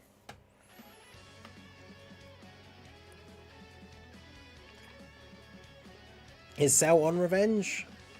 If he's on the Revenge category, then yeah, he could be a leader. He could be a unit that ends up having that as a leader skill, but I don't remember if he's even on the category, is he?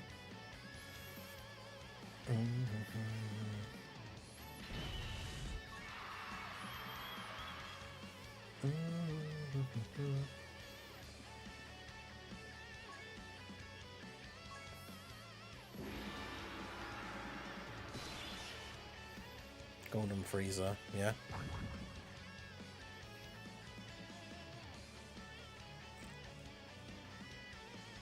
But yeah, ideally you want another AoE character, because you don't want too many characters without AoEs on the team. So you could run, if you don't have the Tech Grade 8 Vegeta, like any other AoE unit, STR Fat Boo.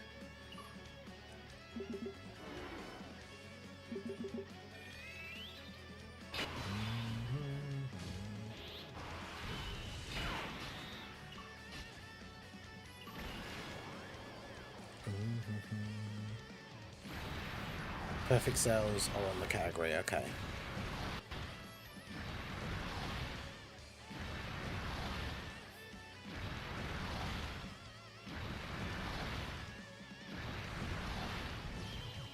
Yeah, Ginyu lead gives everybody the leader skill, yeah, that's fair. Well, yeah, technically Golden Frieza... no, he does have a Dokkan Fest, because the tech one is a Dokkan Fest. Because the tech one was part of the... I can't remember what they were calling them at the time. The 100% leaders, like 100% and no key, was it, or something? Because there was the 70% leads that gave 3 key, and then they brought out a bunch of 100% leads that either gave no key or was it just 1. But yeah, Baby has a ton of categories. That's why him as a Dokkan Fest LR would be really good. Yeah, add in AGL Majin Vegeta if you, because you're missing one person, right? And bring the Chilai item.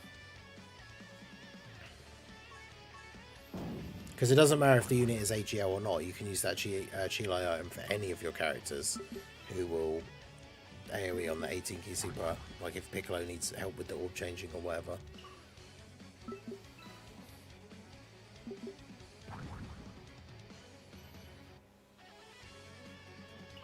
I mean, I would take out Krillin and then you can put Piccolo Jr. as your leader, and then everyone has higher damage and you have more HP.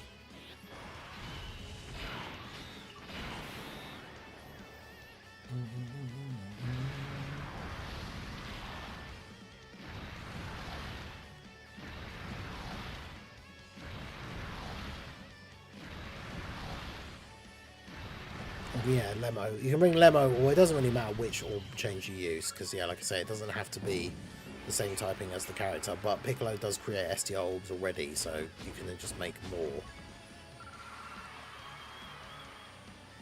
1,736. That's pretty good, all things considered. Like from when we started. Local's definitely going to be a bit sway though, because it hasn't gone up by much yet. Oh, there we go.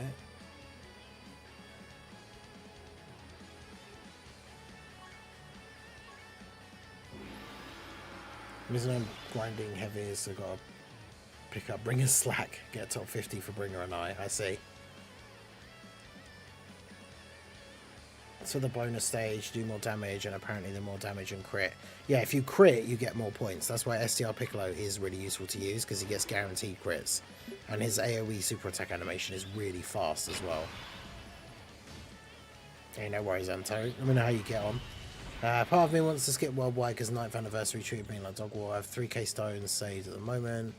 It's taking me 2,500 to get 1 copy. Oof. I mean, hopefully, I mean, it doesn't work like that, unfortunately, because it is all just RNG at the end of the day, but hopefully bad luck for the anniversary means you'll get some better luck.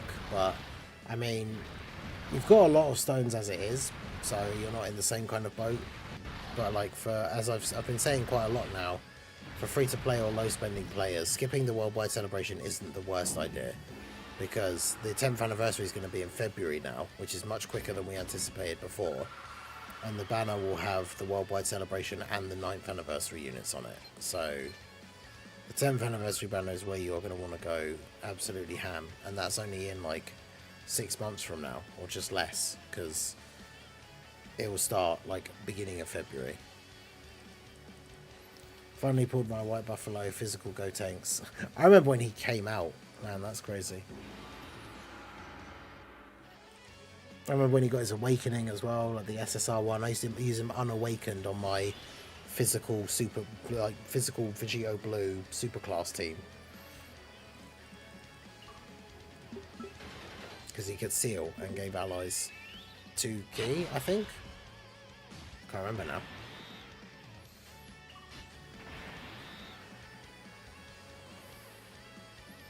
I mean, I don't know why I would do that. So I'll put him in slot 1 to tank the hits. It's like that's what we would do in a proper event.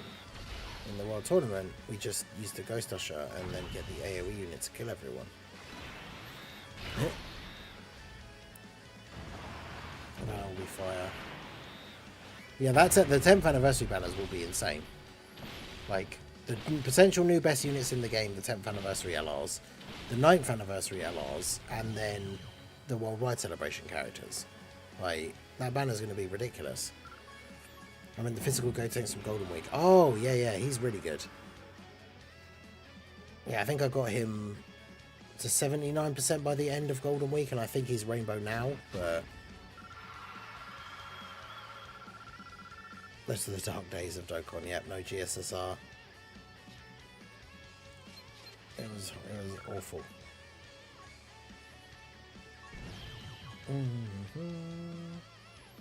The 7-year EZAs, I'm still skeptical about whether they will actually EZA or not. I feel like it's, like, I don't know. Because their leader skill, their leader skill is the thing that puts me off. Like, knowing that they'll EZA for sure 100%. Because, like, I don't think they'll go above 200% leader skills. So they might just not change their leader skill at all. Or just make it, like, 4 key instead of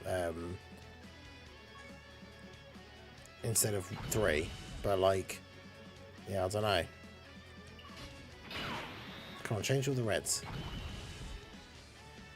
Oh, we'll change none. Okay, cool.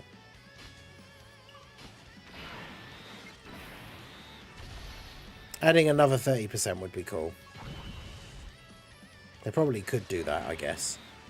Which would be interesting, because it would very much change their team builds as well. Because, obviously, they only have plus 30% to Kamehameha.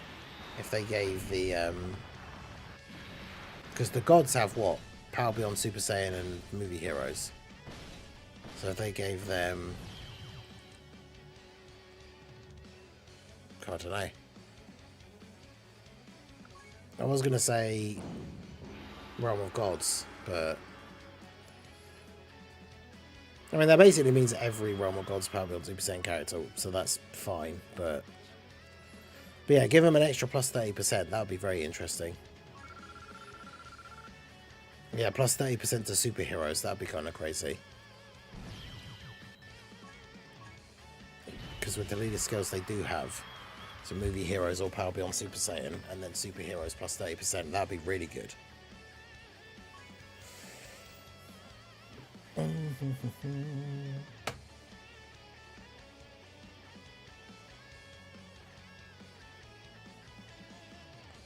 Yeah, other units, like, yeah, they get so much key so easily.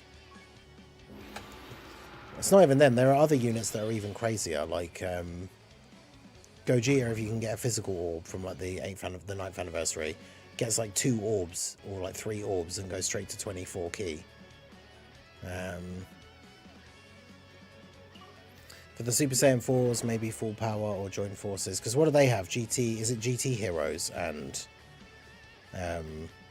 Power Beyond Super Saiyan?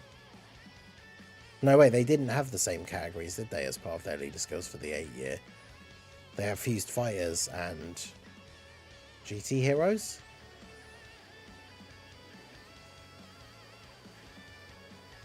So, I mean, I guess you could add, like, Power Beyond Super Saiyan, maybe.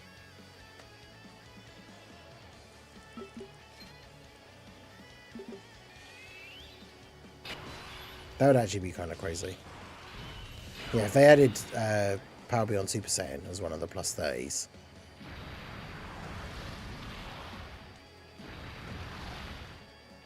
Because then their leader skill could have all the GT like characters that are Super Saiyan 3 and 4, and the Fused Fighters that are gods and Super Saiyan 4 and stuff like that. Like, that would be really good, I think, for them.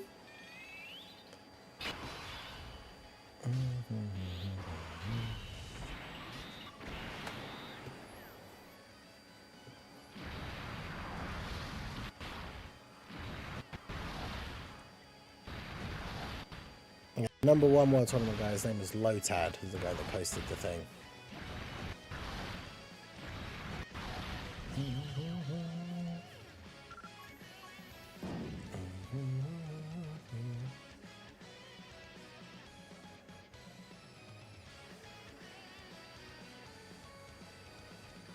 But yeah, that would be cool.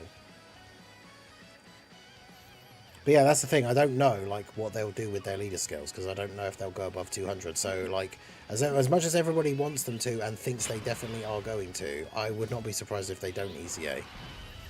Or there is the possibility, as like we just said, like they could Easy A and they just don't change their leader skill. Which, I mean, super Easy A's don't change the leader skill, and we don't really care that much. It's more about making the unit good enough to be used again. So I suppose it doesn't really matter.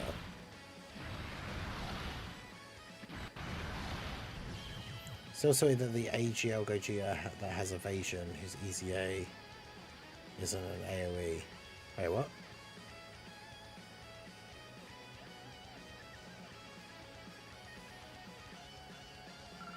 AGL Gogeta, you can't see the screen.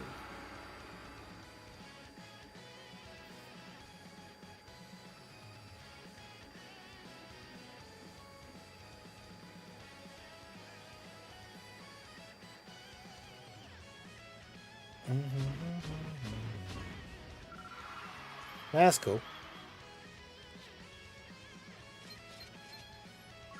Stardust Fall. Or the AGL TUR one. Yeah, there's so many units that came out before them that need an Easy A.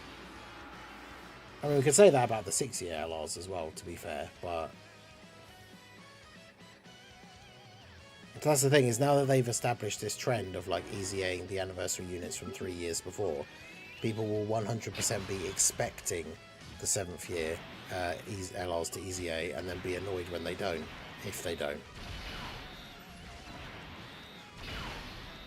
Even though they've never said anywhere that like we are definitely doing this every year, like, you know. Would you hate to see for worldwide? I mean, obviously we joked about it, but we already said like Bio Broly. I mean, OG Dragon Ball, I wouldn't say I would hate to see it, but like OG Dragon Ball stuff is just not really hype for me. Just because they're not on the teams that I like to run.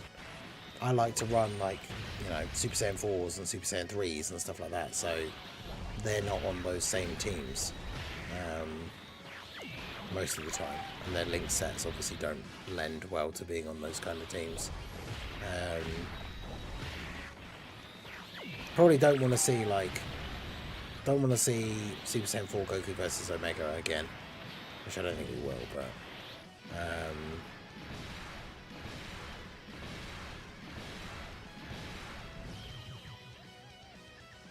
yeah, I don't hate OG Dragon Ball, and like I say, I wouldn't be like super mad if it was. I just wouldn't be hyped for it personally.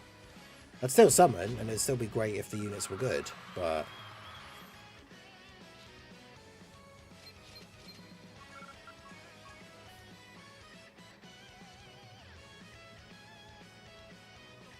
to be honest, anything Gohan, Gogeta, or Goku Black, I'm all in for. Yeah, fair.